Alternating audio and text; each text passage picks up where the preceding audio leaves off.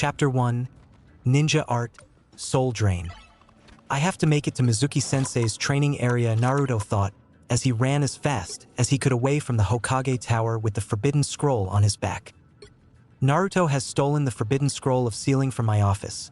I want the scroll and Naruto returned to me now, and I will not accept failure. We can't let Naruto be hurt or the scroll captured, Hiruzen Sarutobi, the third Hokage of Konoha, proclaimed. Hai Hokage-sama, a battalion of Chunnin and Jounin, called.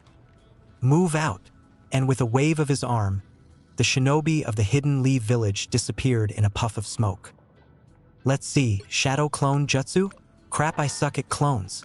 Next, Reaper Death Seal? Sounds like an emo jutsu. Hehe. Maybe I should keep this for the team. Naruto laughed at his little joke while looking through the scroll. Ha! Ninja Art, Soul Drain, absorbs the target into the user and gives the user access to the target's muscle memories. Recently used jutsus and consciousness into their own mind. Sounds kinda weird.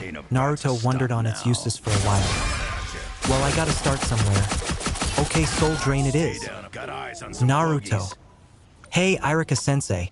Wow, you found me fast. I was only able to learn one jutsu. Irika paused and had a good look at Naruto. He was scuffed and dirty and seemed to be jumpy but focused at the same time. Almost like the squirrels found in these forests. Naruto, why did you steal the Forbidden Scroll? Do you know how much trouble you'll be in? Nah, I'll be fine. Mizuki-sensei said that I'll be a genin after learning one of the jutsu in the scroll. Hokage won't mind if I borrowed it, Naruto yelled with a grin. Mizuki, Irika wondered suspiciously before hearing a whizzing sound. Naruto moved, he turned back to Naruto, only to see him scurrying up a tree while staring into the forest just in time to avoid most a few dozen kunai, receiving only two. One cutting his left foot and the other scraping his right bicep. Wow, Irika, you sure did find the little monster fast. Mizuki snarled from a branch on the other side of the clearing. Mizuki, what are you doing? Sensei, what's going on? Why did you attack me? Naruto asked as he fell onto the ground, nursing his wounds. Shut up, demon! Mizuki screamed as he hurled one of his giant shuriken at a scared and hurt Naruto. Naruto, get down. Shlink. Naruto looked up only to see Irika knelt over him with the shuriken stabbed into his back. Irika, sensei? Why? Naruto asked with tears in his eyes. Because Naruto cough. I couldn't just let my favorite student be hurt. Irika boldly stated with a sad grin. Ha ha ha, favorite student? Please Irika, we both know you hate just him like everyone else. That's why you always lied to him. Mizuki stated with a wicked smirk. Lied to me? About what? Naruto asked in confusion. Mizuki's smirk grew into a crazed grin. About why everyone hates you. Irika's eyes widened in disbelieving shock. Don't, Mizuki. Mizuki jumped down behind Irika and pulled up a kunai to finish Irika. The truth is, Naruto, you are the nine-tailed fox, Kyuubi reincarnated. Naruto stared in stunned silence at Irika's face. It all makes sense now, why they all glare at me. My birthday, the beatings, thinking of all the painful past experiences. Naruto started falling into a depression. Then seeing the look on Irika's pained face, he remembered the few that do care about him and made a decision. No, I don't care if I was the fox before. Right now, I'm Naruto Uzumaki and I have a sensei to protect. Naruto rolled out from underneath Irika while swiping a kunai and throwing it at Mizuki's shocked form. It nailed his right lung. F, you little bastard. Mizuki looked up in time to see Irika throwing his shuriken right back at him. Take this, traitor, Irika yelled. Mizuki dove out of the way, but not fast enough. He screamed as his legs were sliced off at the knee. In a last-ditch effort, Mizuki threw his last shuriken at Irika, which Irika dodged by ducking behind a tree. The shuriken stuck halfway through the tree, shocking Irika with Mizuki's strength. That was when Mizuki smirked, holding the hand sign. Katsu, the shuriken exploded, knocking the tree down and throwing Irika far out of the clearing. Mizuki's vision was starting to fade. Well, at least I got to take that smart bastard out with me. Forgetting someone? Mizuki's eyes widened when he saw Naruto in front of him, holding the ox hand sign. Demon, what are yo dash? Ninja art, soul drain. That's when Mizuki felt it. Naruto chakra was compressing Mizuki's down into a little ball. It was excruciatingly painful. When Naruto's left hand clenched Mizuki's forehead, his whole body was sucked into Naruto through his palm, leaving only his shredded and bloody clothes behind. Naruto fell to his knees, clutching his head. Mindscape. Huh? What happened? Naruto looked around, finding himself in a large maze of sewers. This is weird. Boy, come here, a dark voice bellowed from around the corner. Naruto walked around the corner to find a huge room with a giant cage in it. Hello? Is anyone there? Suddenly, a giant claw reached for him from between the bars and only missing by a few inches of his face. Ugh, Naruto muttered before falling on his ass. This is my container? Geez, you're fucking tiny. The nine-tailed fox demon mocked from beyond his steel cage. Hey, QB? Naruto stuttered in shock. Well, what do you know? He's not a complete moron. QB chuckled at Naruto's frustrated face. Oi, I'm Naruto Uzumaki. And I'm gonna be Hokage someday. Naruto yelled in a childish fury. You can't talk to me like that. Wha? What did you do to me, demon? Naruto turned around to see a nude Mizuki hung on the wall by chains. Gah! The fox. Boy, what is this pathetic creature doing here? The fox asked with a snarl. I think I did it with my technique, the soul drain. Naruto replied in a slight awe that it worked properly. Were you practicing this technique on squirrels? Yeah, why? That explains the lunch I enjoyed a few minutes ago. Lunch? Mizuki stuttered while shaking in fear on the fox demon. Yada, that means I saved Irika-sensei. Naruto cheered before turning to Mizuki with a dark look on his face. Now to finish what I started. Ha. Boy, I think this will be the start of a beautiful friendship. The fox grinned from behind Naruto, with Naruto matching the wicked grin. What are you doing, demon?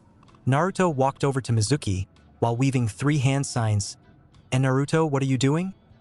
Finishing my technique, HA? With that, a glow emanated from Mizuki and split in two. The first part entered Naruto through his eyes and mouth, and the other materialized in front of Mizuki's body, taking the form of a clothed Mizuki himself. Actually, that didn't hurt as much as I thought it would, Naruto said while smiling at a see-through clothed Mizuki that was on his knees in front of his hung body. Hey, QB-san, open up. Naruto then flung Mizuki's body to the fox, who happily munched on the corpse before swallowing. Boy, you are by far the best host I have ever had, ha. QB smiled with blood hanging from his lips. Mizuki's consciousness looked on and expected to feel furious at Naruto and the fox, but all he could manage was a weak. What am I gonna live in now? And how come I'm not pissed at you, Dem Dash? I'm the fucking demon, you whelp. Okay, Naruto it is. Why am I not trying to kill you right now? Naruto looked at Mizuki seriously. I dunno. Mizuki stared right back with a slight frown. You're a brat. I can answer that. Both Naruto and Mizuki looked up at the giant fox. I consumed, along with your body, your negative emotions. Why? If you don't mind me asking, QB-san? Asked Naruto. They taste juicy. Okay, Mizuki said, feeling confused but happy. So now what, Naruto? Fox demon. Now you stay right here, QB stated before placing his giant claw over Mizuki's frame, thus holding him in place. Ouch, bastard fox. Huh. Guess he can still feel frustrated. And me, QB-san? Naruto asked with a raised arm. Well now, brat, you have a story to fabricate, the fox replied before blowing a light breeze at Naruto, flinging him out of the cage room and down the hall. Woo dash. Oh dash, smack. Oh, Naruto said as he fell onto his ass. Again. Looking around, Naruto realized he was back in the field he and Irika defeated Mizuki in. What? Was any of that real, Naruto thought? Yep. Naruto span around looking for the QB. I'm still in your head, kid, and you need to get rid of those clothes.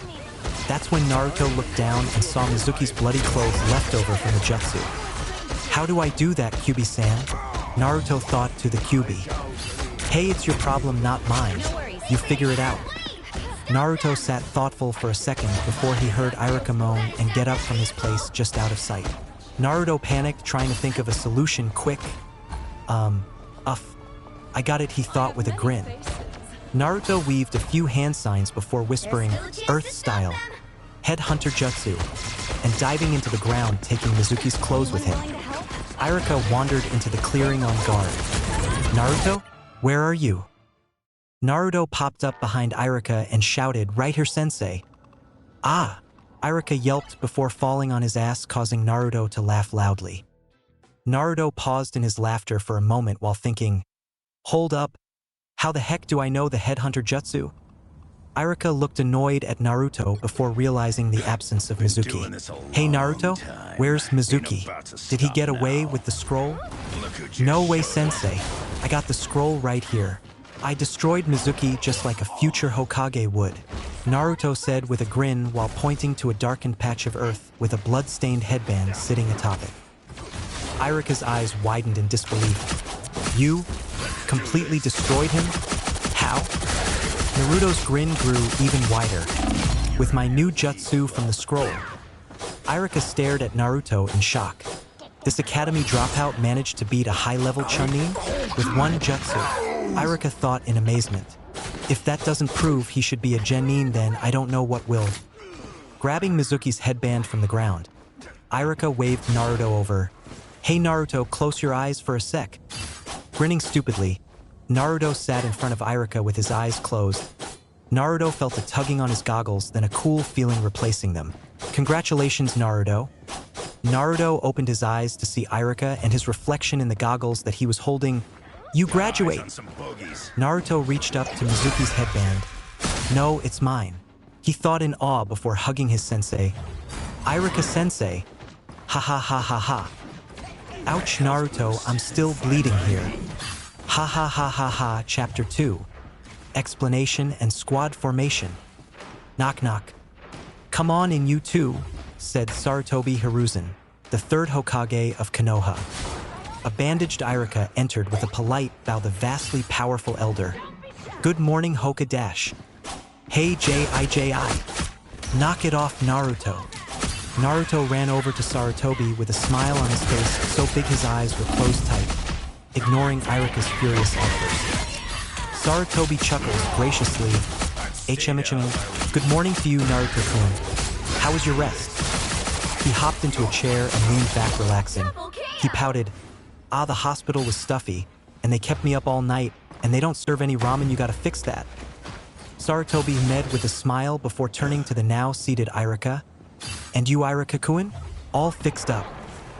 Only a scar or two now, Hokage-sama, he said, patting his side and wincing. And the scroll? He asked. It's in the right hands now, so don't worry about it, dash. Jiji, I'm a genin now. Look! Sarutobi turned to Naruto with a withered smile. Yes, you are Naruto, and I'm so very proud of you. Naruto's answering smile lit up the whole room. With a small cough, the third Hokage now demanded their attention, causing the two to straighten up in their chairs. Now, Shinobi of Konoha, I want a full report on the happenings of last night, starting with Irika. Hi, Hokage-sama. They chanted together before Irika led off with his version of what occurred the night before. When I arrived at the 4th survival training grounds, I discovered a tired but cheery Naruto clutching the forbidden scroll and staring at me expectantly. After learning from Naruto that my colleague Mizuki told him to steal the scroll in the first place, I witnessed Mizuki attack a fleeing Naruto with the shadow clone Kunai Jutsu. The aged Hokage picked up his mug of tea to try and calm his growing anger at the deceased Mizuki. After this, I stepped in and attempted to stop Mizuki's attack. This is when Mizuki told Naruto the S-class secret about the demon fox. The temperature in the room dropped as the Hokage clenched his mug in his hand, barely controlling his rage. And then, Naruto defeated Mizuki to save me with his new jutsu. The rage disappeared. Ha! The Hokage said, looking dumbfounded at Irika. Irika looked at the Hokage nervously and stated, Academy student. Naruto Uzumaki completely destroyed senior Chunin Mizuki Kahaku, so I gave him genin status. The Hokage stared at Irika stunned and then at Naruto disbelieving. Kid, I think it's time to tell them the story we fabricated. The Kyuubi thought to Naruto. Naruto nodded. Okay, Kyuubi-san. Gigi, do you want my report now? The Hokage looked at Naruto and slowly nodded while refocusing. All right, well after Irika-sensei returned fire and managed to injure Mizuki team, Mizuki blasted him away and I thought he was hurt. So while Mizuki was down, I hit him with my new jutsu and sent his body way away underground to rot. But when I came back up, Irika-sensei was waiting for me and he wasn't too bad off. So I was really happy, Naruto said before smiling like an idiot up at Irika. An earth jutsu? Well, that is impressive, Naruto. Could you give us a demonstration? Sarutobi asked with a proud nod. I knew this boy was a real treasure, already learning such advanced techniques at his age. Smirking to himself. Ugh. Well, the thing is, Naruto rubbed the back of his head sheepishly. I kinda forgot the jutsu. Sarutobi and Irika deadpanned at Naruto. I take it back. He's a moron. Sarutobi weakly smiled at Irika. Irika-kun, thank you for the report. I'll see you at the meeting tonight, yes? Irika knew a dismissal when he heard one. Hi, Hokage-sama. I will be there. Turning to Naruto, he ruffled his hair. Catch you later, Naruto. Good luck as a Konoha genin, and be careful, okay? You got it, sensei. Naruto beamed up at Irika as Irika smiled and left. As soon as the door closed, Sarutobi took off his Hokage hat and gave a woeful sigh. Naruto, I'm sorry I didn't tell you about the fox, but you must understand, if the wrong people found out about your status as a container, well, it wouldn't end well. Sarutobi stared to Naruto, willing him to understand. Kid, I think he was just trying to protect you from being harmed. And I guess, from me, the Kyuubi supplied to a confused Naruto. Kyuubi-san, I have to tell him the truth. If I can't trust Hokage Gigi, then how can I trust anyone? Naruto thought to the fox. With the fox's following silence, Naruto took it as an agreement with his statement, Gigi. What I told you before, well, it's not the full story exactly. Naruto gazed up at the startled old man. I remember the jutsu. It wasn't an earth one. Sarutobi sat back, shocked and worried about Naruto's subdued behavior, and after a few moments' silence, ANBU, leave us alone for a moment. For blurs moved from strategic points in the room and flew out the window. Naruto, please tell me what happened? I swear on my honor as the fire shadow that I will not tell anyone of what you say now unless it endangers the village. Sarutobi looked comfortingly at a scared Naruto. Well, when I opened the scroll, the first few jutsu just didn't stand out to me. So when I found one that did, I jumped on the opportunity to train. Naruto started blabbering nervously. It's called Ninja Art, Soul Drain. At this, the strongest man in Fire Country, the legendary Fire Shadow, went stark pale. I didn't destroy Mizuki. I absorbed him. He's in my head right now. If I go into my mindscape, I can talk to him dash. How do you know that, Naruto? Sarutobi whispered in concern. If a person like you entered their mindscape, they'd meet their tenant. Naruto shifted nervously. Well, if you mean Kyuubi-san, then yeah, I've met him and I dash. What did he say to you, Naruto? Naruto looked up into Sarutobi's eyes with fierce determination and boldly stated, the Kyuubi pledged itself as an ally to myself and to Konoha. Sarutobi sat shocked and silent for a few minutes. A demon this powerful, being channeled through someone with Naruto-kun's spirit? This could very well be the bringer of the destruction of the shinobi world I'm talking to. Sarutobi looked down at Naruto, seeing what he could be. Then Naruto grinned at Sarutobi like the innocent child he is. And just maybe he will be the most incredible Hokage this village has ever seen. Sarutobi thought with a smile. Sarutobi sat up straight and placed his hat back on his head. All right, Naruto-kun. I've come to a decision. The public story will be what you first told Irika and myself. Only I will know of your new last resort jutsu. You will keep your position as genin, in exchange for a wish of mine. Okay, Naruto. Naruto nodded his head vigorously and with a huge grin. Yeah, Gigi, whatever you need, I can do. Believe it. With an aged smile, Sarutobi slowly got up, walked around his desk, and knelt to eye level next to Naruto. Believe in the will of Fire Naruto-kun. Now placing the Hokage hat on Naruto's head. and use it to protect the hidden leaf village. Naruto looked up at Sarutobi with more determination than any 12-year-old should have. Till my last breath jig, I will live by these words. My new Nindu. Believe it. Finishing with a hug, Naruto gave the hat back with a smile. Good to hear, stated Sarutobi while adjusting his hat. Naruto Uzumaki, Genin of Konoha, our meeting is adjourned. The details of this meeting is an A-class secret. Sarutobi ruffled Naruto's overly happy head. Hi Hokage Vivi. Irika sat at Ichiraka Ramen feeling lucky about the whole situation with Mizuki. I wonder when Naruto is due to come out of the meeting. Not a moment sooner, Naruto hopped up onto the stool next to him. Hey Irika-sensei. Don't shout, idiot, I'm right here. Laughing, Naruto said, Any Irika-sensei. Remember you said you'd buy me ramen if I graduate, right? Irika sighed in defeat. Yeah, sure. Go ahead, Naruto. He couldn't help himself from smiling seeing Naruto so happy. All right. Hey, old man Ichiraku. Gimme 4 miso ramen and keep 'em coming. Damn it, Naruto, you think I'm made of money? Later that night, at the large meeting hall at the base of the Hokage Tower, Irika and the principal of the Ninja Academy sat alongside the Hokage, facing 24 Jounin. Clearing his throat, Sarutobi gained everyone's attention. Alright, thank you all for coming. Tonight, those of you that want to may request a new genin for a squad that will be ran by you. If you have any problems with what one of your colleagues suggests, feel free to share your opinion. At this, Asuma Sarutobi, Hiruzen's son, stepped forward. Hey Dad, I'd like to request this generation's Ino Shikacho unit under my old team banner, Team 10. The Hokage nodded approvingly. A sound request. Anyone object? Silence. All right, Asuma. Team 10 is yours. Hokage-sama. Kakashi Hatake stepped forward. I was told that no matter who I chose, I'm gonna end up getting the Uchiha Kase of my Sharingan. So can I have Naruto as well, please? At this, a huge uproar broke out. The demon passed? Hokage-sama. You can't let the demon be on the same team as the Uchiha. I love Dango. Silence. At Sarutobi's yell, everyone shut up.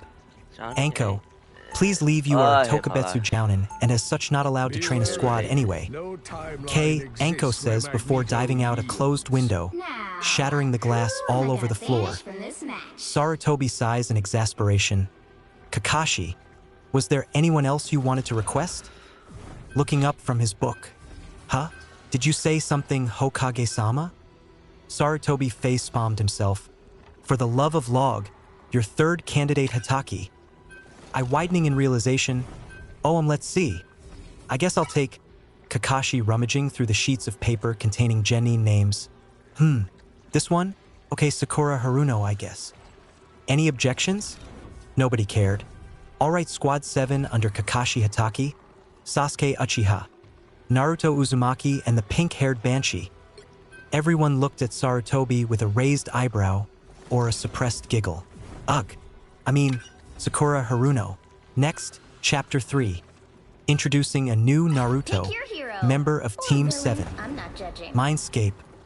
Hey Mizuki team, Kyubi-san. Why is it a sewer down here? Naruto yelled upon entry into his mindscape.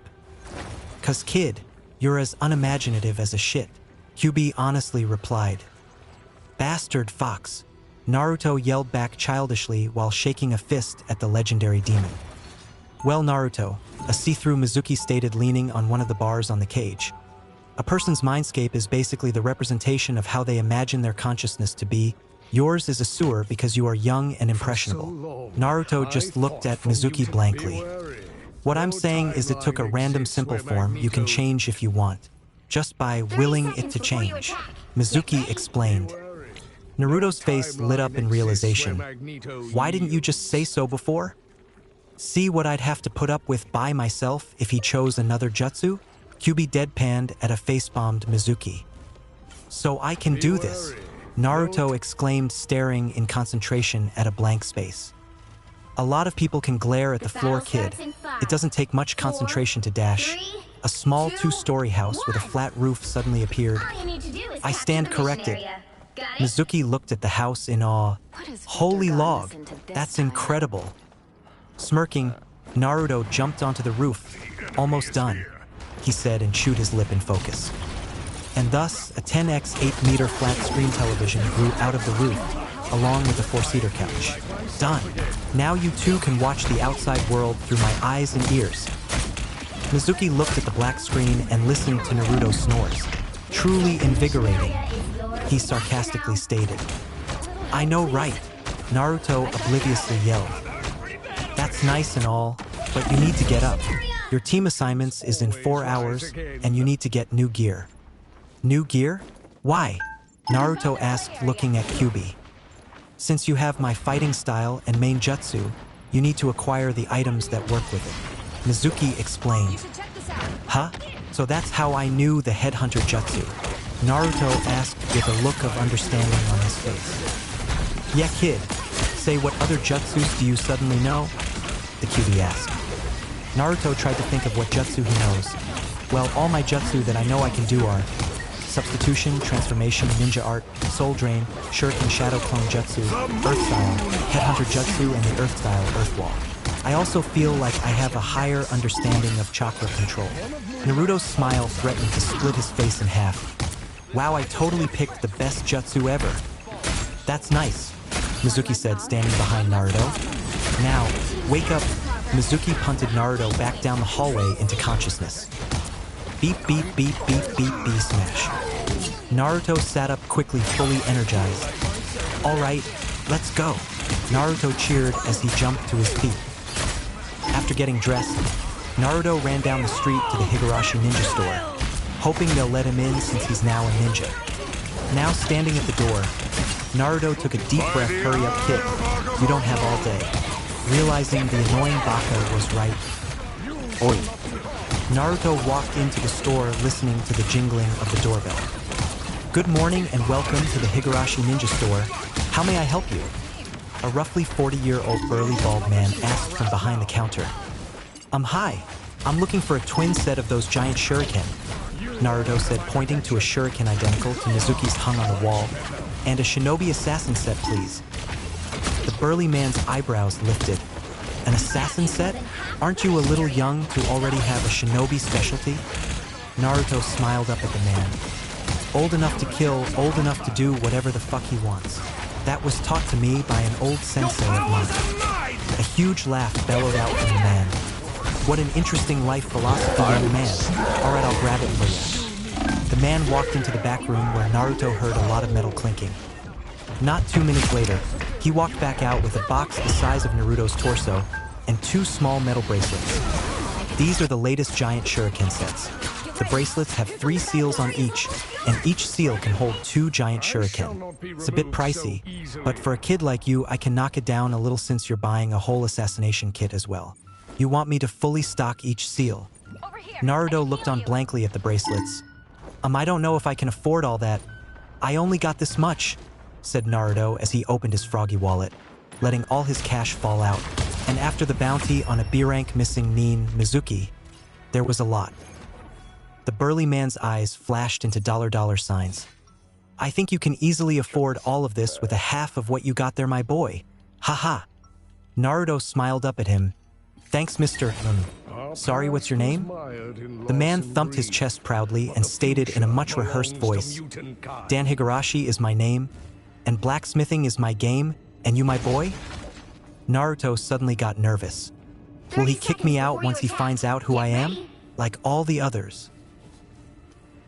The Kyuubi whispered to Naruto through his thoughts. He seems to be a good man, Kit. Trust him, and he may return the favor. Naruto looked up at the man nervously.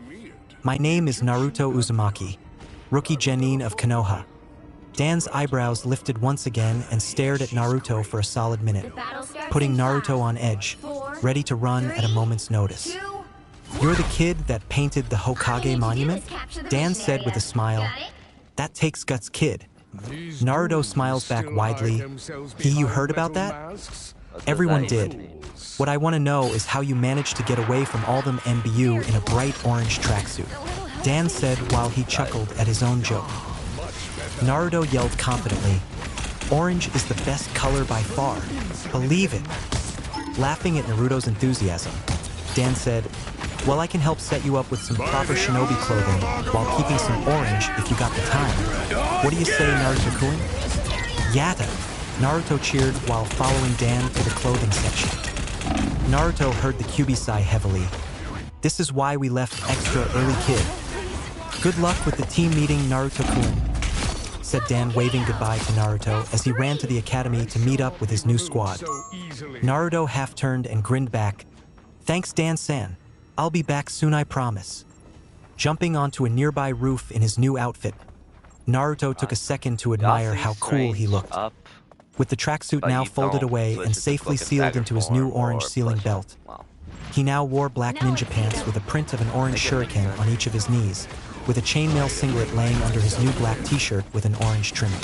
On his feet, he wore standard black shinobi sandals, sitting over orange bandages wrapped to hold the hem of his pants in place. He had orange and black lined gloves on his hands showing off his shuriken seal bracelets. The look was finished off with the new cloth on his headband, which was a jet black. Jumping on top of a nearby power pole, Naruto yelled out, "Look out, world!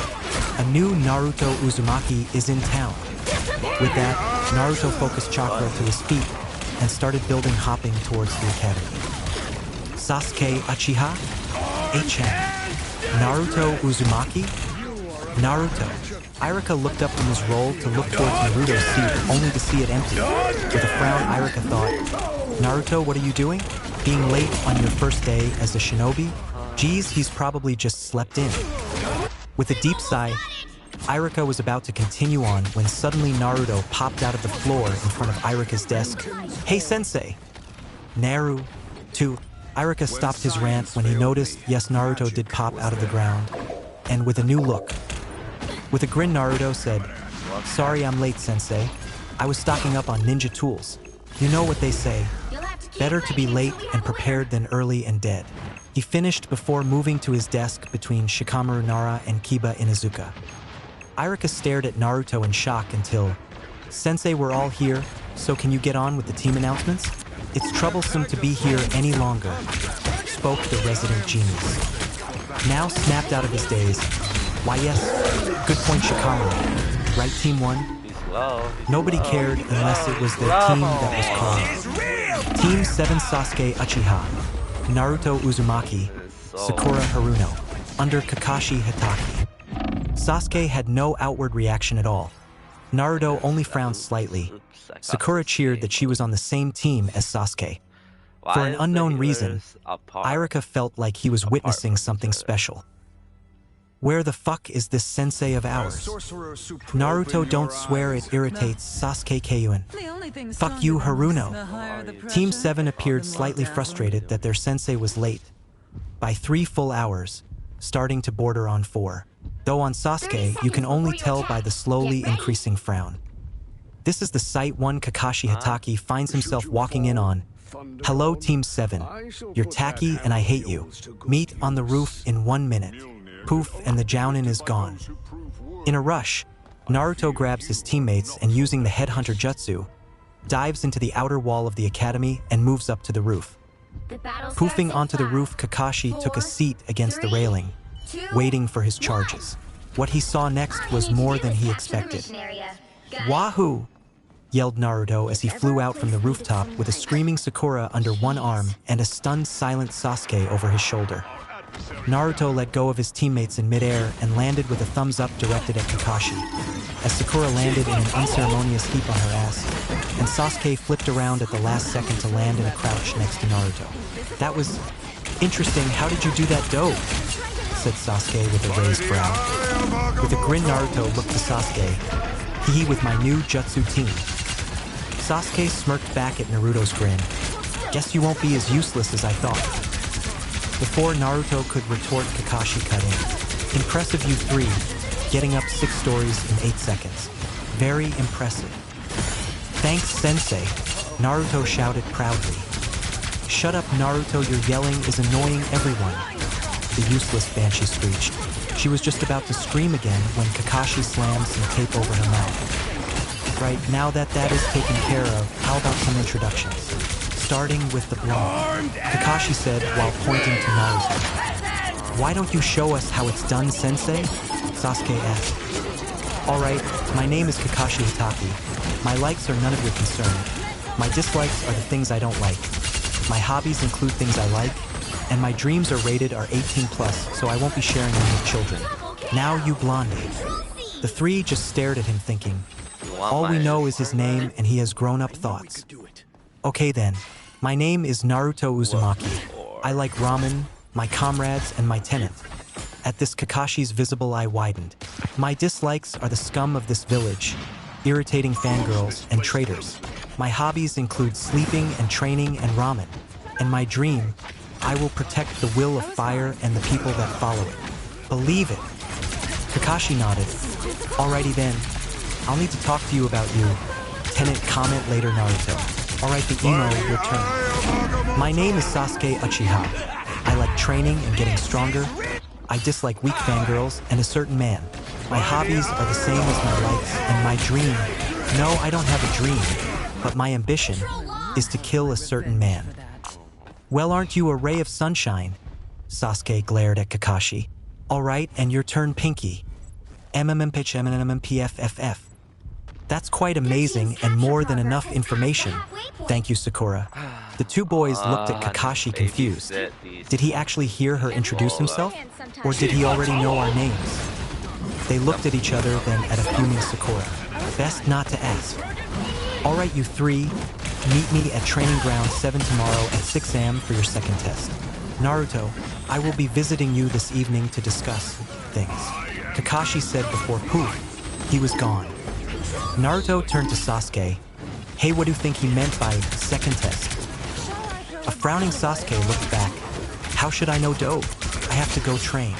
Then he started towards the stairs just as Sakura ripped the tape off of her mouth. Sasuke-kun. Let's train together. Sasuke froze and turned back to Sakura before turning back to the stairs, only to see Sakura standing there staring at him with hearts in her eyes. Sasuke Koen? Sasuke scowled. Crap, how do I ditch this banshee?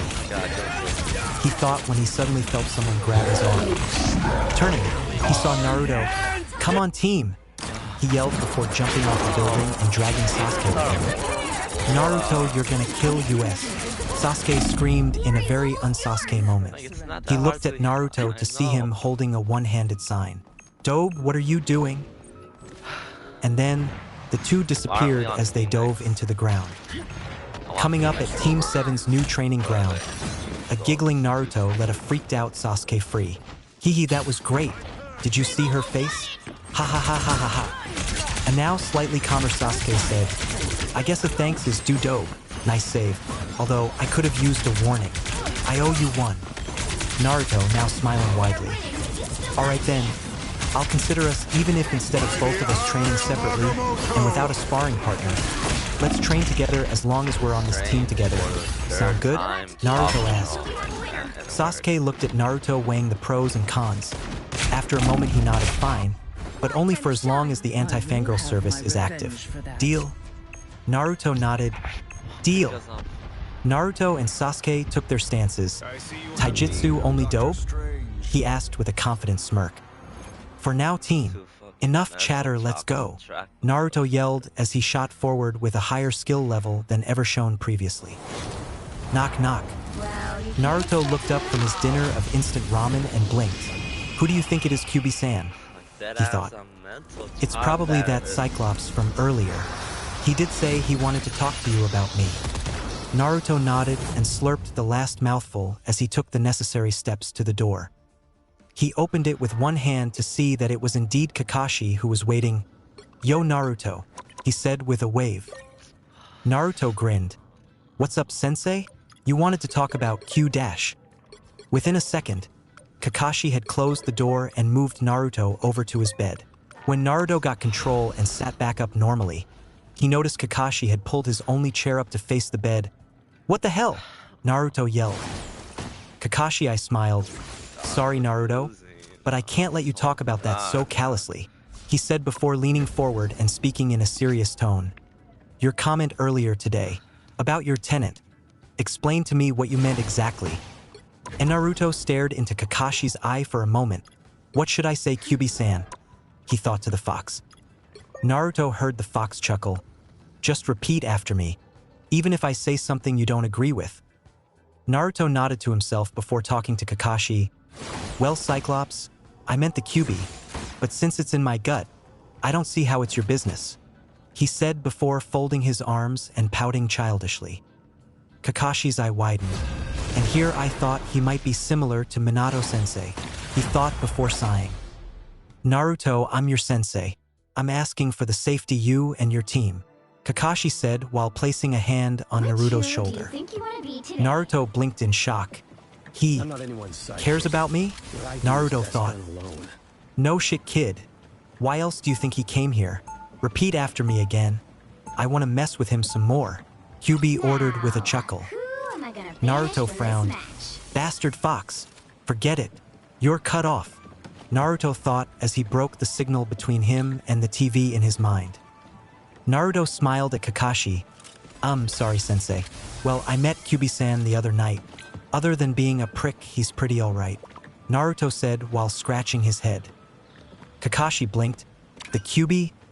Pretty alright? He asked skeptically. Naruto nodded. He has no influence on me if that's what you think. I can cut him off anytime, Naruto explained. Kakashi nodded.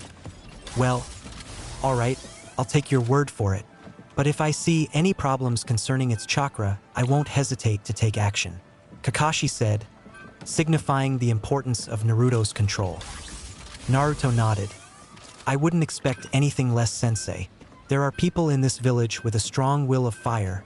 I refuse to let them be hurt because of me, Naruto said in a moment of seriousness. Kakashi appraised Naruto before patting his head. You're a good kid, Naruto.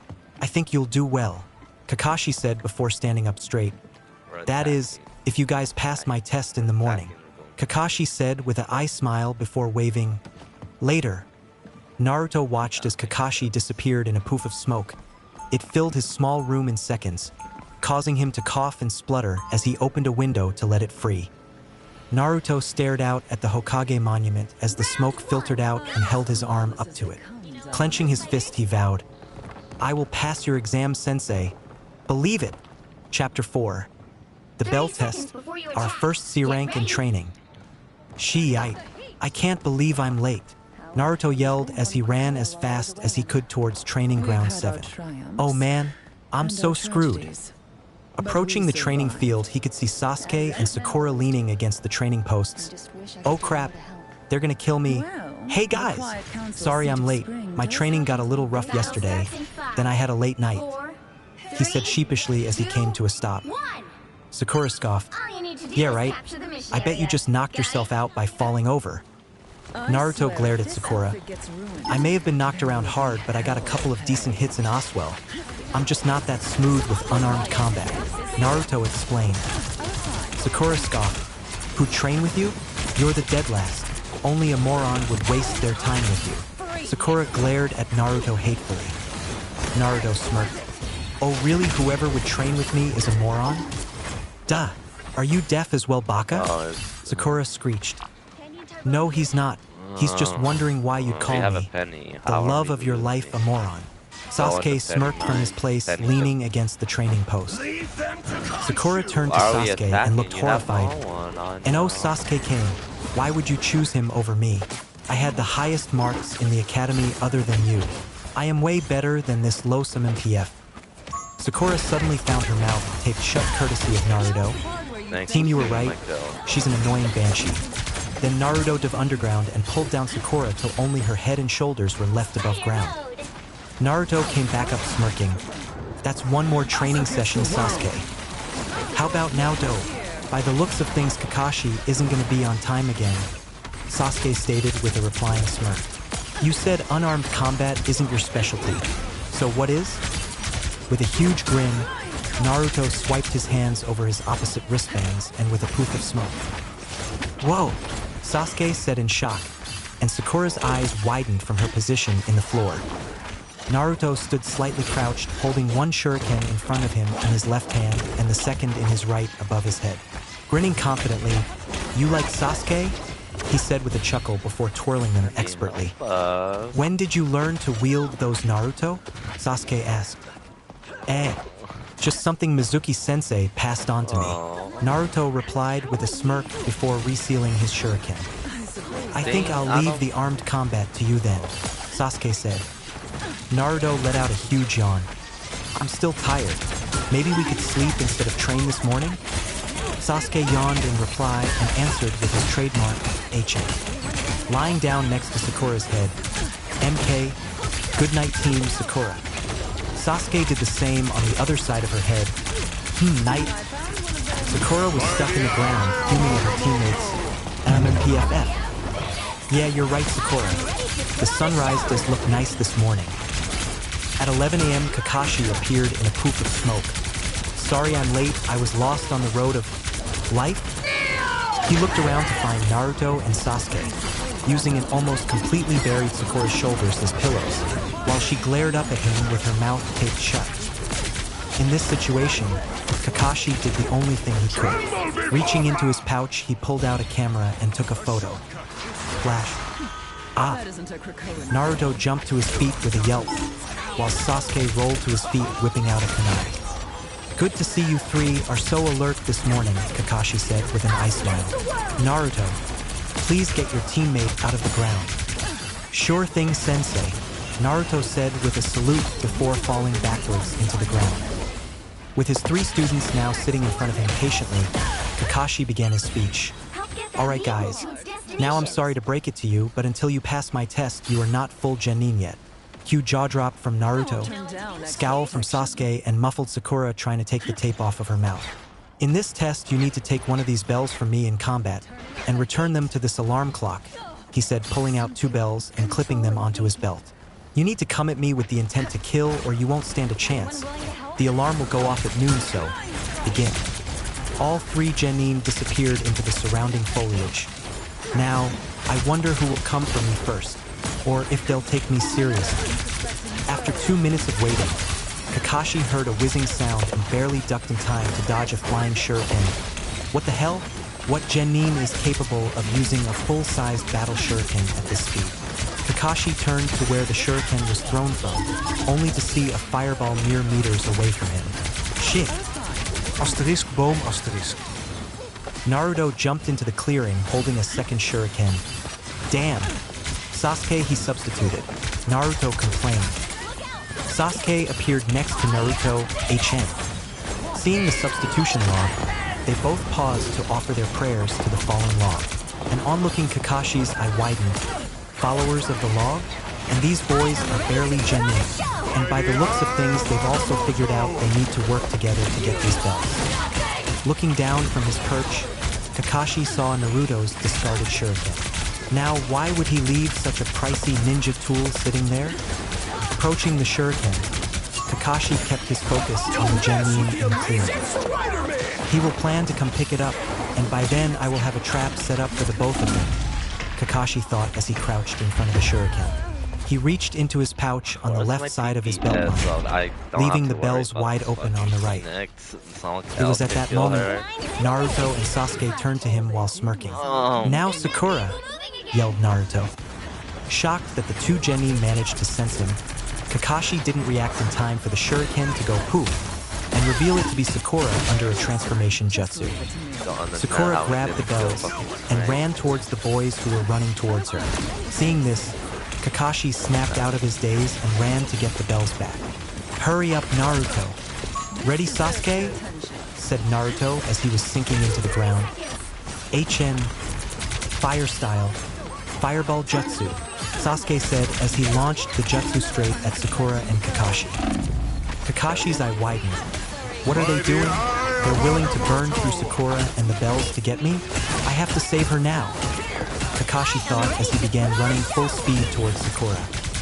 The fireball was flying towards Sakura and she was still running towards it, with Kakashi only 3 meters behind her. 2 meters, the fireball was almost upon them. Kakashi reached for her. Only 1 meter away and Kakashi almost had her when Sakura suddenly sunk into the ground. Kakashi stared in shock at the place Sakura disappeared to, and looked up barely in time to see the fireball start to burn the material of his sleeve. He instinctually used the substitution jutsu to barely escape with only minimal burns.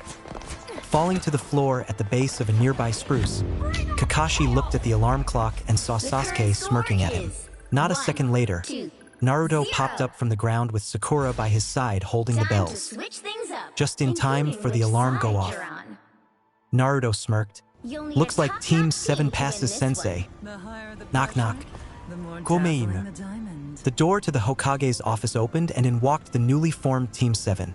Sarutobi looked up shocked. Kakashi? Did you actually pass a team? With a small eye smile, hi Hokage-sama. Not only did they get the bells, they used an abnormal level of teamwork not found among many jounin. Also, they managed to best me in a deceptive trap, earning me this. Kakashi showed the Hokage his now bandaged arm. Sarutobi looked on in shock at Team 7's smirking faces. Well, GG? Au bout à mission ne. Naruto said with a grin. Be respectful to Hokage-sama baka. Sakura yelled as she slammed a fist into the back of Naruto's head. She was about to rant again when Sasuke slammed tape over her mouth. Quiet, he ordered Sakura before kicking Naruto's side. You dead dope. Sarutobi laughed at the young team while Kakashi smiled. Well, I guess every team was its quirks, Kakashi thought as he watched his team. Over the next 2 months, Team 7 participated in numerous D-rank missions of vital importance. Finally, Naruto shouted while throwing down his paintbrush. Sasuke put down the leftover paint buckets and sighed as he wiped sweat from his forehead with his forearm. At least with the Tora mission we get to train our tracking skills, he muttered. Leaning away from the newly painted fence, Sakura turned to Sasuke starry-eyed. HMMPF and HMF MBM? Now Sakura, this is no time for such language, Kakashi said from his place in a nearby chair while happily reading Aika Paradise, earning himself a dark glare from the girl. Kakashi-sensei, can we please get a C rank? I know it's early for a rookie squad, but come on, Naruto pleaded. Kakashi looked over his students and seeing them all looking at him hopefully, he sighed. I'll ask the Hokage, but I doubt he'll say yes. It's extremely unlikely, so don't get your hopes up. It's about time you asked. I've had this one sitting aside for a week now, Hiruzen said with a small smile towards the wide-eyed Kakashi. Yatta, you're the best GG. Naruto ran up and grabbed the scroll from his hand. Let's go, he yelled in victory. And with that, Naruto and Sasuke ran out of the office to get ready for their new mission, leaving a still shocked Kakashi behind with a recently untaped Sakura. Sensei, shouldn't you get the scroll from Naruto so that we can actually unseal the info and do the mission? She asked in a whiny voice. Snapped out his state at Sakura's question, he replied, Why yes, Sakura, you are correct. Now go pack a standard survival kit for, let's say, a week, okay? We'll meet up at the main gate at dawn tomorrow morning where I will share the mission details. Ciao. And off he poofed to get the scroll from the boys and inform them of the meeting time and place. Naruto walked up to the gate half an hour after the specified meeting time, knowing that it will be at least another hour before the team sensei arrives. Morning guys, yawn. How was your sleep? Naruto asked with a grin. It was fine, Sakura quipped, now knowing it doesn't take much to motivate Naruto into taping her mouth shut. Sasuke just nodded to Naruto, then looked behind him with a raised brow. Curiously, Naruto turned around to see Kakashi walking up to them with a small travel pack on. Good morning, team. They just stared at him in shock before Sakura held up the ram hand sign, KAI. Sakura, what are you doing? Asked a confused Kakashi. Sasuke answered him. Probably thought that you being here within the hour was a genjutsu. It crossed my mind. Kakashi just blinked at them. Me? Late? Since when? Naruto threw a stick at his sensei. Piss off, sensei. You're not fooling anyone, he said with a pout. Catching the stick and tucking it behind his ear, he said, Well, I guess I have been a tad late sometimes. His team just glared at him. Kakashi smiled. Okay then, team. Let's move out. The first C rank is always a letdown, so let's get motivated. Kakashi pumped his fist in the air while walking down the road. Naruto just followed after with a scowl on his face. Yeah, Great speech, Sensei. He muttered as the three genin trudged along behind their odd leader. All right, troops, we'll stop here for the night before moving on to the town. Hi, Sensei. The team muttered as they entered the middle of a small clearing surrounded by huge trees with trunks 10 meters thick. Sakura turned to their sensei. But we still got hours of daylight left. In fact, we could make it to the town by tonight. She whined. As Kakashi sat down in a clearing, he began talking as he opened his pack. Correct, Sakura? But I think it's about time I taught you all proper chakra control. And what better way is there to do so than climbing trees? Sasuke deadpanned at their sensei. Anyone can climb a tree. Ah, yes. But how about walk up? Kakashi said with his classic ice smile. Imagining it, Naruto felt as though it was common practice and knew how to do so already. The Kakashi-sensei? You mean focus chakra to your feet to adhere yourself to a vertical or upside-down object. Surprised at Naruto's knowledge, Kakashi asked, "You've done this before, Naruto?" Naruto shook his head.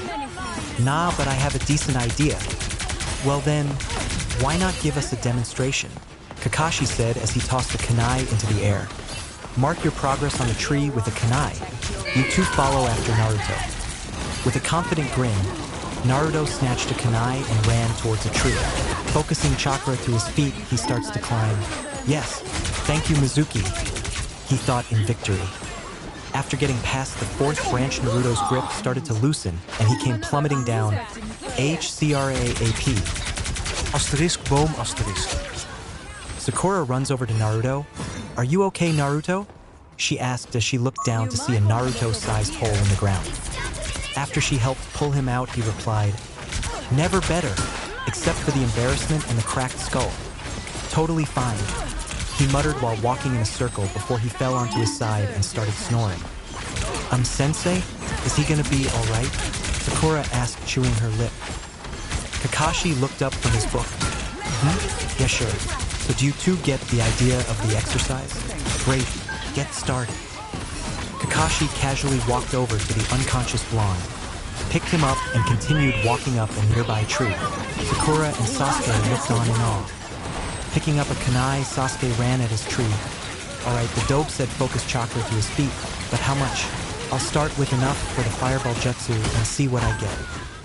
Sasuke manages to get 3 meters up the tree before being blown off by the force of his own chakra.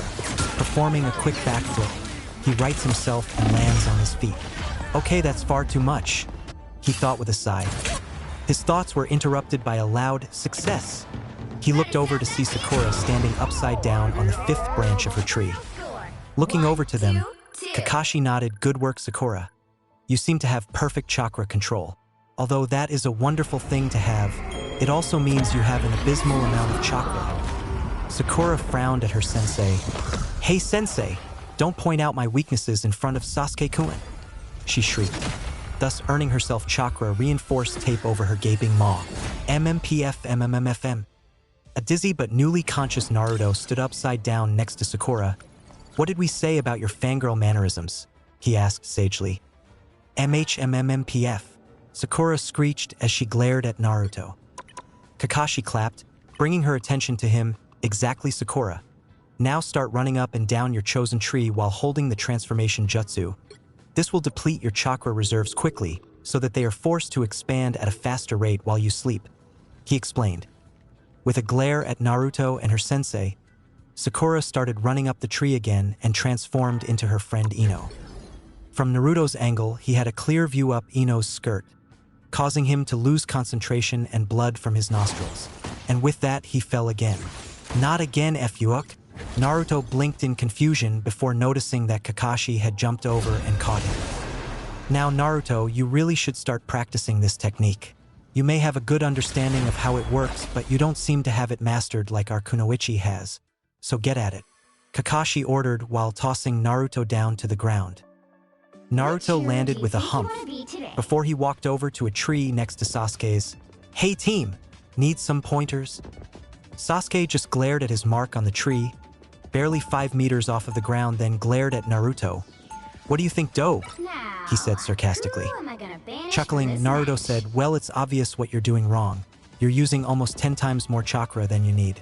That is why you are literally blowing yourself away every time. Sasuke's eyes widened in understanding, and after concentrating on his chakra, he ran for the tree again, making it to the third branch before slipping off.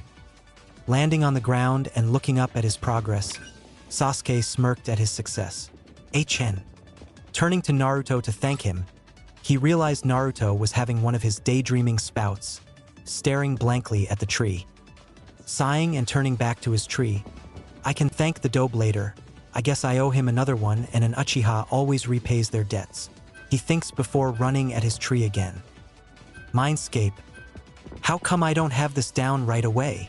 Naruto asked from his spot lying down on the couch on the roof. Mizuki stopped watching the Uchiha practice and turned to Naruto. My guess is that even though you recall how to do it from my experience, you're remembering it for someone with my size and mass. Since you are smaller than me, you don't need as much chakra, though it seems to be close enough to hold you for a few seconds. Naruto raised a brow. Well, that makes sense. Why didn't you tell me earlier? Only I seem to be able to contact you without you being unconscious, kid. And I'm a bit too big to even need the tree climbing technique, the fox pointed out. Naruto frowned. But the scroll said after meeting you in my mindscape, I should be able to converse with you freely. With a sigh, Mizuki started clicking buttons on the TV remote. Let's see what it actually says, he muttered. Mizuki skipped back through Naruto's life. Each time he clicked skip, it went back 12 hours. After a minute, he said, here we go. All right, now I just need to pause it on when you were looking at the scroll. There. Click, got it, Mizuki said in victory. Naruto scowled up at Mizuki. How'd you do that? These are MY memories. Mizuki shrugged. This is how you programmed it, even if it was subconsciously. That is actually pretty cool, probably useful as well. Mizuki interrupted. Ah, found it. Alright, it says exactly when the user is like-minded to a specific target. He can freely hear air thoughts, so I guess if you think like me, we can communicate freely. So basically, I have to think like a boring lecturer with secretly evil intentions? Hit the nail on the head, kid. Well, I don't think I'll be doing that anytime soon, Naruto guessed. Kid, you should get back to training, and remember use only a little bit less chakra. Yeah, Naruto, it should only be about as much chakra needed for a third of the substitution jutsu. Got it? Naruto rolls his eyes while walking back out of his mindscape. Yeah, geez, you two nag like a couple all the time? He said before having to dodge a tail of chakra and several kunai on his way out, laughing his ass off as he went. Coming back to his body, Naruto waited till Sasuke was just about to step onto the tree again. Ivy, got it? He shouted, throwing off Sasuke's concentration and causing him to shoot from the tree on his first step. Scowling, Sasuke turned to Naruto. Damn it, Dobe, I almost had it? He muttered, only to realize Naruto wasn't there anymore. Naruto? Yeah, team. Naruto shouted from his place at the very top of his tree, out of Sasuke's sight. Sasuke scowled before getting back to practicing. I won't be left behind, he thought in determination. Kakashi appeared in a poof on the tree facing Naruto. Book in hand, good work, Naruto. Since you finished before Sasuke, why don't you go set up the team's tent? With a small chuckle, nah, I'm good, sensei. I already have a 6-man tent set up right here, Naruto said, patting his sealing belt. Curiously, Kakashi asked, you're that proficient at sealing already, Naruto? Most shinobi don't get taught proper sealing methods until they become Chunin. Scratching the back of his head sheepishly, well, in all honesty, sensei, I just bought the belt with pre-made sealing pouches. All I know is that it'll help with my specialty. Kakashi raised a brow. Specialty? What have you chosen? Turning to Kakashi, Naruto became serious as he spoke. Assassination. Kakashi's eye widened, shocked at the change in his student. Naruto, are you sure you've made the right choice? It's a bit early, and I don't think you understand what is needed for that line of work. Looking at his sensei seriously, Naruto smirked darkly as he spoke. I know who I am and what my purpose is. I made a promise to Hokage Jiji. I will fulfill that promise, even if I have to fall into darkness to do so. Kakashi stared at Naruto, putting away his book and standing straight. Naruto, I can't let you go down such a dark path. And I know that the Hokage would never ask you to do something so severe. His smirk grew into a dark grin as he unsealed one of his shuriken. Sensei, how many ninja have you seen that use giant shuriken as their primary weapon? Frowning, Kakashi thought hard. Actually, I've only seen one Chunin use such a method, so how would Naruto have become so proficient in such a rare fighting style? He thought before asking, not many why. Turning away from Kakashi, Naruto spun twice before throwing the star in a wide arc towards a collection of trees.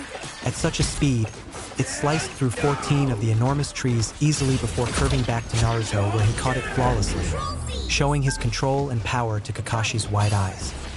Kakashi! Kakashi froze when he heard the way Naruto spoke his name.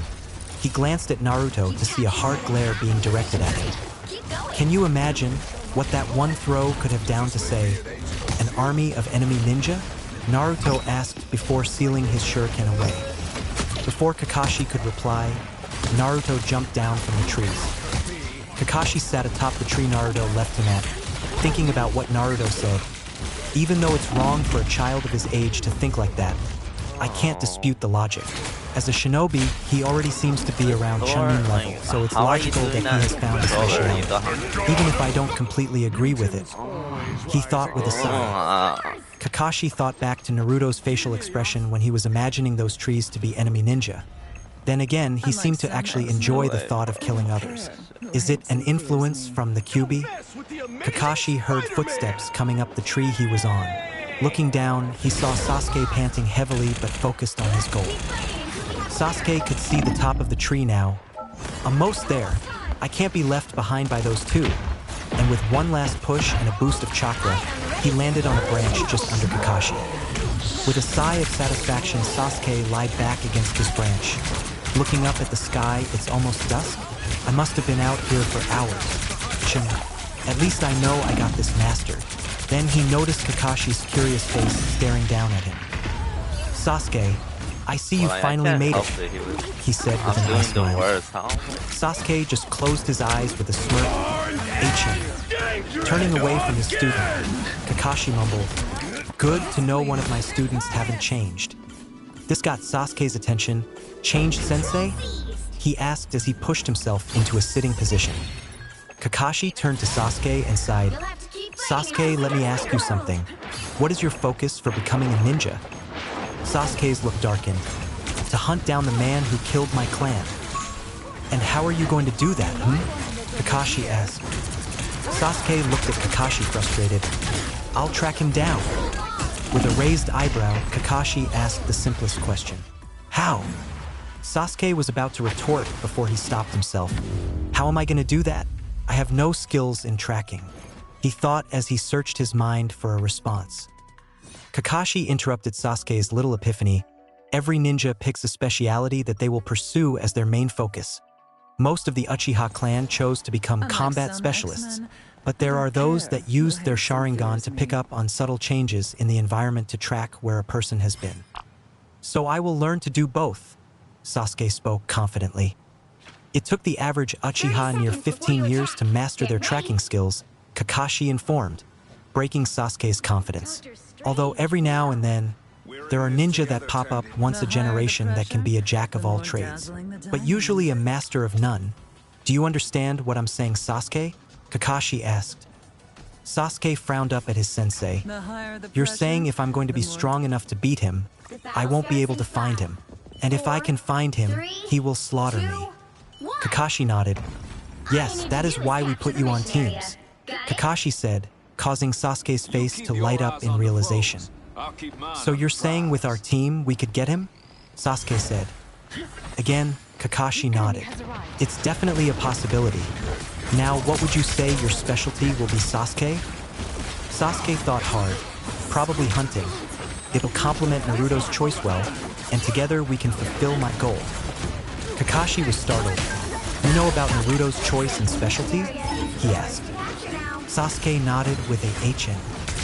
It seems these two are closer than I realized. Maybe I can use this," he thought as he formulated his next question. "Do you know why Naruto chose assassination?" With a shrug, Sasuke said, Yeah, he says it was the third Hokage's wish that Naruto be able to protect the village. Naruto thinks this path will help him do so to the best of his abilities. Now it was Kakashi's turn to have an epiphany. Maybe it wasn't darkness I heard in Naruto's voice before, just cold, hard determination. He thought, convincing himself that Naruto wasn't taking pleasure in the thought of killing. Standing up, Kakashi turned back to Sasuke. Well, I guess as a sensei, it's my job to make you both well-rounded ninja and help you maximize your chosen specialty. We'll do so after we finish this mission. Sasuke got up as well. Speaking of the mission, Kakashi-sensei, you haven't actually debriefed us on what it is we've been hired to do. Well then, let's return to camp. I'll inform everyone at once. And with that, the two ninja jumped down from the treetops. Naruto looked up from his spot next to Sakura's head. Ohio-sensei. Team, you up for some meat? Said Naruto, gesturing to the roasted boar sitting over the fire. Looking at Sakura's head, Sasuke asked, "What did you do this time?" Sakura glanced up at Naruto, who was halfway through a stick of meat before looking back to Sasuke. "I wanted to sleep next to you in the tent, Sasuke-kun, but Naruto Baka put my stuff in a separate compartment in the tent." Kakashi looked at Sakura. "He buried you for that?" Kakashi asked. Naruto stopped chewing to reply, "Nah, I buried her for trying to steal a pair of Sasuke's underwear. HEY in my defense, I drew MMMFF. I think she likes the taste of tape, guys," Naruto said with a cheeky grin. Kakashi raised a brow at Naruto. How's she gonna eat if her mouth is taped shut? Sasuke sat down on the other side of Sakura's head. "We'll leave some for her sensei." With a sigh, Kakashi took a seat opposite his team. "All right, I guess now is the best time," he said, pulling out the mission scroll. "Time for what, sensei?" Naruto asked. Sasuke leaned forward to explain. "He said to me that he was finally going to give us the mission details," Sasuke said with an excited glint in his eyes. "So, if you wouldn't mind, Naruto," Kakashi gestured to Sakura's head. Rolling his eyes and putting down his meat, he replied, "Okay, I got it." He dove underground and resurfaced, pulling Sakura up with him feet first. Done. Ripping the tape off of her mouth, she scowled at Naruto before smiling at Kakashi. "Thanks, sensei. And for your information, Naruto, I hate your damn tape." Before he could reply, Kakashi spoke. "We don't need to hear about your weird fetishes, Sakura." She flushed bright red while Naruto and Sasuke smirked at her from each of her sides. Now, as you know, this is C-rank mission, but what you don't know is that it is a cleanup mission. Sakura asked the obvious question. Cleanup mission? Kakashi nodded. Yes, you see, there was an A-ranked mission to take out a rogue ninja that was leading a band of thugs across Fire Country, robbing all the travelers they came across. And with that mission being successful, the leftover bandits and thugs split into two groups under the ninja's two apprentices. Now, there are two small thug and bandit camps around the last vicinity the ninja was seen. We are to capture at least one leader of either small group and kill off the rest. Understood. Naruto smirked towards his sensei. "I'm guessing we will take one camp at a time, right? With us genin taking out the weak-ass thugs, while you handle the big boss man," Naruto asked. Kakashi nodded. "Precisely, but first, we will be heading to meet the mayor of the small town that hired us. They should only be an hour away if you can all use your recently learned skills so we can tree hop there. Think you can handle it?" Team 7 smiled and saluted. "HAI sensei." Kakashi, I smiled back. "All right, off to bed then. We leave at dawn once more." Chapter 5, Mission. Bandit Camp Cleanup. From his vantage point behind the leader's tent, Kakashi could see the whole bandit camp. "Are you guys in position?" Kakashi asked over the communicators. "Flower here in position. Flame here in position. Fox here ditto." With a sigh, Kakashi sent the 3 children to make their first kills. "All right, begin stage 1. Soon after sending the command, Kakashi saw a single giant shuriken get flung straight into the entrance of the camp and heard Naruto shout, "Shuriken Shadow Clone Jutsu." One shuriken suddenly became 100, entering the left flank of the camp and shredding tents, people, and weapons alike. "Aha, my arm. Help, we're under Adaho. Hiboshi no. I'll kill WHOEVAHHH."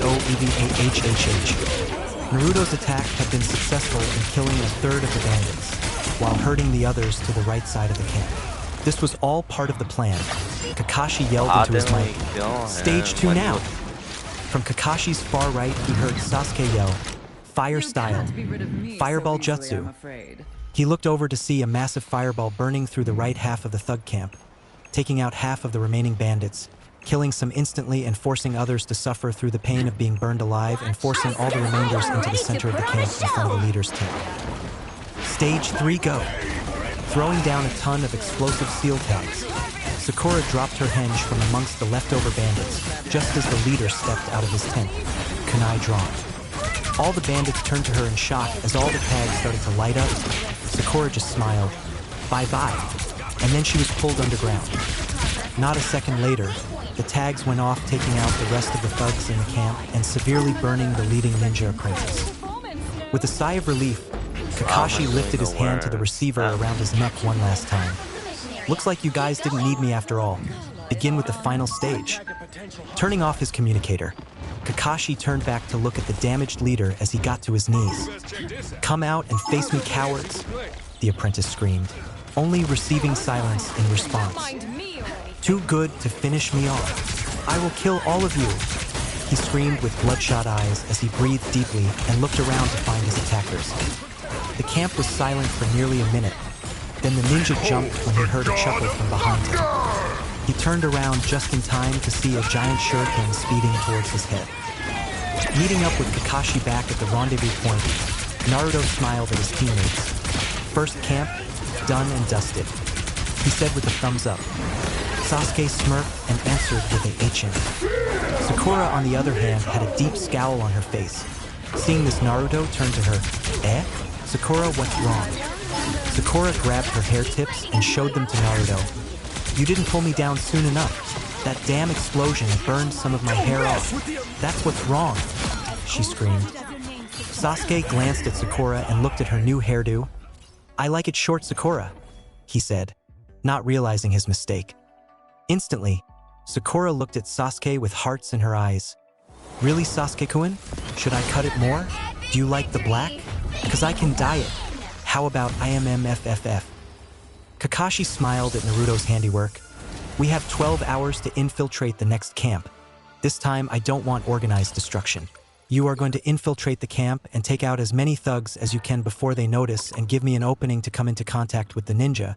We have to capture this one," Kakashi said with an ice smile. Naruto frowned. "But sensei, I like the explosions," Naruto whined. Kakashi sighed. "Fine. While infiltrating, set up key points and rig them with sensor explosive seals set for chakra reactors. Make sure they're done by 6 o'clock. By this point, you must all be with distance of a quick exit. But remember, we must get every single thug.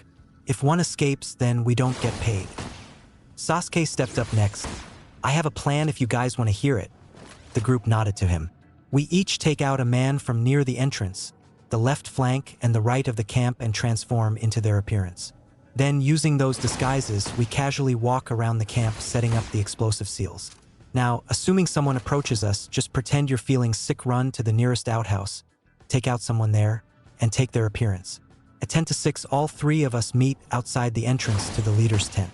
This is when Kakashi-sensei will casually walk in the front gate and, using hand-to-hand only, start taking out the thugs, drawing as much attention as you can.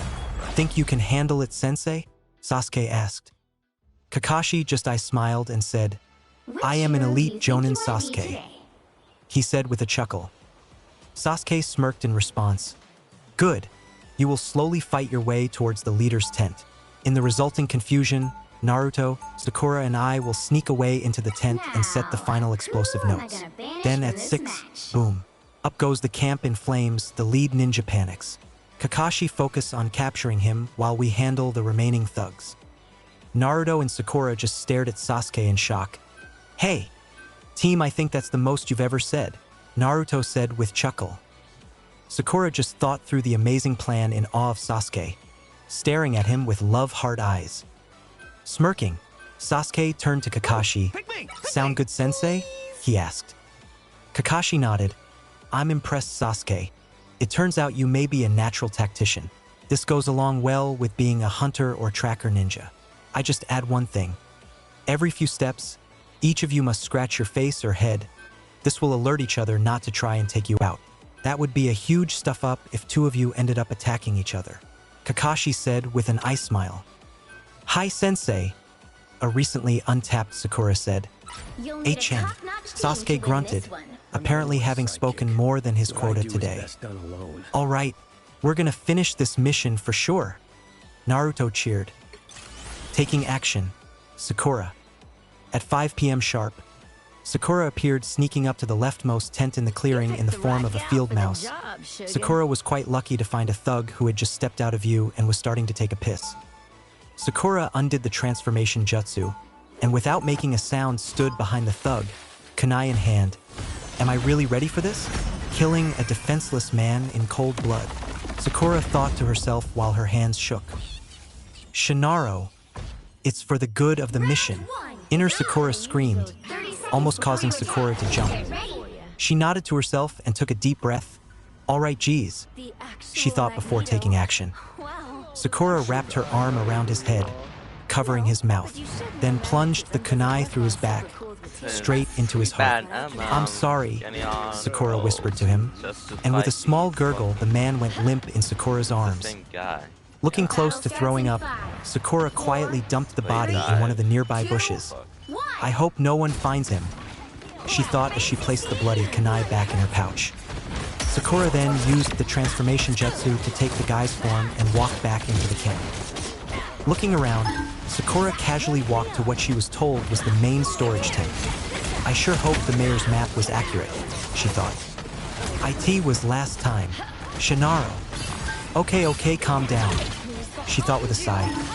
Entering the tent without being disturbed, Sakura froze when she saw another thug squatting down next to a huge box of stolen money. Upon hearing her entrance, he jumped up and turned around, shaking his hands nervously. Hey man, I swear this isn't what it looks like. I would never steal from the leader's portion of the loot. Honest. Please don't tell him. Sakura raised a brow while looking at him and replied smoothly, Fine. I didn't see anything reaching up and scratching her face 3 times to make sure the thug saw it, just in case it was one of her teammates. She realized he wasn't when he just looked back at her with an untrusting gaze. And why should I trust what you say? The thug asked, clearly suspecting Sakura to turn him in to the leader. Thinking quickly, Sakura's transformed face just smirked back at him and replied, "'Cause it's the reason I'm here too." The thug's gullible smile was like a beacon of hope to Sakura. Really? Sweet. Hey, listen, we can't take too much or it'll be obvious, but I found a way to make it look like it's filled to the brim, but it's actually empty starting about a half a meter from the top. In fact, I think someone else has tried this as well before us. The thug said as he turned back to grab more money. Sakura came up behind the man drawing her still bloody kunai again. Hollow on the inside? How do we access it? She asked as she steeled her resolve to kill again. The thug grabbed some of the coins and shoved them in his pocket. This whole side just falls away. I only discovered it by accident. Hurry before someone is decayed. And he fell to the ground with a kunai lodged in the base of his neck. Sakura found the opening in the box and stuffed the corpse inside in a hurry. I hope nobody comes in, she thought. Just before closing it up, Sakura saw 4 small blocks of solid gold. Holy shit, they must be worth a fortune. Well, these thugs aren't gonna need it. So, Sakura grabbed the gold and sealed them inside a sealing capsule from Naruto's belt. Thank the log Naruto gave Sasuke, and I wanted these for this mission. After placing down a few concealed explosive notes, Sakura made her way outside of the tent and moved on towards the next target on her list. Naruto. Stealthily coming up behind one of the 4 outer guards, Naruto threw a small stone at a rock on the other side of the entrance path. The 4 guards turned towards the sound with their guard up, allowing Naruto to pull the guard at the back of the formation underground soundlessly, while snatching his sword. Quickly popping up in his place, Naruto activated the transformation jutsu, taking the form of the thug he just defeated. Now, what would be the best way to get to the medical tent without being found out? Naruto thought, looking at the guards returning to their calm states, he came up with a crazy idea. Naruto raised his head with a hidden smirk. Hey guys, I'm thinking of killing you all and this stupid leader, and then taking the winnings for myself. What do you think? The nearest guards looked at him incredulously. "Yeah, I thought so," Naruto said with a smirk while whipping out the stolen sword. Naruto cut the throat of the two most nearby thugs before slashing the chest of the last one open and thrusting the sword up to the hilt through the guard. Way too easy, Naruto thought, letting out a dark chuckle. Making a thin cut on his own chest and editing his illusion to show a shallow wound there, he yelled in two different voices, "HH traitor. Try it then, HA." A few seconds later, two thugs came running out of a nearby tent, swords drawn. Just at that time, Naruto dropped his last kill to the ground and stumbled back holding his chest. "You too. A little help? This traitor just killed two men and almost took me with him." "Hi, Chojuro-san," Thug 1 said, putting his sword away and rushing to his aid. "Hey, Mubi-san, can you watch the entrance for me while I help Chojuro-san to the medical tent?" Thug 1 said to Thug 2. With a small nod and a grunt, Thug 2, now called Mubi, took watch while kicking the corpses off the main path. "Hurry up, you two." Thug 1 started leading Naruto to the medical tent, everyone clearing the way to let them through, so focused on the huge gash running across Chojuro's chest, nobody noticed Naruto dropping rolled-up explosive seals every now and then. Upon entering the medic tent, Thug 1 laid Naruto down on one of the cots. "I know we don't have any doctors or nurses here, but I can grab some gauze for you if you want, but I ain't your babysitter. You can wrap your own wound. I'll go give the news to the leader. This is the third betrayal this week." Thug 1 turned to walk away, but found himself with a sword stabbed through his chest, a dash, and a kunai through the neck. Dragging Thug 1 underground, Naruto changed his appearance to match the thug he killed. Once again, far too easy, Naruto thought as he spread a few explosive notes around the tent before heading on his way. Stepping out of the tent, another thug approached him. "Hey, Higure, what happened to Chojuro?" Smirking are his new name, Naruto said. "I'm not sure, man. He said there was a traitor and then started babbling about seeing his life flash before his eyes. I got annoyed, so I just left." The new thug scoffed, asked Naruto in a hushed voice. "Typical, you always were an asshole. Do you think it's because of the job he was sent to do yesterday?" Thuggy asked. Naruto raised a brow. "Which job?" he asked. Thuggy looked at Naruto incredulously. "You know, the little girl from that Bone clan? Leader has her chained up to a bed in his tent. Says she'll bring about a new generation of super ninja." Naruto's face lit up in fake realization to hide his growing rage. "Oh yeah, how could I forget that?" Thuggy patted Naruto's shoulder. "It's all right. Everyone has their moments. Hey, you want me to come with you to report this? You seem a little shaken yourself." Naruto wanted to find out more about this Bone girl. "Sure, let's go," he said with a nod.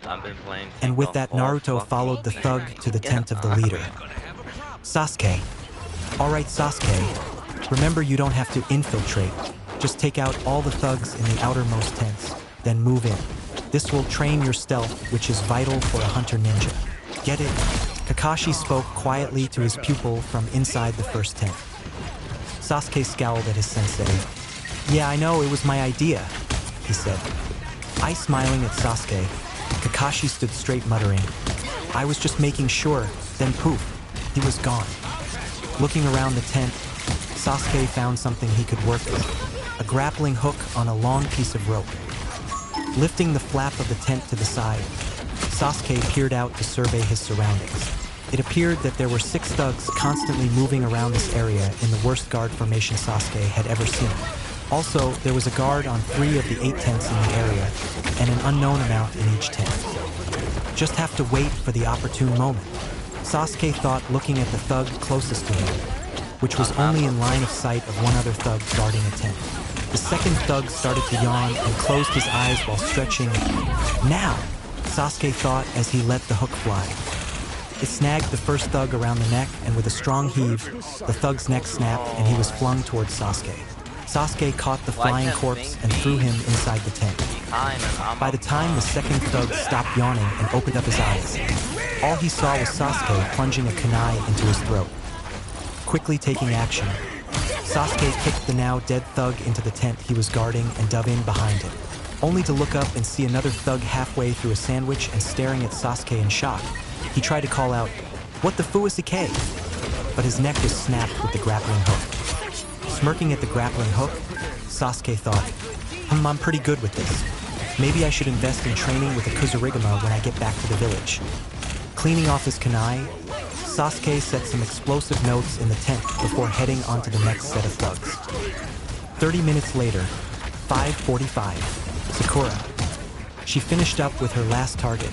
The barracks now had 20 explosive seals spread throughout the sleeping bunks. Sakura made her way to the rendezvous point to meet up with what should be a disguised Naruto and Sasuke. Arriving at the chosen destination, she saw another thug walking up to the same spot from the other direction. She raised an eyebrow at him and scratched the top of her head, the agreed-upon signature for Sakura. The thug smiled and scratched the left side of his nose, meaning it was Sasuke. Standing next to each other for a few moments in silence, they both started to worry about the whereabouts of Naruto when a smaller-than-average, bug-eyed thug came running up to them. Makushi and Rinmai? It's you two? Well, okay. Then, the thug said as he reached into his pocket and pulled out a piece of paper. Higure told me to give this to the two people I found at this location, so I guess that's you. He said it was a top-secret mission straight from Leader Sama. Raising a brow at the energetic, but seemingly crazy man, Sasuke took the note and opened it. Sasuke's eyes widened when he read the scrawl. Hey team and/or Sakura. I've managed to fully infiltrate the leader's tent. I thought I heard something about a prisoner in here, so I had to check it out. Start the final part of the setup without me.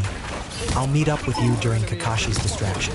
You'll know it's me because I'll be the thug with a backpack running from the east side of his huge-ass tent. Let's get ready to fuck this shit up. Fox. Sasuke nodded. Message received. We'll start this first thing in the morning. The crazy little messenger nodded. Okay, I gotta head off. There's a bunk with my name on at the barracks later. Sakura nodded back. Later. And off he went. Let's go, Sakura, it's almost time for Sensei's distraction, Sasuke said quietly. Hi, Sasuke-kun, she agreed. And off they went to surround the leader's tent with low-powered explosive notes. 5:55. Kakashi. Ready for his part of the plan, Kakashi casually walked out of the woods, putting away his book and heading towards the main gate.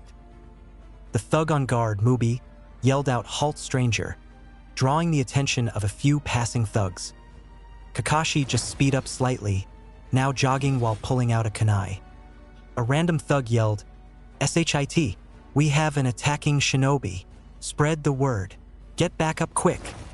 By this point, Kakashi's jog had turned into a full-on sprint. For minutes to go, Kakashi thought as he slashed the throats of 3 thugs within a second. Naruto.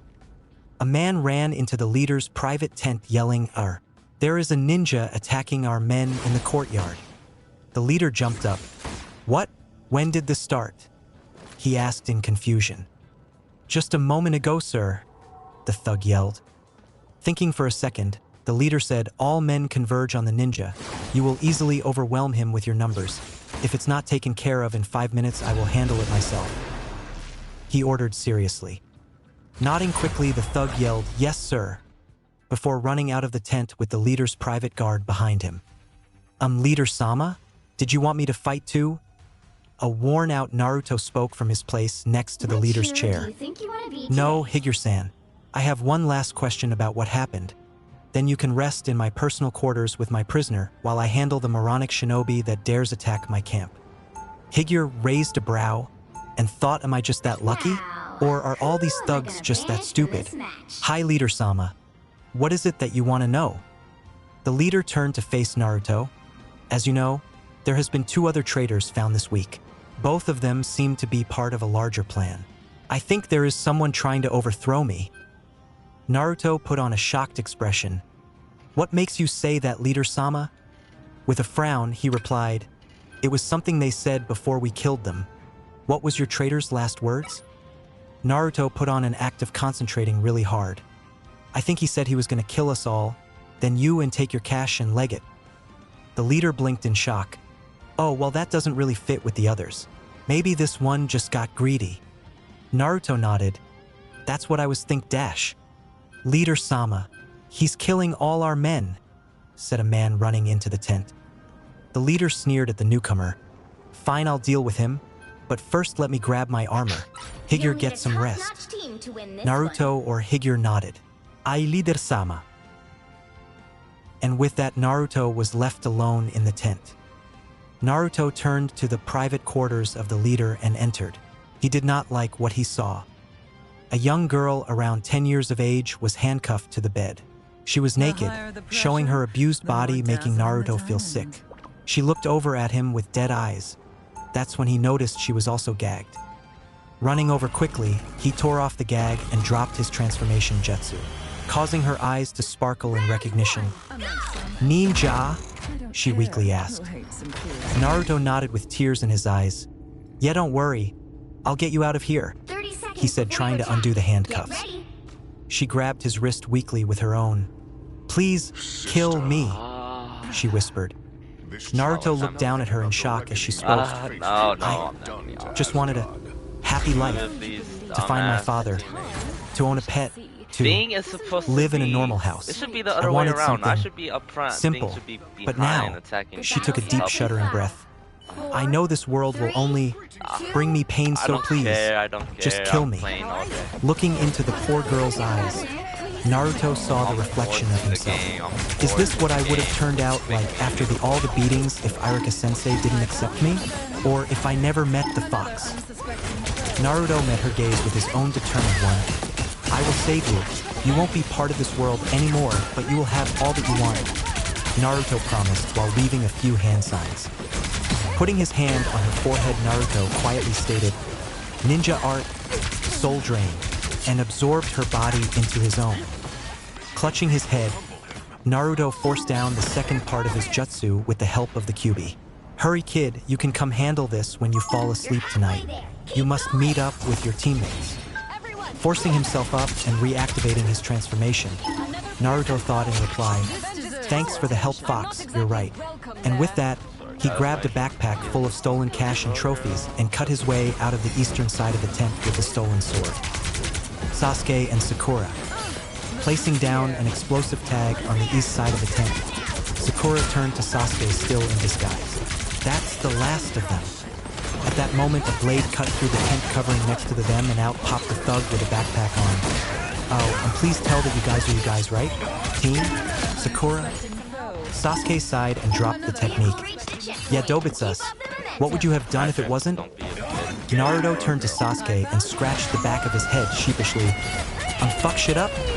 Sakura dropped her technique with a sigh. Naruto Yubaka. We should move now, Sasuke said seriously. Naruto raised a brow at his teammate. Why team? Sasuke looked over towards the center of the camp. It's 6 o'clock, and that's when the first explosion went off. Kakashi. Kakashi ducked under a spear and guided it into the stomach of another thug. He then slipped between the strikes of two swords and impaled the users on them with a simple push. Kakashi sighed, well, at least I'm getting in some practice. He thought.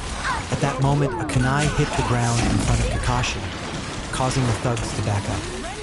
The leading ninja stepped out of the crowd with an evil smirk. Well. A lonely ninja has wandered into our camp. Tell me why I shouldn't kill you right now, he said as he unsheathed a basic sword and took a fairly decent stance. Kakashi looked up at the meme. Maybe you should just turn yourself in? The leader and his band of thugs laughter bellowed into Kakashi's ears, making him realize he was now surrounded. I am a disciple of the great ninja Yajirobe Moku. What makes you think you can even stand up to someone of my level?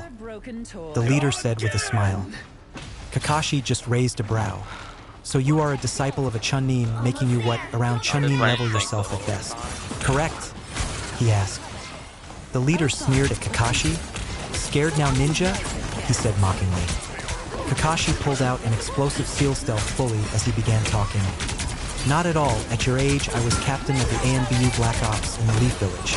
Although at the moment, I'm only a lowly double A-ranked elite jonin. So sorry to disappoint, but I think you're a little out of your depth here, Kakashi said with an ice smile. The leader had gone pale at the Kakashi statement. HHA, I can tell you're lying. Just trying to intimidate me? Hoping to catch me off guard, right? He stated nervously.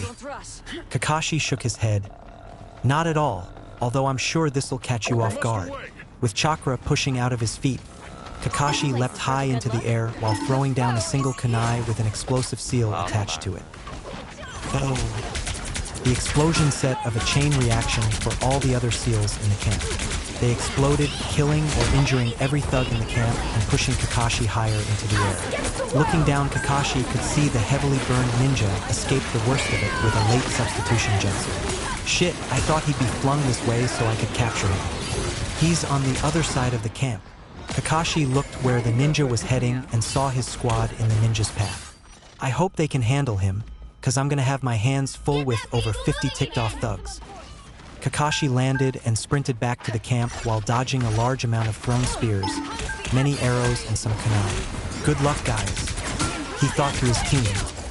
Seeing the target fleeing from the fighting scene, Team 7 sprang into action immediately. As Naruto unsealed one of his shuriken, Sasuke and Sakura jumped behind him and into the smoke of the unsealing, completely out of view as Naruto charged at the ninja. Sasuke yelled to Naruto, "Remember, we need to capture him alive, Naruto." Naruto nodded, "Yeah, I got it." Naruto jumped into the air and threw his shuriken straight at the ninja, who only just saw them charging at him. "Shit, more leaf ninja," he yelled as he dove out of the way of Naruto's shuriken, which stuck in a nearby tree. He looked up in shock as a shuriken that was in the shadow of the first tore his arm off, causing him to scream in pain. Falling through the air, Naruto yelled, "Now Sakura!" Hearing the call, Sakura focused the perfect amount of chakra into her feet and started skating across the ground, going at an incredible speed.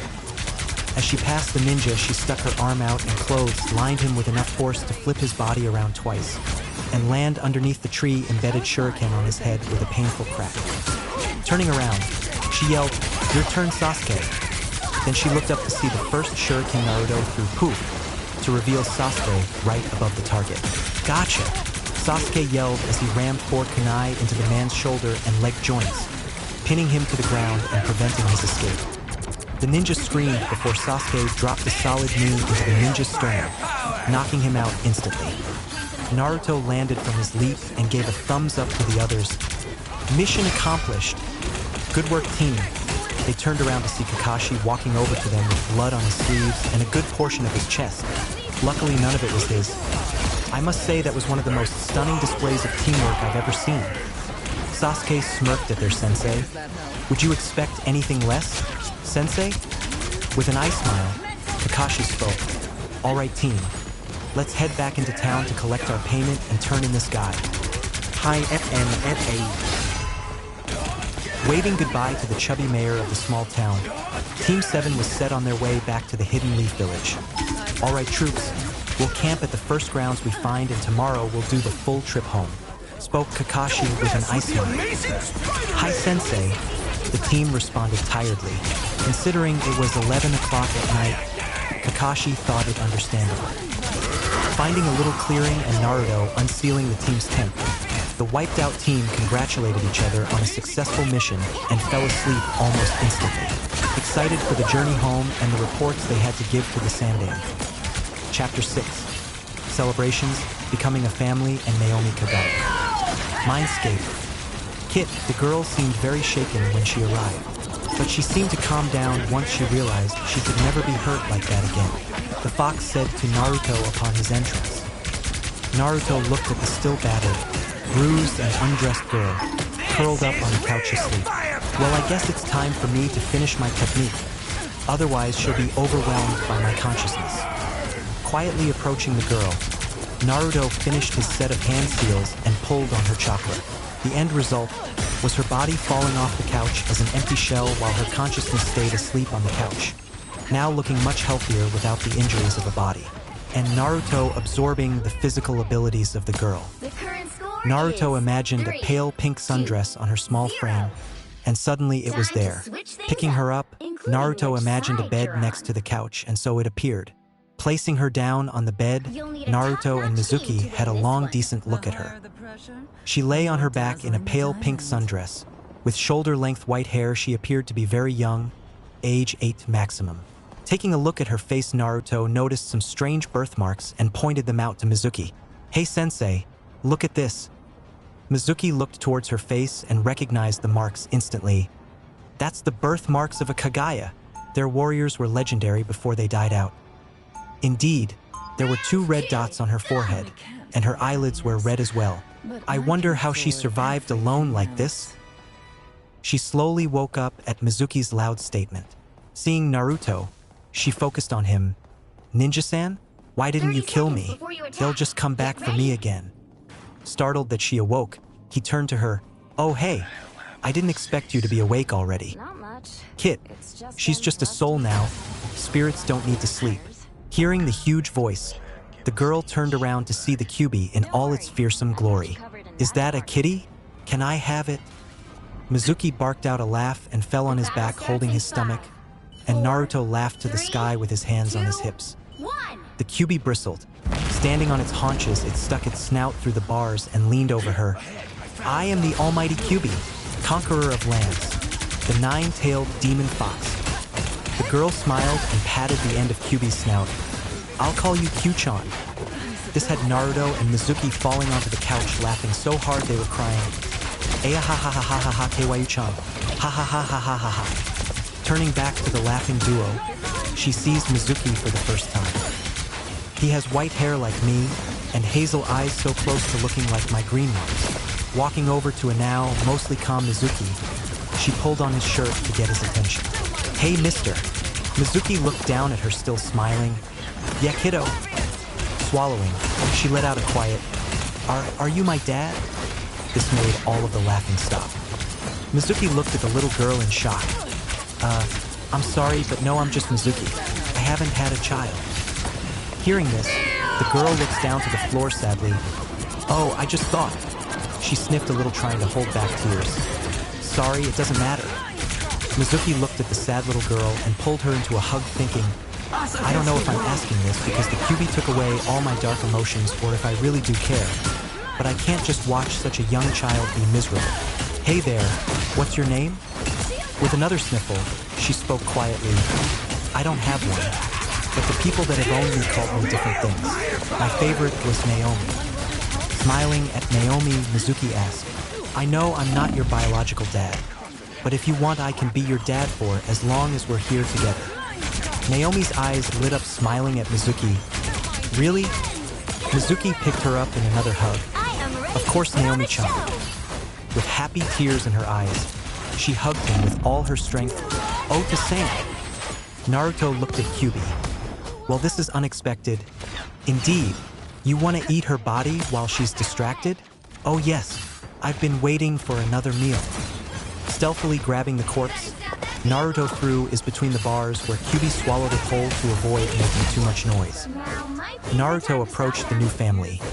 So Naomi, you seem to recognize a ninja technique pretty quickly. Is it possible that you knew because you can do some yourself? Naomi turned in Mizuki's arms to face Naruto. Yeah, but only the 3 things that my first owner taught me. The fox hummed in disappointment. It seems you will only be able to use her bloodline ability for what she was capable of when you did your Jutsu kit. It is unfortunate that you won't be able to advance such an incredible bloodline further. Mizuki put Naomi down in front of him. So what can you do, Naomi-chan? Fiddling nervously, Naomi pointed at the wall near Kyuubi's cage. Bone bullet! She exclaimed, shooting her finger bone at the wall at an incredible speed that Kyuubi was barely able to follow, making a large crack in the wall as the bone drilled into the wall. Naruto opened his eyes wide in shock. WOH, that was awesome. Mizuki smiled at his daughter with pride. That is amazing, Naomi-chan. Smiling, Naomi shouted, I can do more. Hidden bone. A sharp bone poked out of the underside of her wrist joint and extended forward about the length of a kunai. Getting Naruto's attention, Kyuubi said, Kit, that skill would be perfect for close combat. And with the bone bullets Aswa, you'll never have to buy kunai again. Grinning at the information, Naruto said, Oh man, this is gonna be so sweet. I can do one more, but you can't see it, Naomi said to the 3 others. Mizuki blinked in shock. Huh? Why not? Naomi grinned. Because I'm doing it right now. The 3 just looked at her in confusion. Doing what, Naomi? Naruto asked. The armor of bone jutsu. It's a defensive technique that creates and moves plates of bone underneath the skin of the whole body to make an armor everywhere at once. When I was learning this technique, a stray kunai hit me right in the belly and bounced off, barely even leaving a small cut that didn't even bleed. It didn't hurt at all, Naomi explained with an even bigger smile, if that was even possible anymore. Picking Naomi up and cheering, Naruto yelled, YTTA, Noon will stop me now, Naomi-chan. Thanks a ton. With these new skills, no enemy will stand in my way. Putting Naomi down, Naruto turned to the other two. The sun's coming up now. I'm gonna go practice before my team wakes up. CYA next time I'm asleep. He then ran down the corridor and into his body, excited of the use of the new skills. Naomi pulled on Mizuki's arm again. Hey Tusan? What is Ninja-san's name anyways? Mizuki smirked and sat on the couch with Naomi by his side. His name is Naruto Uzumaki, and at the rate he's growing, he will be Hokage one day. Getting up, Naruto looked around to see that Sasuke had left the tent. Probably more training, he does owe me a spar. Climbing out of the tent, Naruto saw Sasuke standing upside down on a tree branch doing crunches. Morning team, Naruto said. Sasuke just grunted in reply before doing two more and dropping down in front of Naruto. Morning Dobe, did you realize you sometimes talk in your sleep?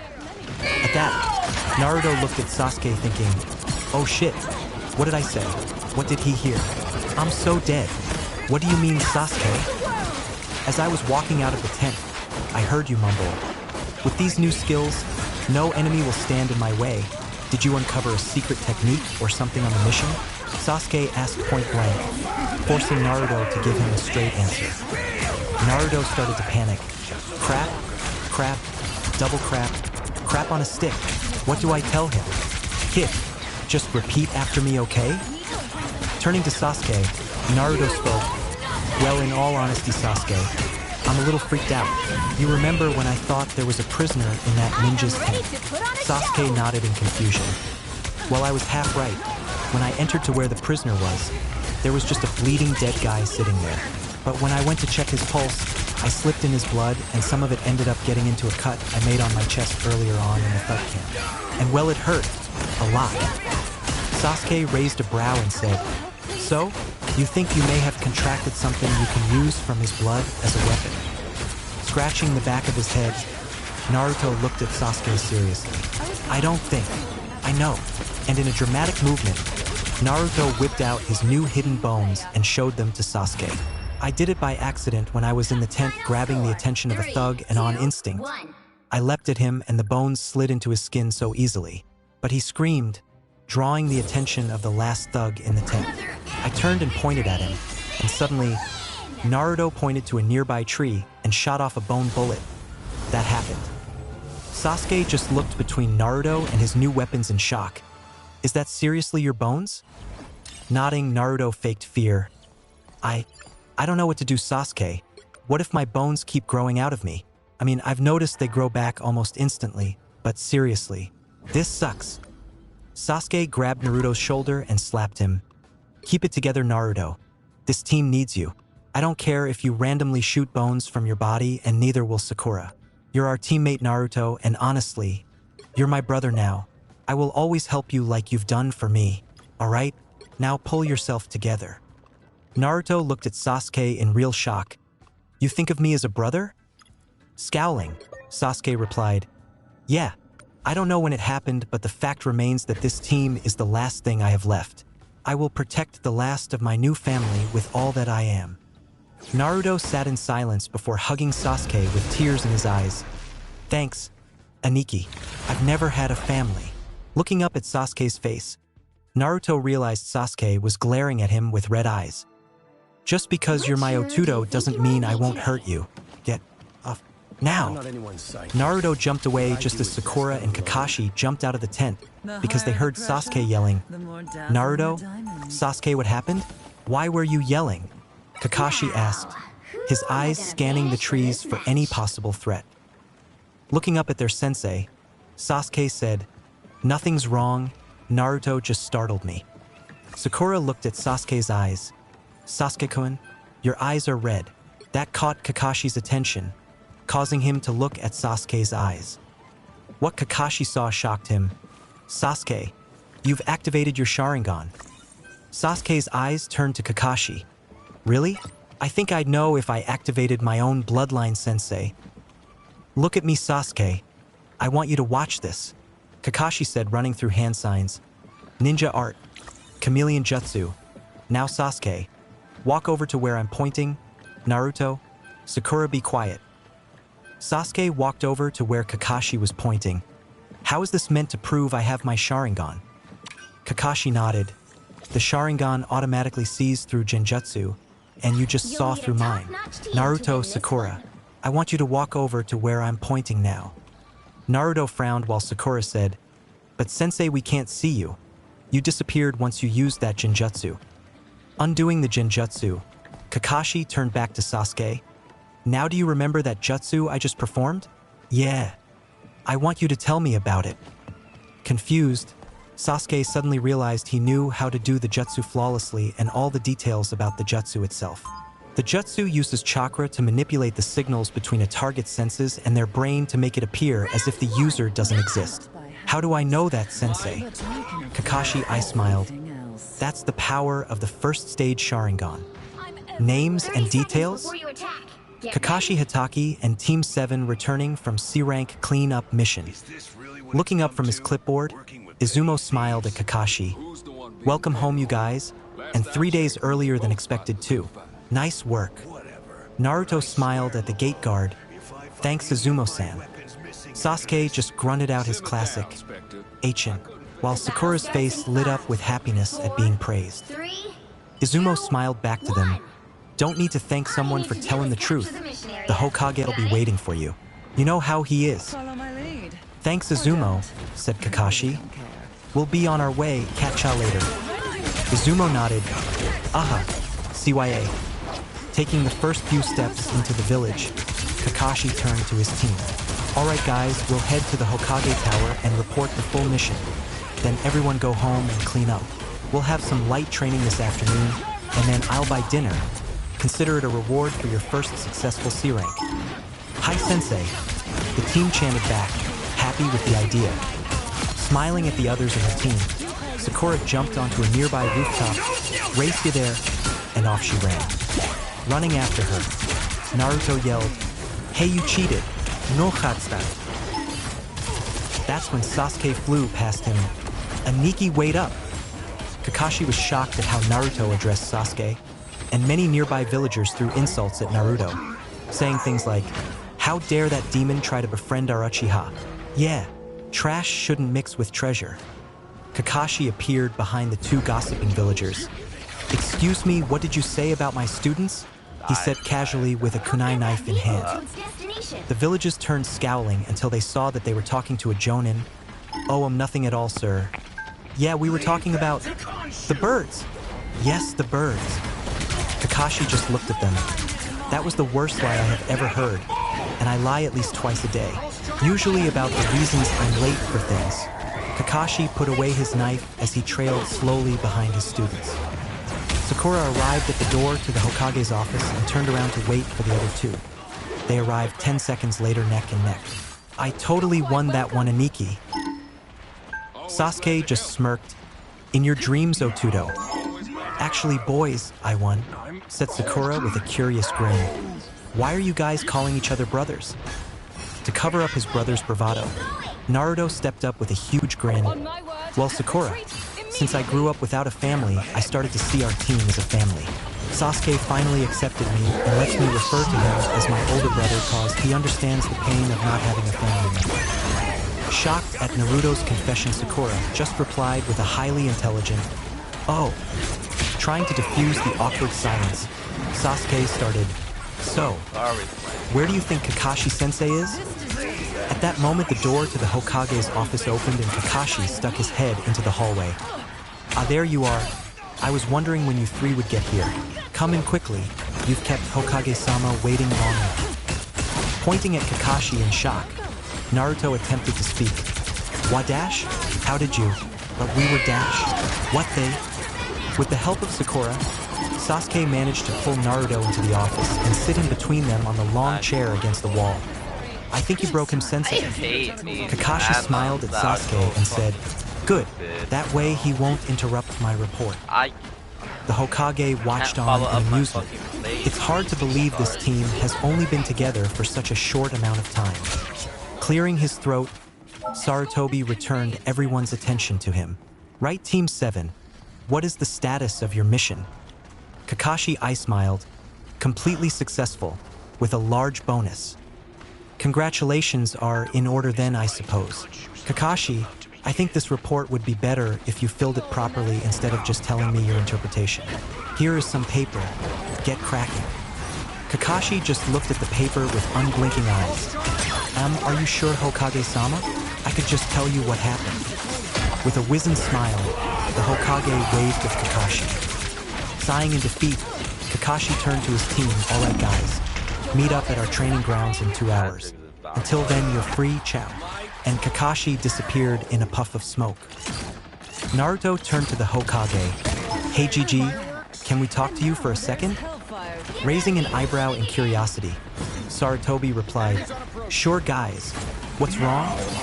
Naruto and Sakura both looked at Sasuke. With a sigh, Sasuke looked at the Hokage and sent chakra to his eyes. "The Sharingan?" Sarutobi asked, quite stunned. "I must say, Sasuke, it's quite amazing for you to have activated it at such an age. But I guess it's time now," said Sarutobi, while reaching into one or the many drawers in his desk. Sasuke frowned in confusion. "Time for what, Hokage-sama?" With an aged smile, the Hokage pulled out a scroll with the Uchiha symbol on it. "After the incident involving your clan, the council and I decided that throughout the stages in your life, you will receive one of the scrolls left by your clan. This one teaches about the visual genjutsu used by your clan. Once you master these genjutsu, your Sharingan should have increased into the second stage. At that time, I will give you the advanced fire jutsus of your clan and the second stage sword scrolls." Looking at the scroll in shock, Sasuke thought hard, "Thank you, Hokage-sama. But when it comes to the sword style, could I swap it for the scrolls on tracking?" The Hokage looked at Sasuke in shock. "Tracking? I didn't know that was where your interest lies, Sasuke-kun. All right, that's acceptable. Master those visual jutsu, and I'll have the next scrolls ready for you." With a smirk, Sasuke bowed to Sarutobi. "Domo arigato, Hokage-sama." Sarutobi smiled back. "It's the least I can do for the shinobi of my village. Is there anything else you need, Team 7? Naruto looked up. Gigi? I got a question about a couple of jutsu I recently stumbled across," said Naruto seriously. Sarutobi's eyes widened in recognition. "Of course, Naruto-kun. We can discuss that now if you want. Privately?" he said pointedly, looking at Sasuke and Sakura. Sasuke got the message. "All right, Otudo, we'll get out of your way. Come on, Sakura." "Hi, Sasuke-kun. So long." She hesitated, looking hopefully at Naruto. "Nisan?" Naruto froze in shock before smiling widely and hugging Sakura. He whispered, "See you later, Wani-chan." Stepping away from the hug with a smile, Sakura bowed to the Hokage and grabbed Sasuke's hand and ran out of the office waving to Naruto. Sarutobi watched the scene with a happy smile.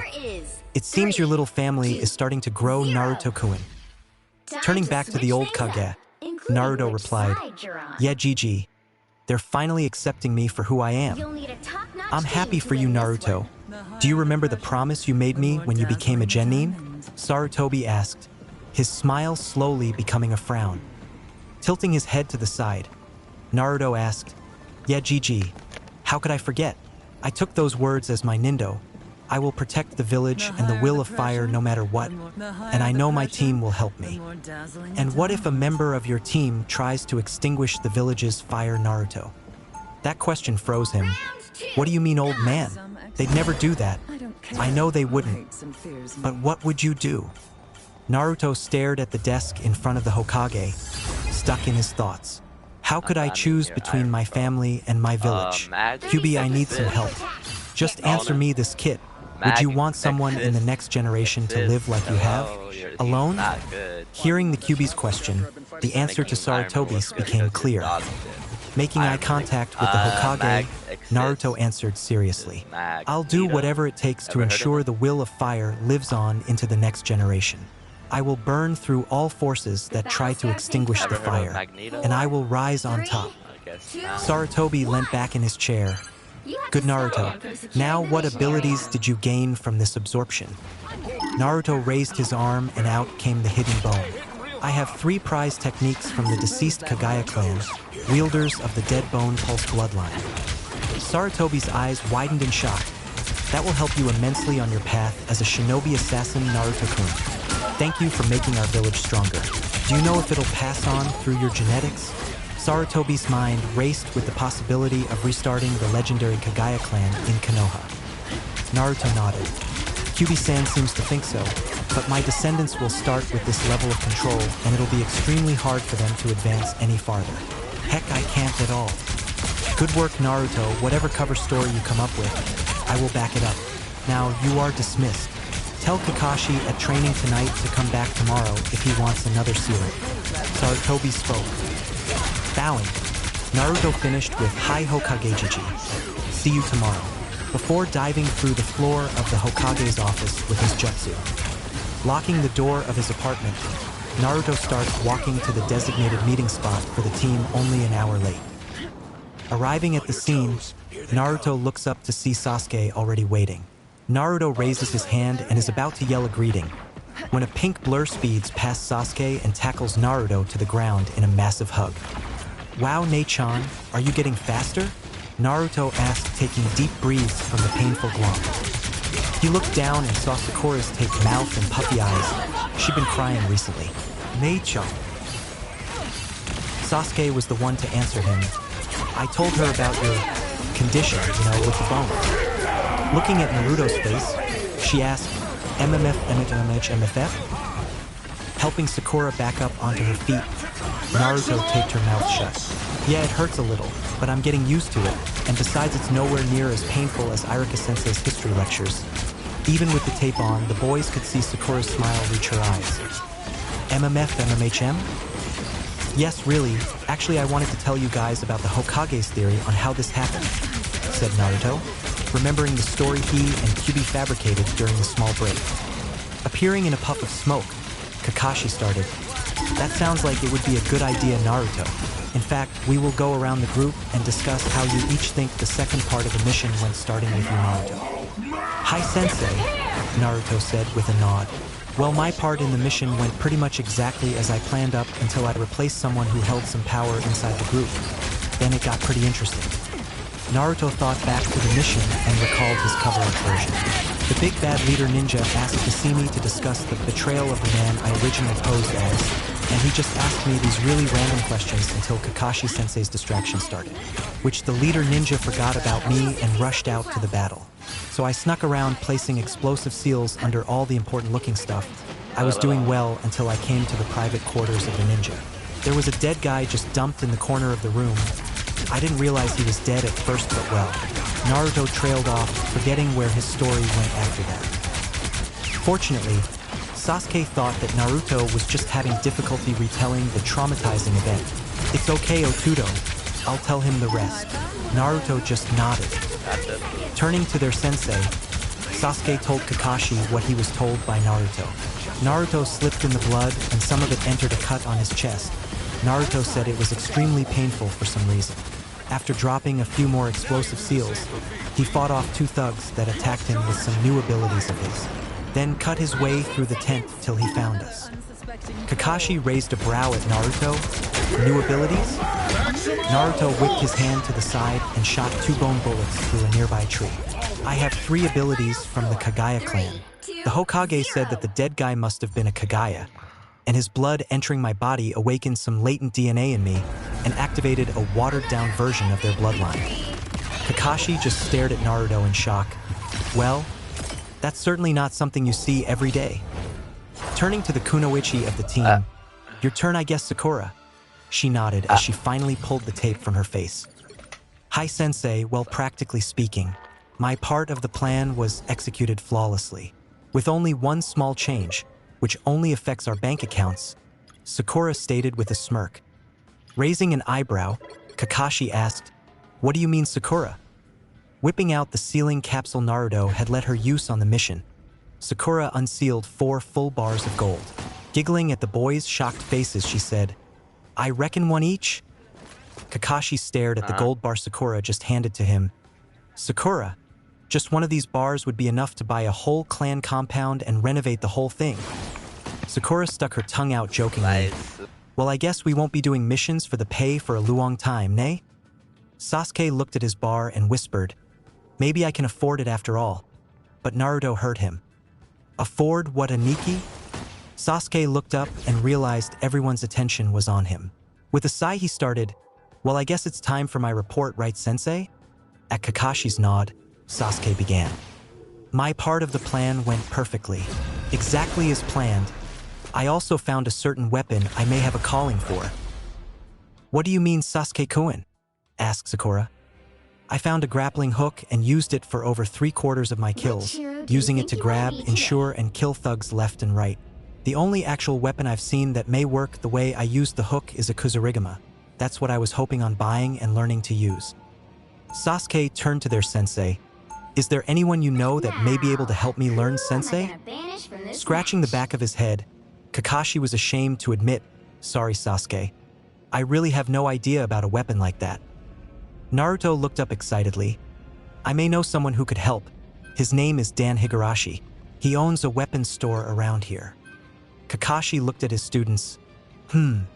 Maybe instead of training Naruto could take us to this weapons store, and we can hopefully help out Sasuke, and maybe even find a weapon for Sakura." Sasuke's eyes sparkled in excitement. "Let's go. Lead the way, Otudo." Jumping to his feet, Naruto was about to run to the Higurashi ninja store when Kakashi grabbed his shoulder. "Maybe we should cash these in first," Kakashi said, holding up his gold bar. Ding-a-ling. Hearing the door to his shop open, Dan Higurashi started his sales pitch. "Good afternoon and welcome to the Higurashi Ninja Store. We have all your... Oh, hello Naruto. How are ya?" Smiling at Naruto and his team from behind the counter, Dan noticed Kakashi standing at the back of the group. "Hey there, Kashi. How long's it been since I saw you?"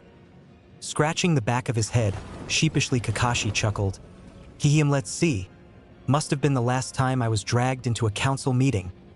Dan rolled his eyes. "You weren't dragged in. You were late for a mission, causing it to be failed. And you couldn't give a good reason for doing so." Looking up and thought, "Oh yeah, that's right." Interrupting the adults' conversation, Naruto yelled, "Hey Dan, my teammates need help finding a weapon to specialize in.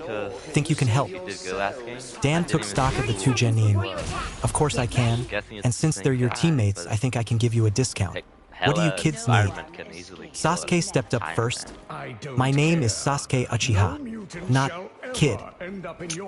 Dan brow raised. "The last Uchiha? You've come to the right place." Seeing Sasuke's confused place, Dan explained, "When you clan was, shall he say reduced in number? Yeah, well, many of their kata scrolls become public domain. This seemed like a prize for your average non-clan ninja, but the problem was that no one could use them efficiently without the Sharingan, so people started selling them. And well, I'm a bit of a collector." He gestured to the large rack on his left and waved Sasuke over. Sasuke was in awe at how many of the scrolls had the Uchiha clan fan on them. "These were all from my family?" Grinning down at Sasuke, Dan said, "Yeah, I was actually a close friend of your uncle's. He was an odd one, but he wrote most of these scrolls. You see, he was a ninja tool specialist." Sasuke looked up at Dan in shock. "Uncle Shozatsu was a ninja tool specialist?" "Sure was." Sasuke tried to remember his deceased uncle, but other than the fact he was a very serious man, Sasuke couldn't recall that much. Seeing the look of loss on Sasuke's face, Dan patted his shoulder to get Sasuke's attention. "You know, if you ever want to hear about him, feel free to come by. I'll be glad to share some of my memories with you." Sasuke suddenly felt a small weight float off of his shoulders. "Arigato Higurashi-san." Letting out a boom of a laugh, Dan exclaimed, "Higurashi-san, haha, you sound just like your Uncle Oswell. Please just call me Dan." Sasuke shook his head smirking. "Nah, I think I'll follow in my uncle's footsteps, Higurashi-san." Smiling down at Sasuke, he asked, "So what weapon do you need, Sasuke-kun? A lot of the Uchiha were versed in swordplay. Will you be choosing that Oswell?" Smirking, Sasuke replied, "No thanks, Higurashi-san. I'll leave the cleaving and cutting to Naruto. I was wondering, do you sell any kuzurigama?" Dan's face lit up in happiness. "Now that's a rare request. I have exactly what you need, Sasuke. It was actually wielded by your uncle. Let me grab it for you while you look at these two scrolls. The first is the Leaf Village's style of using it, and the second is the scroll made by your uncle, including his special fire jutsu and techniques that work with the kuzurigama." Dan grabbed two scrolls from the shelf and gave them to Sasuke before walking over to Sakura, who was looking over tools on the wall in curiosity. "See anything that catches your eye?" Dan asked. Sakura frowned. "Not really, Dan. I don't really know what I'm looking for." Dan thought for a second. "Say, why don't you come with me out the back while I grab Sasuke's weapon? I got a huge display of every possible weapon you could think of." Sakura smiled, looking hopeful at Dan. "That would be great. Thanks." Heading into the back, Sakura looked around in awe at all the weapons. Each weapon laid on one of the 7 shelves, with a picture of them in action underneath them, leading all the way around the massive room, only stopping for 2 other doors. "Just have a look around, and if you see something you like, tell me and we can test it out for you," said Dan as he picked up a small case from inside one of the other rooms.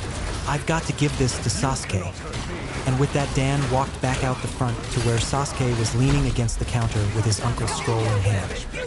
"This is it, Sasuke," Dan said, getting the attention of the 3 people in the room, while sliding the case across the counter. Reaching out to the case, Sasuke popped it open and pulled out a chain from the inside.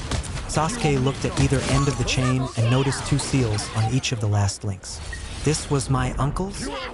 Nodding proudly, Dan said, "Do you want to test it out, or I'll buy it now." "Alrighty." Handing over a large wad of cash to Dan, he asked, "I assume the seals are storing either end of the weapon?" Dan winked while handing Sasuke his change and a piece of paper. "You got it. Here's some notes show had on the seals used on this baby. Trust me, it can do much more than you think." Reading the piece of paper, Sasuke grabbed one end of the chain and pressed it to his chest. Glowing for a second with chakra, the chain suddenly wrapped itself around Sasuke's torso over his left shoulder and around to his right hip. Picking up his scrolls, Sasuke bowed deeply to Dan. "Arigato, Higurashi-san."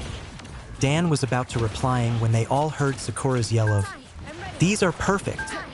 They turned to see Sakura running out of the room with new red bracelets on her forearms and on her biceps. On each of her pointer fingers was a little red ring. "Dan-san, can I purchase these?" Smiling at the girl's excitement, Dan said, "Of course, Sakura-chan. But don't you want to show your teammates what they are first?" Nodding quickly, Sakura held her arms out to the side and sent chakra into each new accessory. A seal on each band glowed for a second before Sakura's arms disappeared in a rainbow glow. When she swung them out of the glow, Sakura showed her new weapons to her teammates. On each arm, a long red and black painted steel bracer followed from her wrist to halfway up her biceps. On her hands, she had completely steel gloves which somehow didn't restrict her movement at all. They ended in sharp claws that extended about an inch past her fingers. Dan asked Sakura, "Did you grab the information sheet sitting under the weapon?" Nodding, Sakura pulled out the sheet. "It says these arm braces are chakra conductive, meaning if I send plain chakra through them, they'll get much stronger, and if I sent my elemental chakra through them, they'll gain a special property depending on which type it is." Looking back at the sheet again, Sakura read, "They also carry a paralyzing agent in the claws, so I'll have to buy a few bottles of that agent in case the claws empty out. But they only release the agent when I want them to."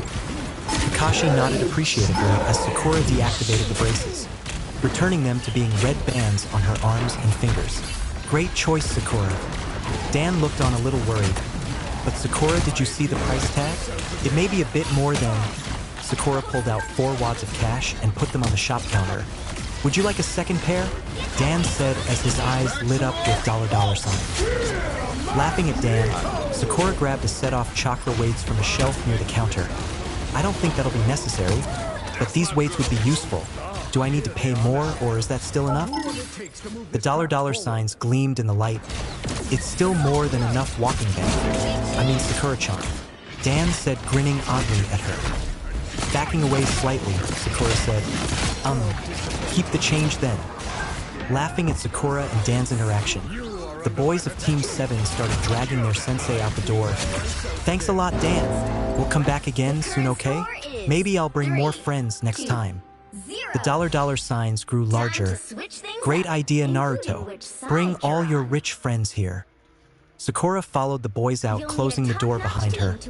Arigato, Dan-san. We'll see you later. And off they went, sitting down and staring at the 4 huge wads of cash in front of him.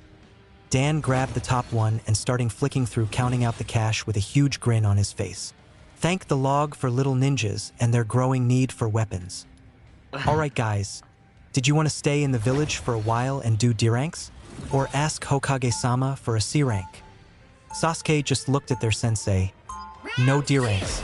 Never again. Naruto and Sakura nodded in agreement. Sweat dropping at his students, Kakashi said, okay, well, we could grab one tomorrow morning. That way we can go over the mission setup, plan for what's going to happen, and leave in the afternoon. Naruto smiled up at Kakashi. Or you could go grab the mission straight from the Hokage himself right now, and meet up with us for dinner at Ichiraku's. Sakura thumped Naruto on the head. Nibaka, we're not going to Ichiraku's again. Sasuke looked up at his sensei. But Otudo has a good idea about the mission. We'll wait here for you, sensei. Go grab one. Quick. Kakashi sighed. You all want a mission so soon? They nodded. All right, fine, I'll meet you guys in. The Falling Leaf is just a few blocks over and it's a pretty decent place. Also, I think it has ramen. Tio, the Falling Leaf. Naruto yelled and ran down the street. Sakura yelled to the distant Naruto. You're going the wrong way. Damn, he didn't hear me. Kakashi-sensei, go get the mission. Sasuke-kun, go get us a table. And I'll go get our Naruto. Okay? Sasuke just grunted out H.O. while walking away, and Kakashi managed a chow and poofed into smoke. Smiling at the situation, Sakura sent chakra to her feet and skated at an incredible speed after Naruto. With Kakashi appearing at the mission hall in his signature puff of smoke, Kakashi realized the active missions were closed for the day and everyone was packing up. Ah, Kakashi, what brings you here so late? Turning, Kakashi saw the Hokage who was getting ready to leave for his office. Ah, Hokage-sama. My team wanted me to grab tomorrow's mission tonight so that we can discuss plans and tactics before heading out tomorrow. Gesturing to a stack of scrolls, the Hokage stated, unfortunately, you were late. Again, so all the missions are packed up. The Hokage was interrupted by a knock at the door and a semi-nervous old drunk guy poked his head through the opening. Excuse me, I was told I could find the leader of this super village here? With a grin, the Hokage tilted his hat to the man. I thank you for referring to my village as Super. I am the Hokage. How may I help you? Stumbling in shock, the man stood up straight. Oh, sorry. I was hoping I could apply for a C-rank escort mission. That's the cheapest you've got, right? The Hokage nodded to Kakashi. I think you found your mission, Kakashi. Turning back to Tazuna, he said, this is one of my Jonin, Kakashi. He leads the best team of Genin we currently have. Would that be enough protection, mister? Smiling, the man said, Tazuna the bridge builder. And I think a Jonin and his squad would be super. I smiling to Tazuna. Kakashi said, well, Tazuna-san, tell me where we're going and when you want to go and we'll be ready to head off. Grinning at the thought of a full squad of battle-hardened ninja, Tazuna said, first thing in the morning would be super. We'll be heading to the land of waves so I can build my bridge. Can you look after me until I'm done? Nodding, Kakashi answered, of course, Tazuna-san. We will see you at the main gate at 7 a.m. Not a moment later. The Hokage turned to Kakashi. And if anyone is late, I'll see to it that their favorite book is set on fire. Right, Kakashi? Gulping, Kakashi replied, oh, of course, Hokage-sama. Seems fair. Now, if you'll excuse me, I have a team to track down and inform them of the mission tomorrow. Yeah. And off he poofed, with Sasuke. Wailing up to the maitre d' of the Falling Leaf, Sasuke asked, a table for me and my team? Recognizing Sasuke as the last Uchiha, the man nodded straight away with a smile on his face. Of course, Sasuke-sama. Right this way? Rolling his eyes at the Sama, Sasuke followed the man to booth next to a window facing the Hokage monument. Thanks. A waiter approached the table. Can I get you something to drink while you wait for these teammates of your Sasuke-sama? Just some water will do for now. With the order placed, the waiter and the maitre d' bowed and walked away. Without the distraction, Sasuke looked out the window and thought, I know I vowed to avenge my clan, but the only way to do so without my team would be to steal other strengths with my Sharingan. I won't do that. I won't steal from my comrades. Having a small epiphany, Sasuke thought, I wonder when my teammates became special to me? I used to just think of them as tools to help with my cause, but now, I can't imagine my life without them. They're my new family. At his Sasuke let a real smile appear on his face. Making a decision, Sasuke vowed. Screw Itachi, I have a new Nindo. I will protect my family. I will help them progress through life. Hopefully they will return the favor when it comes to Itachi, but they are the most important thing. I will never risk their safety. Sasuke's thought was interrupted by a ruckus at the entrance to the establishment. Turning to see what was going on, Sasuke turned livid. With Sakura and Naruto. The house is full. We don't serve demons, the maitre d' said, scowling at Naruto. Sakura was about to punch the guy in the face when Naruto stopped her. Shaking his head, sorry, I'll be going then. Sakura-chan, go and sit with Aniki. I'll just go home. I got some food there. Sakura looked at Naruto in shock, while the maitre d' sneered at him. That's right, demon. Get out of here. The man suddenly fell forward, with Sasuke standing with a foot on his back. Everyone in the restaurant stopped what they were doing and stared in shock at him. Sasuke's waiter ran over to him. Sasuke-sama, what are you doing? Sasuke ignored the waiter and looked at Naruto's shocked but scared face. I will protect my family. Even I don't know why he's treated like this. I will protect him from the pain. I want everyone to listen to me now. The staff, customers, and even some people outside looked on in shock at the quiet Sasuke raising his voice. Sasuke stepped off of the maitre d' and walked to stand in front of Naruto. Placing his hand on Naruto's shoulder, Sasuke looked around the establishment. My name is Sasuke Uchiha. You treat my teammate like scum for some unknown reason. Well, I've had enough. The nearby staff stepped away in shock. I don't care what the reason is. I don't care what he's done or what you believe him to be. If you dare treat Naruto Uzumaki, my Otuto, the way you have been, you will find yourself buried in so much shit you won't be able to breathe. Sasuke's waiter stuttered, but he's the demon dash. Wham! Sasuke appeared in front of the waiter with his fist buried in the drywall next to the waiter's head. Care to repeat that? The man dropped the water he had been holding for Sasuke in fear. Sakura walked up to Sasuke, who was crying in rage, glaring at the man in front of him. Come on, Sasuke-kun, let's go, she said, pulling Sasuke's bleeding fist and leading him over to a crying Naruto. She led the two out of the restaurant before turning back to all the people staring at her. With a dark sneer, Sakura looked at all of them. What he said? She paused, activating her right arm gauntlet, causing everyone nearby to step back in fear. Goes double for me. And with that, Sakura turned and walked out while punching the door off of its hinges. Back with Kakashi. Kakashi appeared in his classic poof of smoke and was about to walk into the falling leaf when the door suddenly flew off its hinges and down the street. He watched on in shock as Sakura stormed off down the street, deactivating one of her gauntlets. Oh my, that can't be good. Kakashi looked at where Sakura was heading to see a crying Naruto with Sasuke patting on the back while glaring at everyone that looked at them. Holy law, what happened? Kakashi poofed next to Naruto and Sasuke just as Sakura arrived next to them. What happened, guys? Sasuke looked at Kakashi and said, let's just go to Ichiraku's. I'm not a fan of that place. Me neither. Sakura nodded in agreement with Sasuke. It was cramping my style.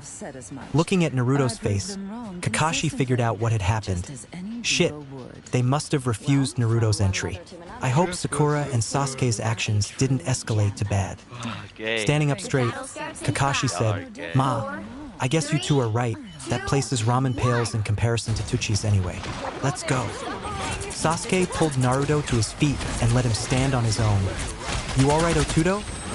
Naruto smiled sadly at Sasuke first, then the others. Yeah, I'm good, thank you guys. I'm sorry that happened. Kakashi patted Naruto on the shoulder. You can apologize later. My offer to pay for your dinner runs out at midnight, so let's hurry along May. Smiling, Sakura grabbed Naruto's hand and pulled him along. Let's get going then. Last one, there is a rotten egg. Naruto smiled happily this time and said, yeah, last one there has to buy next time. And with that, Naruto ran off after the quickly escaping Sakura. Sasuke turned to Kakashi. You're just gonna poof there once I leave, aren't you? Kakashi looked down at Sasuke. Poof? I don't poof anywhere. It's called a shunshin and it goes like this. Kakashi disappeared in a poof of smoke. Damn it! Sasuke yelled and started sprinting at full speed towards the Chirakus. At least I know I made the right choice. I will protect my family. Chapter 7, Wave Mission Part 1. Arriving at the gate, Sakura looked up to see her team waiting for her. Mornin', how'd you sleep? Kakashi looked up from his book and nodded to Sakura. Perfectly adequate. Thank you for asking, Sakura. Sasuke just grunted with a smirk towards her, while Naruto jumped up full of energy as usual. Fantastic! I dreamed I was going to become a swords master and completed my goal of becoming Konoha's top assassin. A shrimp like you? An assassin? I think you're in a little over your head, Blondie, said Tazuna, walking up to the group. Looking over at Kakashi, Tazuna asked, Hey Kakashi-san, where is your team of Super Genin? Glaring at Tazuna, Naruto shouted, That's USOLD man. Tazuna looked at the Genin in shock. These kids are the ninja supposed to guard me? Oh no, what have I done? Noticing the tension of Tazuna's shoulders, Kakashi stated to suspect something.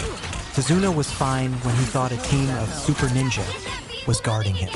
But now that he's seen their age, he underestimates them, which shows his fear of inadequate protection. Now, why would that be since he knows I will be guarding as well? Maybe he suspects more than thugs are going to be after him. Turning to his team, Kakashi said, All right guys, remember what we discussed last night. Formation 1. The Genin's faces turned serious.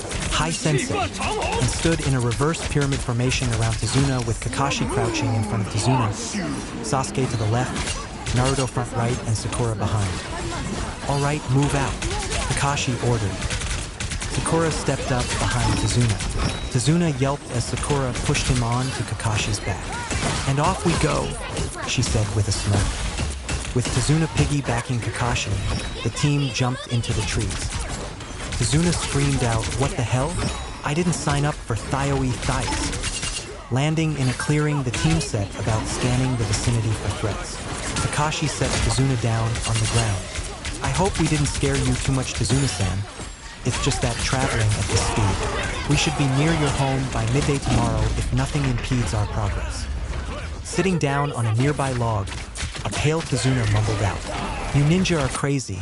If I hadn't fainted every time I woke up until like half an hour ago, I'd have been super freaked out the whole way here. I smiling at Tazuna. Just take deep breaths, Tazuna-san. We'll set up an early dinner. So why don't you relax? Walking back into the clearing, Naruto said, Clear. Sasuke and Sakura entered from their points at the same time. Clear over here as well, Sensei. Sasuke just grunted a confirmation. Alright, Sakura, could you get started on boiling some water? Sasuke, help with the fire and set up what Sakura tells you to. She knows what she's doing, and after the last time you or Naruto checked, well, let's just say I don't like food poisoning. Blushing at the praise from her sensei, Sakura let out a hi sensei. Sasuke, could you grab some wood? Sasuke grunted again and starting towards a tree. Tazuna watched Sasuke as he approached the tree. What's that kid doing? How's he gonna cut off a few branches without a ladder or axe? Tazuna gasped in shock when Sasuke started to walk up the tree. How's he doing that? Some kind of trick. Kakashi sat next to him. Not just a basic chakra control exercise, a basic ninja skill. Tazuna still looked on in awe until Sasuke disappeared into the branches above. He was then distracted by what Kakashi said next. Hey Naruto, can you go get us one of those wild boars we passed earlier? With a quick nod, Naruto replied, Hi Sensei, and started taking off his travel gear. Tazuna turned to Naruto. Oi kid, how are you gonna manage to take down a wild boar? They're super dangerous. Naruto looked at Tazuna and extended out the hidden bone in his left arm. I got my ways, old man, and he leapt into the trees, heading back the way they came. At that moment, Tazuna decided that the boys on the squad were crazy. At least the girl seemed rather normal. Turning back to Sakura to try and get some normalcy, he was shocked when he saw her cutting vegetables with the sharp claws of a blood-red and jet-black gauntlet. I give up, all ninja are crazy. Maybe a little, but we get the job done, Kakashi said to Tazuna with an ice smile. Not 2 minutes later, the two heard a loud crack and looked up. Falling through the trees was 3 small branches about the size of a fully grown person. They landed in a perfect pile next to Sakura, who didn't even flinch. About time, Sasuke-kun. I need that fire going now. Landing opposite Sakura, Sasuke said, sorry for the delay. I had to find the perfect branches. Otherwise, I'll need to create a full fire pit, and we just don't have the time for that. Sasuke picked a branch and threw it into the air above Sakura. Catch! Sakura just smirked and disappeared in a red blur that flew past the log 4 times in a second before sitting back where she was and started to fill a pot that she recently unsealed with water from her canteen. Smirking at Sakura's nonchalant attitude, Sasuke ran through a set of hand signs. Fire-style ember. He muttered and spat a small fireball at the pile of logs the branch had become, setting them ablaze in seconds. After that, Sasuke unsealed a metal grate on 3 legs and set it over the fire. It's ready, Sakura. Sakura nodded while throwing the chopped veggies in the now filled pot and set it above the fire to cook. Now we just need Naruto to come back with that boar, Sakura said to Sasuke with a smile. Sasuke couldn't help it.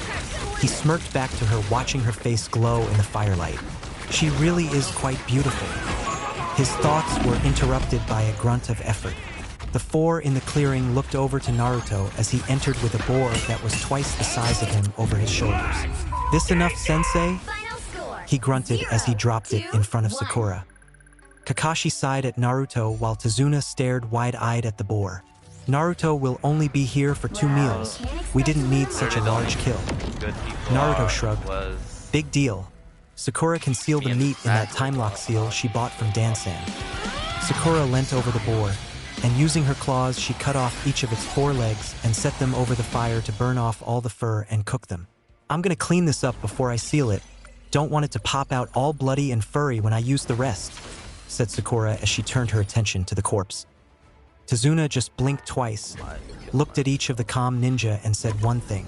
You're super insane, all of you, before passing out from the shock. At this time, Naruto heard a twig snap from behind him. He turned around and scanned the area near the edge of the forest, noticing nothing out of the ordinary. Just some bushes, a squirrel darting up a tree, a puddle. Wait a sec, a puddle? It hasn't rained in weeks. Turning towards Sasuke, he started tapping his knee with his ring finger. Hey Sasuke, can you pass the water? I got something in my eye. I want to wash them out just to make sure. Sasuke recognized the tapping for their code of "we're being watched," and knowing that Naruto and Sakura were the ones that carried water on these missions while he lugged around the cooking utensils and the chakra handcuffs along with the food, Sasuke deduced that Naruto mentioned water for a reason. Realization hit Sasuke when he realized Naruto was telling him to activate his Sharingan. Why else would he start mentioning his eye? Sure, Naruto, whereabout did you leave it? Hearing Sasuke call Naruto by his name instead of Otudo or Dobe, Kakashi and Sakura tuned into the conversation and started to assess the threat. I think I left my bag behind the fire? To your left, Naruto asked while slowly extending his hidden bone in front of him. Looking behind Naruto's left and noticing the puddle, Sasuke activated his Sharingan and saw through the Genjutsu easily. Yeah, Naruto, you're right. There's 2 bottles right next to each other. What do you want? Smiling at his team, Naruto stood up. I want the one on the left. Sakura backed up to Tazuna, standing up as a guard while Naruto and Sasuke suddenly charged at the puddle. Naruto flung out his arm, sending a barrage on bone bullets at the ninjas in disguise, who dropped the Genjutsu and dodged to the sides while the chain connecting their wrists was destroyed by the projectiles. Shit, what now, Meizu? The one on the left asked. What do you think, Gozu, we attack? The one on the right yelled while diving at Sasuke. Sasuke smirked, and using his Sharingan, he dodged the lunge easily while unleashing his Kusarigama. At one end, a foot-long scythe blade appeared from its seal, while on the end at Sasuke's feet, a ball weight appeared. Spinning the chain expertly, Sasuke threw the scythe at Gozu, stabbing him through the shoulder. Screaming in pain, Gozu made a lunge at Sakura and Tazuna. But before he could get close, Sasuke pulled back on the chain, wrenching Gozu from the ground and was wrapped up in the chain. Gozu looked up groggily just in time to see the iron ball flying at his face. Crunch.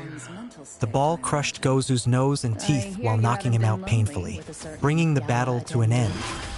When Meizu charged at Naruto, he pulled his arm back, aiming for a stab at Naruto's chest, believing himself to be faster than a mere genin. Unfortunately, he was wrong. Naruto barely slid under the strike, with his bone blade flashing upwards past Meizu. In the one step between Meizu's strike and Naruto's slide, Naruto had slashed at Meizu. Meizu stopped his charge in shock and fell to the ground in two pieces, his head completely detached from his body thanks to Naruto's speedy swipe. Lowering his guard, Kakashi walked over to the two genin. "I must say you two fought exceptionally. Sasuke, you managed to capture your ninja just like a hunter nin would, and Naruto, you finished it in one move like a true assassin. You did amazing, now leave the interrogation to me." Naruto made the corpse disappear. Picking up the unconscious captive, Kakashi stepped into the woods, out of sight of the group, leaving the others with the corpse. Sasuke looked at Naruto, who raised an eyebrow back at him. Yeah, I know," Naruto said before holding up a hand sign and diving underground, bringing Meizu's body with him. At this moment, Tazuna decided to wake up. "Ugh, I don't feel 2H, my god, that's a head." Sakura and Sasuke looked over to where Tazuna was pointing and realized that Naruto forgot to drag the head under as well. Nudging Sakura with his arm, Sasuke asked, "Do you think these two would have had a price in the bingo book?" Sakura smiled before taking a bingo book out of her pouch. "Here, Sasuke-kun, once you said you'd become a hunter and tracking me, I thought having one of these would help." Smirking at Sakura's ingenuity, Sasuke took the book from Sakura's hand and started looking through it. Sakura turned back to the food, seeing that the veggie soup was done. She grabbed a smaller pot of water and poured some rice in. "Tazuna-san, would you like your soup now? Or would you rather wait till we have the meat and rice done?" After a few moments of silence, Sakura thought he hadn't heard her. She turned to him to ask again when she realized he was still staring at the head, starting to look a bit green. Sasuke-kun, could you please move the head away from Tazuna-san? He doesn't look too comfortable." Looking up from his book, Sasuke nodded at Sakura and let out a cheek. He casually strolled over to the head and picked it up by the hair and walked around the other side of the camp and put it behind one of the branches he cut down earlier. Naruto popped up next to Sasuke. "Taking care of guys. Now where's the grub? I'm starving." Sakura frowned at Naruto. "Naruto and I, we should at least wait for Kakashi-sensei. Besides, Tazuna-san doesn't seem to feel like eating yet anyway." Naruto was about to retort when Kakashi walked into the clearing, pulling his headband down over his left eye. "Well, I got what I need. Tell me, Tazuna-san, who is Gato, and why does he want you dead?" That one simple question made Tazuna nervous. "I'm sorry, don't know him. Ask later."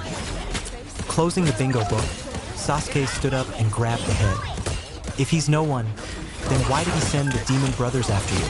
They are high C-rank chunin from the Hidden Mist, known for being ruthless and their use of highly effective poisons." Tazuna was beginning to sweat now. Maybe it's someone I owe some money to? Sure, it was an overreaction sending ninja after me, but still, I'm sure it's nothing. Glaring at Tazuna, Naruto grabbed the head from Sasuke. "So you just made me take someone's life over a lost bet?" He shoved the head into Tazuna's face. "You think this is worth a few bucks? Look what you've done." Tazuna cringed away from the head, its dead eyes facing Tazuna. Kakashi grabbed Naruto's shoulder and pulled him back. "Naruto, that's enough. I'm sure Tazuna-san will tell us why he lied. Right, Tazuna-san?" "All right, Finn," Tazuna said, looking away in shame. Smirking at his victory, Naruto sealed the head into one of the capsules on his belt and passed it Sasuke. "Come on then, why were you so stingy? What didn't want to pay for a higher mission? Are you that selfish?" Something snapped in Tazuna and he glared heatedly at Naruto. "Never! The future of my village is on the line." I would never put in less than my all for this cause. Stepping back in shock at Tazuna's outburst, the genin were at a loss of what to say. Seeing that Tazuna's situation was direr than he wanted to lead on, Kakashi waved the genin towards the logs around the fire and sat down next to Tazuna. Tazuna-san, if you tell us what is wrong, then we can better prepare for what we have to face. Please tell me, who is Gato and why does he want you dead? Sighing in defeat, Tazuna looked up at the jonin. Gato, he is the owner of Gato Industries. Kakashi's eye widened. That Gato? One of the richest men in the world, Gato. Why does he want you dead? I thought you were just a bridge builder. Tazuna nodded in response. I am. You see, Wave Country is completely isolated from other countries because we're surrounded by water. Seeing the opportunity before him, Gato seized power over Wave by buying all the shipping docks and hiring thugs to destroy the ones he couldn't buy from people. Gato's a monster and has been sucking the land dry of crops, wildlife, money, and people. He'd sell the crops and wildlife through his industry to make a huge profit while keeping the money for himself, and he'd sell the people into slavery in the black market. He's not the great leader of a visionary company. He's a ruthless monster bent on owning the world. Unfortunately, he chose to start with my village. Sasuke raised a brow. I still don't see why he'd hire ninja to kill you, Tazuna-san. Why are you so important? Tazuna looked up with a sad smile. I am the most super bridge builder in the whole of Water Country. My bridge will connect the land of waves to the mainland, destroying Gato's monopoly of our land. Tazuna stared into the fire with a tortured expression. With me gone, so is the bridge. So is the last hope of Wave. The silence fell onto the camp for a few moments as Team 7 absorbed the information told to them. The silence was interrupted as Kakashi spoke. Well, team, looks like we got our work cut out for us, and no way we can do this job on an empty stomach. Sakura, is the food almost done? I'm positively famished. Looking at her sensei, she gave a smile. It's ready now. Help me dish it up and we can dig in. Kakashi nodded and stood to help Sakura, while Tazuna looked on in shock. You're still going to help me? Even with the danger I put you in. From behind Tazuna, Sasuke patted him on the shoulder. As if we're gonna leave now, what kind of hunter would I be if I couldn't stand up to such interesting prey? Naruto, standing up from his place near the fire, said, Yeah, Tazuna-san, you can't get rid of us that easily. I'm gonna set up our tents, so pass me your stuff. Sasuke passed their bags to Naruto and walked over to help with the food, while Naruto took a few steps away and threw a sealing capsule to the ground, making the tent appear in a poof of smoke. Tazuna looked at the ninjas with tears pouring from his eyes. Thank you so much. Kakashi turned back to Tazuna. As if we could anything less, Tazuna-san. Here's your food, now chow down, so you can get some rest. We're heading off at dawn. You get that, team? Tazuna nodded towards Kakashi with a smile on with teary face, while the team shouted at Hi Sensei. Tazuna-san, how much longer will we be? Naruto asked with an impatient expression, as the team flew through the trees. Holding his hat with one hand, Tazuna faced Naruto from his place on Kakashi's back. At this speed, we could be there in 10 minutes. This is super cool. Hearing this, Kakashi slowed down. Tazuna-san, didn't you say our lift across to the village's island won't be there until 2 p.m.? Tazuna said back, Yeah, so what if we're a little early? Kakashi replied, Nothing is wrong with that. It's just that I don't feel like wasting energy. Why don't we walk from here? We'll still be there over an hour early. Sasuke grunted in agreement while Sakura nodded appreciatively. Sounds good to me, sensei. Coming to a halt, Kakashi jumped down to the ground, placing Tazuna back on his wobbly feet. Wow, that was a rush. Naruto landed next to him. At least we get a bit of a rest now. Looking around the area for any threats, as he'd been doing every 5 minutes for a minute at a time, Sasuke noticed a chakra signature in the mist ahead of them. Stepping up next to his sensei, Sasuke whispered, There is a man in this mist. His chakra signature is larger than your sensei. He can't see us yet, as far as I can tell, but he seems to be waiting for us. Frowning in thought, Kakashi turned to his team. Alright guys, emergency protection pattern beta 3. Hi sensei, they replied in confidence. Naruto grabbed Tezuna's arm while Kakashi created 2 shadow clones. Naruto smirked at Tezuna's confused face. "Take a deep breath and close your eyes." No one saw Zabuza looked down from his vantage point among the trees. A squad of genin? This shouldn't be too hard. Then again, the Jonin looks familiar. Zabuza let the Konoha team walk right by underneath him and walk about 20 meters ahead before he jumped down from his perch. Time to get started.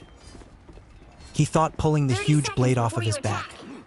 "Be on guard, guys, and follow any order I give you straight away."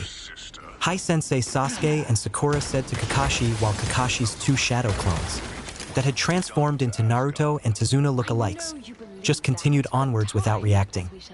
Kakashi closed his eyes and listened for movement. After a few seconds, he heard a quiet grunt and then something flying through the air towards them. "Get down!" The team dove to the ground, barely avoiding the massive blade that flew over their heads.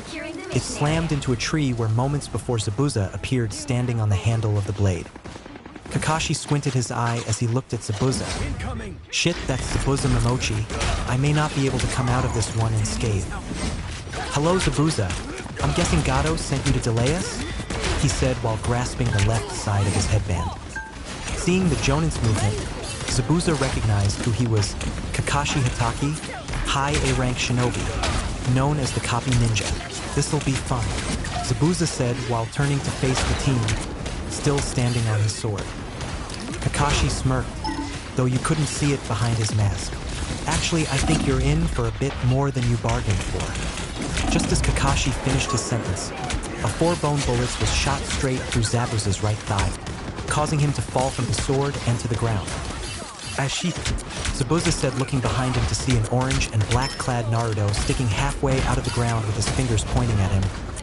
"Nice shot, Naruto. With less mobility, I can take him down much easier," Kakashi said, pulling up his headband, revealing a full matured Sharingan. Zabuza scowled from behind his bandages. Turning, he launched a kick at Naruto, who only got a glancing blow to the top of his head because he sunk back into the ground. Pissed off at being caught off guard by a genin, Zabuza turned to look back at the full team. As he watched, Kakashi's shadow clone that was disguised as Naruto disappeared into smoke. "Fuck! I can't believe this turned bad so quickly." Kakashi, seeing his opportunity to end the battle, quickly dashed at Zabuza as Zabuza began hand signs while jumping onto his good leg. Seeing with his Sharingan, Kakashi easily saw that Zabuza was planning to summon water clones to aid him, so Kakashi prepared a counter. Zabuza glared at Kakashi, water style, water clone jutsu. He yelled, summoning 2 clones to intercept Kakashi while he grabbed a sword. To his shock, the first clone disappeared seconds after it was summoned due to a bone bullet through its head, and the second clone didn't last long against Kakashi. Zabuza tried to lure Kakashi into a trap by jumping onto the nearby lake. "Come on then, leaf scum," he said, glaring at Kakashi. Being overconfident in both himself and his students, Kakashi leapt onto the water in front of Zabuza and pulled a kunai. "Let's finish this, Zabuza." With that said, Kakashi lunged at Zabuza, and Zabuza swung his sword downward to intercept Kakashi's lunge. The sword was blocked by Kakashi, but the force of the swing pushed him underwater. "Gotcha!" Zabuza yelled while reaching into the water with his free hand. Water style. How am I not getting Water prison jutsu. Kakashi was suddenly unable to move in the water that pressurized around him. "Shit, I'm caught. What should I do?" Zabuza smirked before glaring at the genin and Tezuna. "What are you gonna do now? Your sensei's done and your client is gonna be next. Then I'm coming after you," he said, adding killing intent to his glare. Naruto, Sasuke, and Sakura shook in fear at the killing intent, but realizing that their next actions as a team could save their sensei's life, Naruto forced through the fear and yelled, "Those that abandon the mission are trash, but those that abandon their comrades are worse than trash. Right, guys?" Sakura and Sasuke steeled their fear and replied in affirmative. Naruto summoned 2 giant shuriken and flung them at Zabuza while charging with the other 2 on his flanks. Zabuza swung his sword and battered the 2 blades aside. "Is that all you got?" Water clone jutsu. He summoned a water clone and gave it his blade. "Deal with the brats." The clone ran forward to meet the team's charge when Sakura yelled, Pattern Delta Strike. Sasuke Strange and Naruto fucking smirked dove to the side, ultimate. leaving Sakura charging at the clone alone. The clone smirked. Overconfident, don't you think, little girl? He yelled, swinging Kubikiri Bocho at Sakura, only for her to disappear in a burst of speed. What? Sakura appeared behind Zabuza's clone with her gauntlets activated. She stabbed at his back at the same time he jumped forward.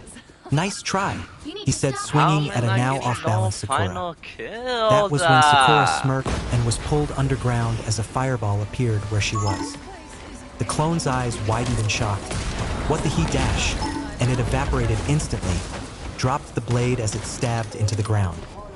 Seeing his clone get destroyed so quickly, Zabuza made the 3 hand signs needed as 2 more clones appeared on either side of him. Kill them and bring me my blade, he ordered, and the clones charged towards Sasuke and the discarded sword respectively. Sasuke turned, his Sharingan now having 2 Tomo, and glared at the water clone that was charging him. Bring it, he said, and whipped out the blade of his Kuzurigama. The clone dodged the strikes easily and tried making his way to Sasuke to attack him, but using his Sharingan and the Kusa, Sasuke kept the clone at a distance without a challenge. I thought you were gonna kill me, Zabuza? I'm still breathing. The clone got pissed off and recklessly dove under a strike to get in Sasuke's guard. A big mistake it realized as it looked up to attack. Zabuza watched as Sasuke's Sharingan span rapidly, and suddenly, he disappeared. The clone stood up in shock. What? Where'd he go? He managed to get out before his head splashed into water as the weight of Sasuke's weapon slammed into him. The second clone had just wrapped his hand around Kubikiri Bocho when a pink blur appeared in his line of sight. On instinct, it jumped back as Sakura's claw slammed into where he was a moment before. The clone scowled and swung the sword at Sakura, who dodged by using her flexibility and leaning backwards. Hold still, brat, it snarled as it swung again. Sakura didn't have time to dodge, so she raised her gauntlets into a block, hoping that they hold out. Slam. Zabuza's blade impacted and sent Sakura flying. The clone smirked in victory and turned around to give the blade back to the original, only to see another giant shuriken inches from his face. Shit, it thought in the millisecond before it was cut through. Naruto appeared from the ground and picked up his shuriken and Zabuza's sword. Holy shit, this thing is heavy, he thought as Sasuke and Sakura appeared next to him. Plan, Sasuke? Sakura asked, glancing at him. Sasuke frowned in concentration, thinking through the different tactics they've learned together as a team. Radical takedown, he said confidently. Naruto turned to him in shock. But we've only practiced that twice. It's our best shot to save Sensei. Now let's go, Sasuke said, forming hand signs and disappearing into his chameleon genjutsu. Sakura nodded at Naruto. You heard him. Let's get started, Sakura said. Naruto nodded, unsealing another shuriken. Roger, he yelled as he flung them at the unprotected Zabuza. Zabuza watched the shuriken fly at him. You think that'll work? He said, catching it in front of him with ease. Zabuza smirked and pulled the shuriken aside, ready to throw it back when he notices pink at the base of his vision. He looks down to see Sakura, who had ran fast enough to stay out of sight underneath the flying shuriken. Shinaro, she yelled and unleashed an uppercut into Zabuza's jaw, sending him through the air, forcing him away from the now failing water jutsu. Hit it, Sasuke, Naruto yelled. Appearing out of his genjutsu, Sasuke was leaping over Zabuza, unleashing his new jutsu. Weapon style, flaming arc, he yelled, swinging the scythe of his weapon on Zabuza's airborne form. Fire leapt from a seal on Sasuke's chain of his weapon and set it ablaze. As Sasuke swung it, the flames flew of in a red-hot arc while maintaining the sharpness of the scythe, aiming to cleave Zabuza in half. Zabuza didn't see the arc of fire until last moment, due to the blinding pain of Sakura's punch. Opening his eyes as the fire started to burn his chest, Zabuza made a split-second substitution, only getting second-degree burn and a large gash. Zabuza fell to solid ground in pain, screaming, H-fucking brats, I swear I'll kiack. He suddenly went limp when 2 needles flew out of nowhere and pierced his neck. Kakashi approached Zabuza and checked his pulse. There was none. A Hunter Nin landed next to Kakashi and grabbed his arm. I want to thank your team for weakening him, but this is my kill. I will take it and my leave now.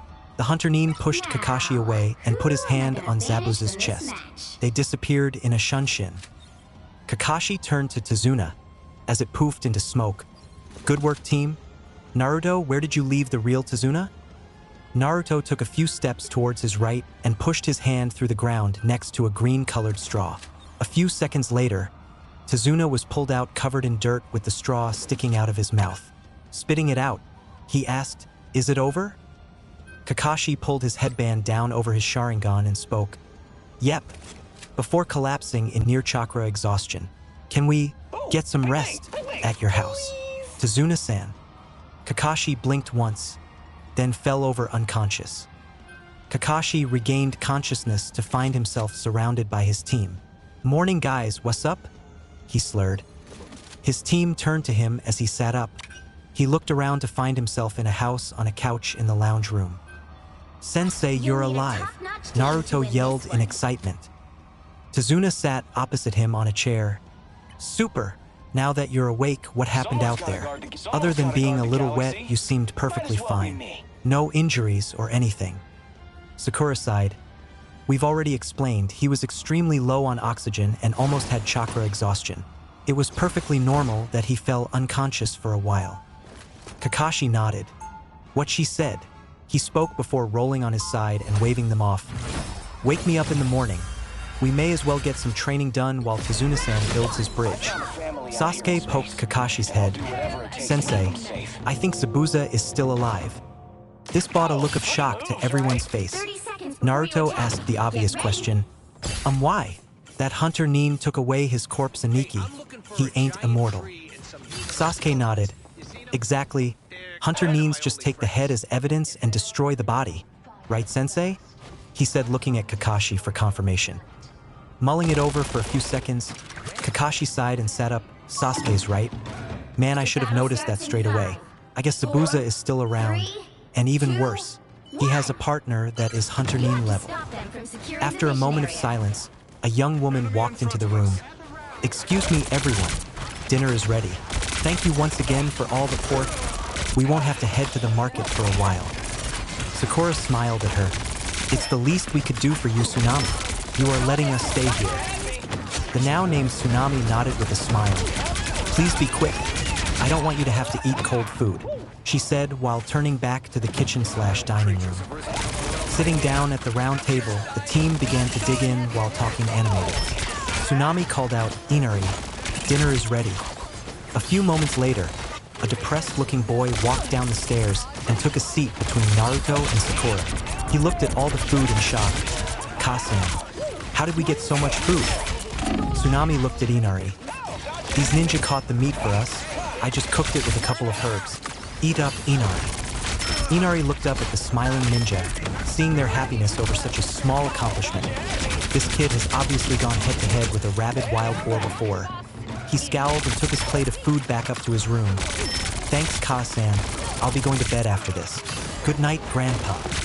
The group watched as Inari left. "Sorry about him. He's just not very happy with our current situation. Everyone wants Gato gone," Tazuna said quietly. Taking an obnoxiously loud bite out of the meat provided, Naruto said, "It's fine, Tazuna-san. The kid will be happy when we're done here, so that's all that matters. Pass the sauce, Mei-chan." Sakura passed the sauce to Naruto. "You really have no finesse at all, do you?" Tazuna outright laughed while Tsunami and Kakashi chuckled. Sasuke just let out a smirk. "You got that right, Sakura-chan. Otuto has the manners of a drunken chicken." Sakura blinked at Sasuke in shock. "Did he just call me Chan?" Naruto scowled over the table at Sasuke. "At least my hair doesn't look like a chicken's ass." Everyone looked at Sasuke's hair for a second, as if noticing it for the first time. The whole table broke out into intense laughter while Sasuke sat fuming. "It does not look like a dash." Kakashi shoved a mirror into Sasuke's hand. Why didn't anyone tell me my head looked like poultry?"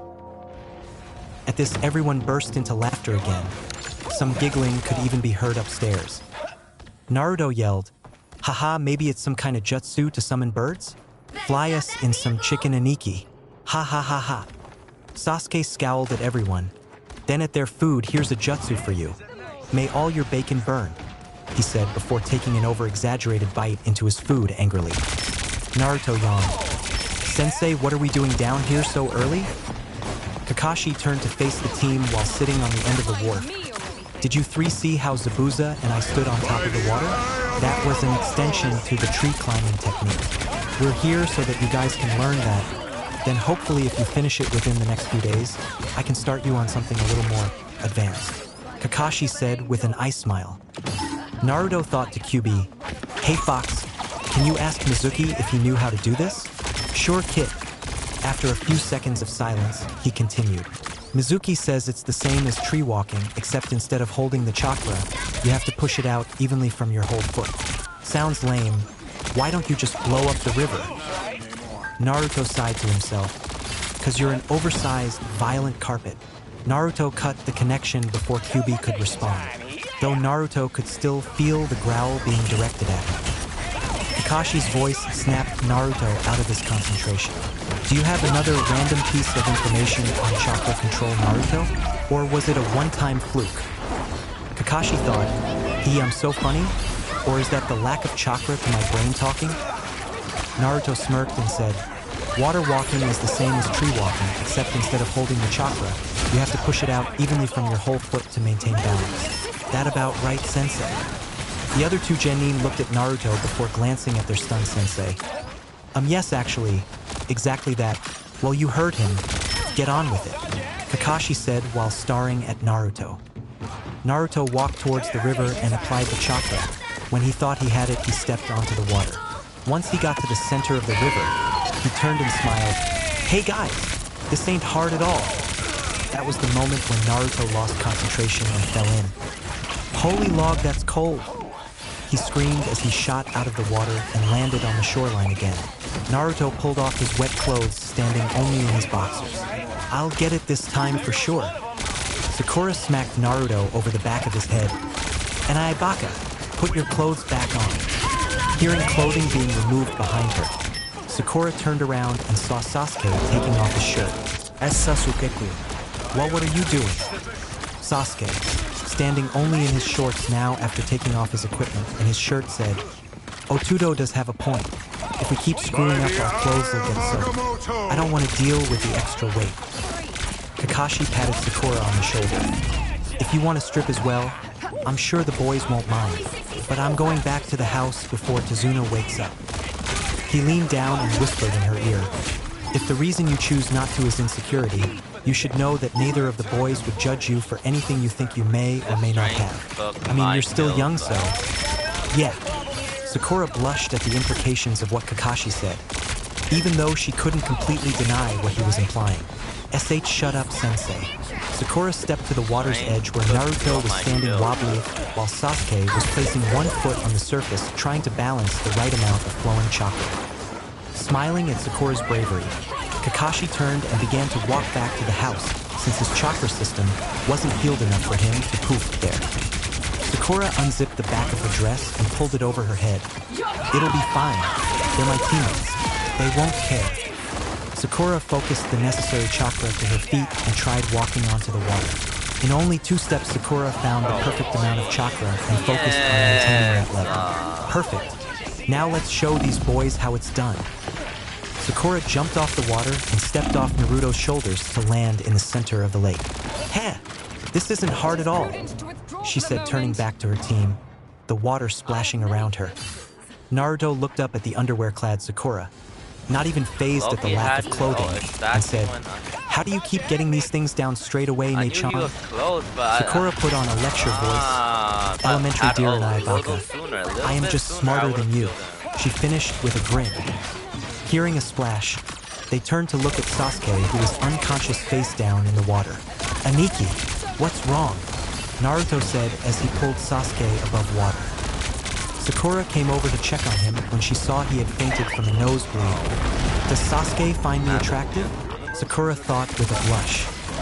Noticing the blood himself, Naruto slapped Sasuke back to consciousness. Aniki, stop being a pervert. That brought Sasuke back fully. I'm an Uchiha. I'm not a pervert, he said, blushing. Flushing herself, Sakura leaned forward in a teasing pose. "I like what you see, Sasuke-kun," she said as a joke. Without thinking, Sasuke replied, "Yeah." Naruto whacked Sasuke over the head. "Pervert!" Rubbing his head, Sasuke scowled at Naruto. "Shut up, Baka." Sakura was about to break up the fight when she noticed something on Naruto's stomach. "Hey, Naruto and I. What's that on your stomach?" Naruto, who was still focusing chakra for the water walking technique, looked down to see the fox's seal showing in black ink. Naruto panicked and cut the chakra off, falling into the knee-deep water near the bank. "It's nothing. Don't ask about it," he said in fear, sitting against one of the posts of the wharf. Sasuke immediately calmed down, worried about Naruto's outburst. "Otudo, was that a seal? What's it doing on your stomach?" Naruto didn't look up to his teammates. "QB, what do I do? If they find out about you, they'll hate me. I can't go back to being alone again. It hurts too much. What do I do?" The QB let out a huge sigh. "Look, Kit, I think they will see the difference between us. And don't take this the wrong way, I'm still a fucking tough demon. But if they can't see the good in you, then they're not really worth it. Even if you do lose them, I can't believe I'm saying this, you still have us inside you. We won't leave you, and I don't think they will either." Feeling a hand on his shoulder, Naruto looked up and saw Sasuke and Sakura looking at him in concern. Sasuke gasped at the pained look on his face and the tears in his eyes. Being the smart person she is, Sakura asked, "Has it got something to do with why the villages hate you?" Catching onto to Sakura's train of thought, Sasuke wrapped Naruto in brotherly hug. "No matter what it is, we won't hate you. Even if the seal is holding something we would hate, you are not the seal. Otudo, tell me what's wrong." Sakura stood in silence, listening to the raw emotion in Sasuke's voice and watching the trembling form of Naruto. Naruto ni. Naruto's tears slowed as he glanced between his teammates and the river. "I think you're right, QB. They'll accept me. I'm gonna tell them, good luck, Kit." Naruto stood up out of the river and channeled some chakra so that the seal appeared. "You guys know my birthday, right? Recognize anything weird that happened on the same day?" Sasuke raised a brow at Naruto in confusion while Sakura thought on Naruto's meaning. "I'm pretty sure it's on October 10th. The QB festival is held then, so maybe Naruto pulled a prank at one of those and now wears a seal as punishment. I mean, he was only a baby at the time, so he couldn't have had anything to do with the actual QB attack, right?" Sakura turned to the nervous Naruto. "The QB festival has been on every year since your dash." Naruto shook his head furiously and interrupted. "No, I mean on my actual day of birth." Sakura then asked, "The QB attack? What does that have to do with you?" Sasuke stared into Naruto's eyes and remembered all he could about the story of the QB attack. The fourth Hokage defeated the QB by sealing the QB away. "We were told it was into a fish that's now kept in the pond at the Hokage Tower. We were lied to, weren't we, Naruto?" Naruto nodded. "There's no way in hell a fish would be able to contain the power of a bijou. You see, only a human's chakra system would be able to handle the strain of any demonic chakra. But the QB isn't just any bijou, it's the strongest of the 9. So an adult's body wouldn't have the time to adjust to accommodate all the extra chakra. So, the fourth sealed it into a baby," Naruto said, hoping they would get it without him having to say the words. Sakura and Sasuke's eyes widened. "Naruto, were you that child?" Sakura asked, halfway between fear and anger. Seeing Sakura's reaction, Naruto assumed she hated him now that she found out his secret. "Yes," he whispered so quiet they barely heard it. The river was quiet after Naruto's affirmation, as if the world itself was waiting for the team's reaction. Naruto heard the splashing movement of someone moving close. He braced himself to be hit and rejected. Instead, he felt arms wrap around him and another arm be put across his shoulders in a comforting gesture. Naruto opened his eyes to see a crying Sakura hugging his chest and a determined-looking Sasuke patting his shoulder comfortingly. "Guys?" he asked in awe. Sakura sniffled, holding back a few tears. "I can't believe it. Both of you have had to deal with so much in your lives, and my only worry has been about my looks." She let out a small sob as Naruto hugged her back. "Otuto." Naruto looked at Sasuke's determined face. "The villagers, they only see you as the fox, don't they?" Naruto nodded, biting his lower lip. Yeah. He burst into tears, holding his family tightly. Sasuke stood up, pulling Naruto with him. We'll show them, Naruto, you're a hero. When our dreams are achieved, you will be who we think. We'll show them you're not some demon. Turning to Naruto, who was looking up at him hopefully. They will see the truth, Naruto. Get up. We need to get stronger, and this is the first step. Sakura stood up next to Sasuke, nodding. Come on, Ni-san, she said with a smile. They reached their hands down towards him while he stared at them in awe. Naruto wiped his tears away and took their outstretched hands. With them standing together in the shallow water, the group hugged for a few moments. After a few minutes, Naruto felt a little awkward, so mumbled the first thing that came to mind to defuse the seriousness of the situation. So, Aniki, does your perverseness for Sakura-nichan mean you two are finally going to be together? Sasuke tensed for a moment before stepping away from the hug, his eyebrow twitching in irritation. Otudo, shut up or I'll burn you. Naruto giggled nervously.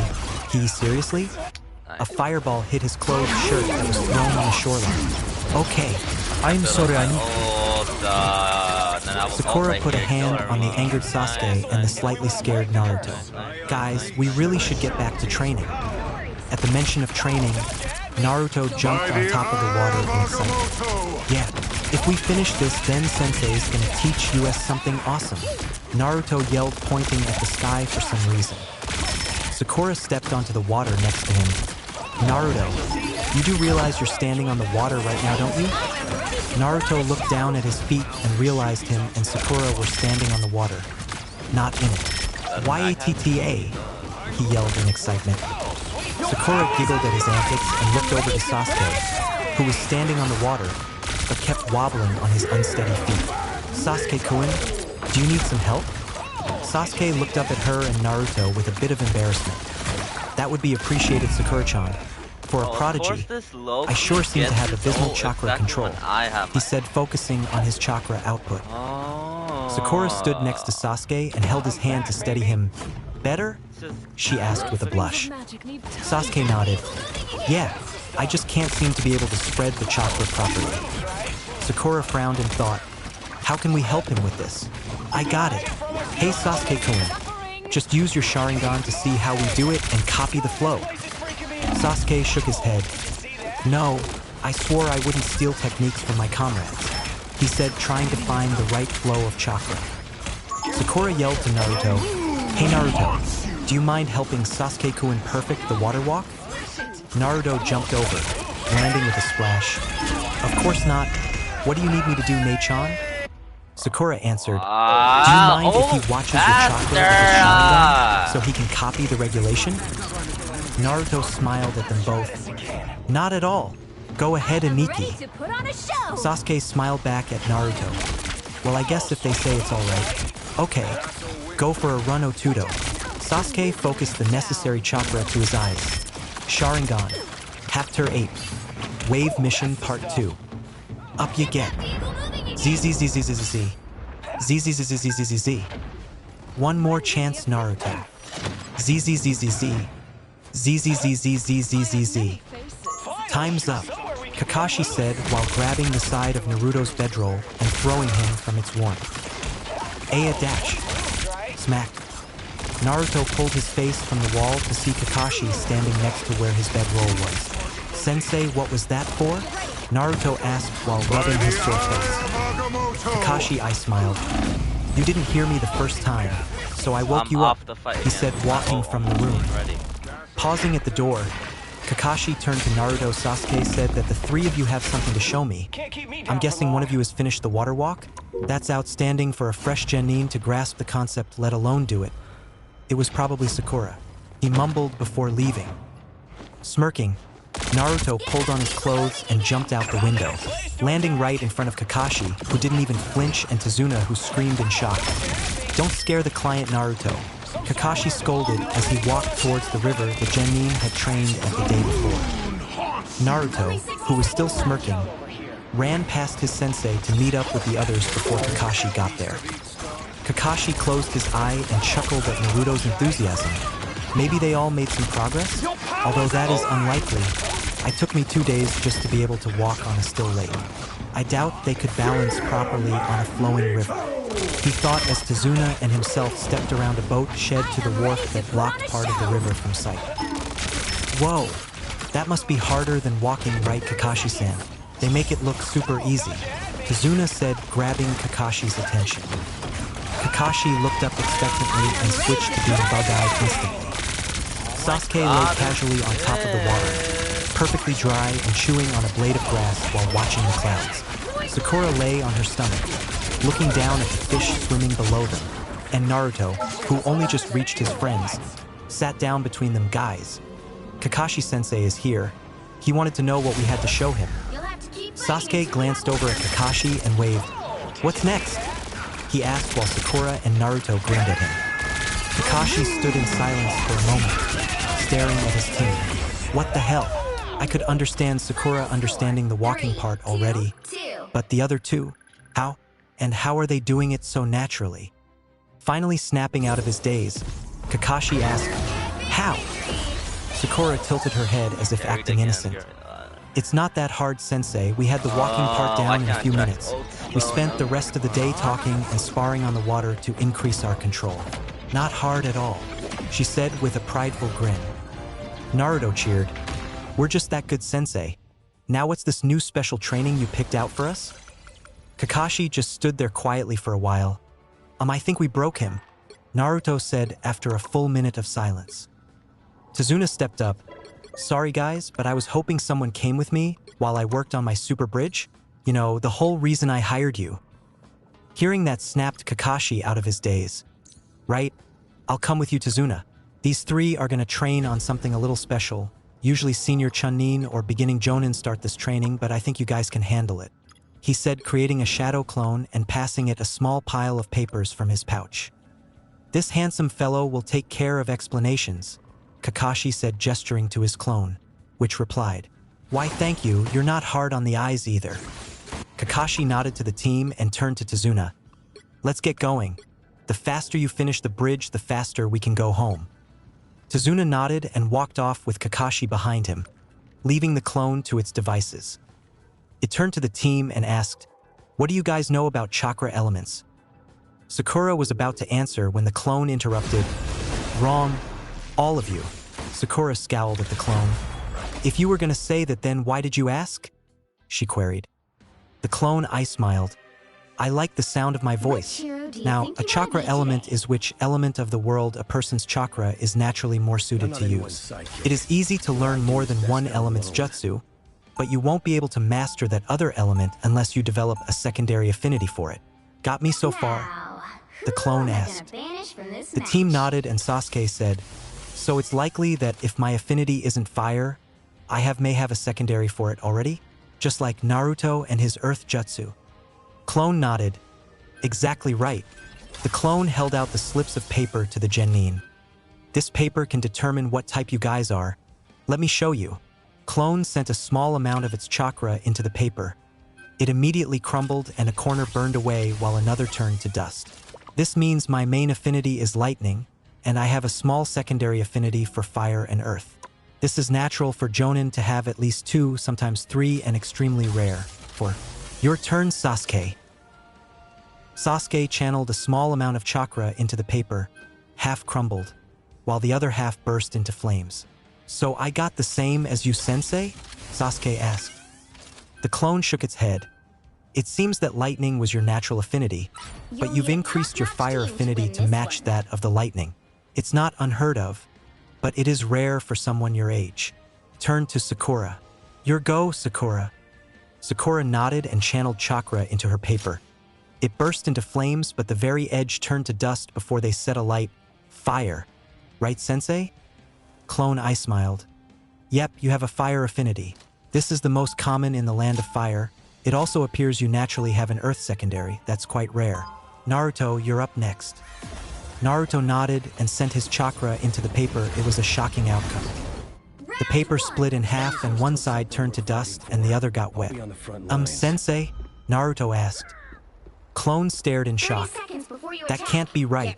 This implies you have wind as a main affinity, which is extremely rare itself, and a secondary for both water and earth. They all seem to be pretty even as well. I could understand where the earth came from given you efficiency with the headhunter, but water. It gave Naruto another piece of paper. Try again. Naruto channeled chakra again, only to receive the same result. Well, I guess it's true. You're still the most unpredictable ninja, the two of the least common chakra type in Fire Country and a powerful earth. I wonder how. Naruto appeared a little anxious. That's when the QB shared its opinion. Maybe the earth is from Mizuki and the water is from Naomi? She does originate from Water Country. Naruto thought back. That must be it. Wow, I get their affinities as well. Sweet. He was brought out of his thoughts when Sakura said, I wonder if the QB has a different elemental affinity entirely, or if it's the cause for the other affinities? Clone turned to Sakura in shock. Why would you ask about the QB, Sakura? It's long gone. Naruto spoke quietly. I kind of told them yesterday, Sensei. I'm not in any trouble, am I? Clone stared at Naruto shocked, before glancing at the unsurprised looks of the other two. No, Naruto, you'll be fine. Me, on the other hand, well, I'm sure the Hokage will scold me for letting you just grab an S-class secret to anyone. They're not just anyone, Sensei. They're my team. Sakura interrupted them at this point. Can we test if the QB gave Naruto more affinities? She asked. Naruto turned to Sakura. I've never channeled its chakra before. I'm not sure I could do it. Sasuke put his hand on Naruto's shoulder. Didn't you say you could talk to it? If you ask permission, I'm sure it won't mind. Before Naruto could reply, the QB spoke to him through their link, Sure Kit. I'll give you a tiny amount. I'll pull it back once some has gone into the paper. And so it began. His whisker marks became much more pronounced on his face, and his teeth poked out from his mouth. The last change was his pupils becoming slid, but staying blue. The clone, seeing the changes, gave Naruto a piece of paper. Naruto quickly pushed some chakra into the paper. What happened was, well, weird. Everyone watched as the paper disintegrated, and in its place a visible piece of red chakra remained in the shape of the paper. Clone hummed, getting the team's attention. Seems the fox doesn't have a specific affinity, but it does seem to have control over pure chakra manipulation. That would come in handy with non-element attacks. It explains why you grasped chakra control exercise quickly after understanding what you needed to do. Naruto looked on in shock as the chakra dissipated. Cool, he summed up simply. The clone eye-smiled at the team, which was looking at him curiously. I'll show you each the first step in training needed to awaken your affinity to its maximum from our village. Everyone, grab a leaf. This is hard, Naruto complained, dropping the leaf he was trying to cut in half with only his chakra. Sakura wiped the sweat from her head. I know, Naruto, you've said that every 2 minutes for the last hour, she said as her leaf dried out. Yes, finally something, she yelled in triumph. Naruto looked over to Sasuke, who was trying to electrocute his leaf with only his chakra. You got anything, Aniki? HN. That's what I thought. Sakura looked between the boys and sighed. This is going to take longer than the water walking. It had been a week since Team 7 arrived at Tazuna's house, and the Genin had spent every day trying to make progress with the elemental training. Sasuke made an amazing breakthrough on the second day of elemental training, the fourth day spent at Tazuna's. He managed to electrocute the leaf out of existence when he rubbed the chakra together and used the friction for the first spark of electricity. He fed it more, and suddenly, the leaf was nothing but a black patch on the grass. Kakashi then gave Sasuke the second exercise, to char a branch by launching a lightning arrow from his fingers from 5 feet away. He's having some difficulty making the electricity last after leaving his hand. Sakura swapped to Earth Chakra training since she found fire much too difficult. She managed to grind the leaf into dust with only her chakra on the third day of training. Having seen this, Kakashi set her on the second task. Sakura had to channel her chakra through the ground and crush a stone 5 meters away. She was now able to grind it down to half its size, but couldn't seem to crush it. Naruto had barely managed to cut in the leaf by this time, and he only just managed to cut the leaf all the way through half of the time by the time the week was over. Kakashi woke up with a jolt. Every night he had sent a shadow clone to spy on the bridge until he got there. It was just dispelled by Kubikiri Bocho. Shit! He yelled as he jumped out of his bedroll. He quickly yelled, "Team, Emergency Protocol 2. The team, who were asleep throughout the house, all heard his yell and jumped awake. Sakura ran to Tsunami's room to check on her while Naruto ran to Inari's. Sasuke activated his Sharingan and scanned around the house for any chakra signals while Kakashi ran to check on Tazuna. Kakashi opened the bedroom door only to find it empty. Double SHIT. Naruto and Sakura ran towards Kakashi's position. Inari and Tsunami are safe, still in their rooms. Sensei, Tazuna is outside, walking towards the bridge, but there are two samurai coming up behind him. Sasuke yelled from downstairs. Kakashi's eye widened and jumped through a second-story window in Tazuna's direction. Seeing the two samurai about to kill Tazuna, Kakashi sent chakra to his feet and pushed the full distance in less than a second. Being unable to effectively take out both samurai at this speed, Kakashi focused on Tazuna. He leapt between the two samurai just as one swung for Tazuna. "This is gonna hurt," he thought as he pushed Tazuna forward, earning a large but shallow slash across his back. "God!" he shouted in pain. The samurai looked shocked at the appearance of Kakashi, but quickly took action and tried to kill him. "Quick! Kill the ninja and grab the bridge builder," one samurai said. The other samurai was about to answer when Sasuke's blade plunged through his neck, killing him instantly. Hearing the now dead samurai fall to the ground, the first samurai turned around, only to come face to face with a set of claws that plunged into his neck and ripped out his jugular. Kakashi got up nursing his wound. "This isn't good. Sakura, take Tazuna back to his house and hide the family in a shelter. It will hold up against any half-rate samurai or thug. Go now, and hurry back to the bridge. We may need the backup." "Naruto, Sasuke, with me," Kakashi ordered before turning and running towards the bridge at a quick pace. Sakura pulled Tazuna to his feet. "Let's hurry, Tazuna-san," she said, pulling him back to his house. Tazuna blinked in shock at what just happened. "Ugh, all right. I think I'm gonna blow super chunks." They disappeared into the distance as the boys sprinted towards the bridge. Arriving at the bridge, Kakashi saw exactly what he was hoping to avoid. All the workers were either unconscious or dead, and an overly thick mist covered the bridge. "Triple shit, Zabuza's back." Just as he said this, the three of them had to jump to the side as ice shuriken flew through the area they were inhabiting moments before, and he brought back up. Zabuza and the fake Hunter Nin stepped out of the mist. "Hello, Kakashi. Brats. About time you showed up," Zabuza said with a sneer. Kakashi took a fighting stance. "Naruto, Sasuke, I have to trust you two can take down Zabuza's sidekick. Can you do it?" Naruto nodded with a grin while Sasuke just grunted an affirmative. "They're all yours, Haku," Zabuza said with a grin. The now dubbed Haku ran off to the right side of the bridge. The boys follow after him. "Now, Kakashi, let's get started," Zabuza yelled while drawing his blade and disappearing into the mist. "TCH, no choice then," mumbled Kakashi as he got into a defensive position, the mist shrouding around him. "Please surrender. It does not please me to kill," Haku said from behind his mask. Sasuke smirked and activated his Sharingan. "Just try it. No way are we giving up," he said, settling into an offensive taijutsu stance. Haku sighed and closed his eyes. "I guess I have no say in the matter. It's what Zabuza-sama wants, so I will do it." Hearing movement, Haku opened his eyes and jumped back to dodge Sasuke's punch. He looked over to where Naruto was only to see him gone. "Basic tactic, now the other will attack from behind me." Haku turned expecting to see Naruto mid-attack. He wasn't there. "Got you." Haku turned back to see the ball of Sasuke's weapon flying at his midsection. Haku moved to jump out of the way when he felt hands grasp his ankle.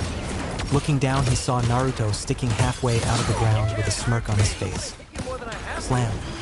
The ball crunched into Haku's stomach, knocking the wind out of him and launching him from Naruto's grasp. Naruto popped up next to Sasuke. "This isn't as hard as we thought it would be, Ayaniki?"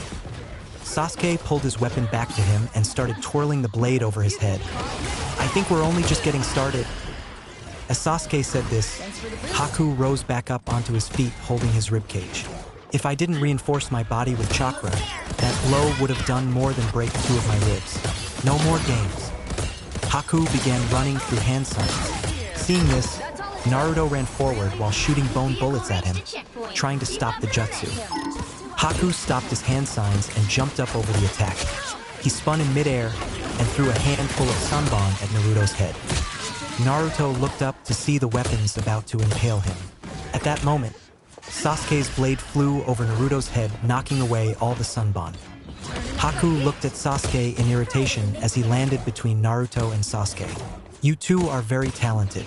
Unfortunately, I have to end this now. Haku made 6 hand signs before the boys could stop him. Hidden jutsu. Demonic ice mirrors, he exclaimed, trapping them in a prison made of ice mirrors.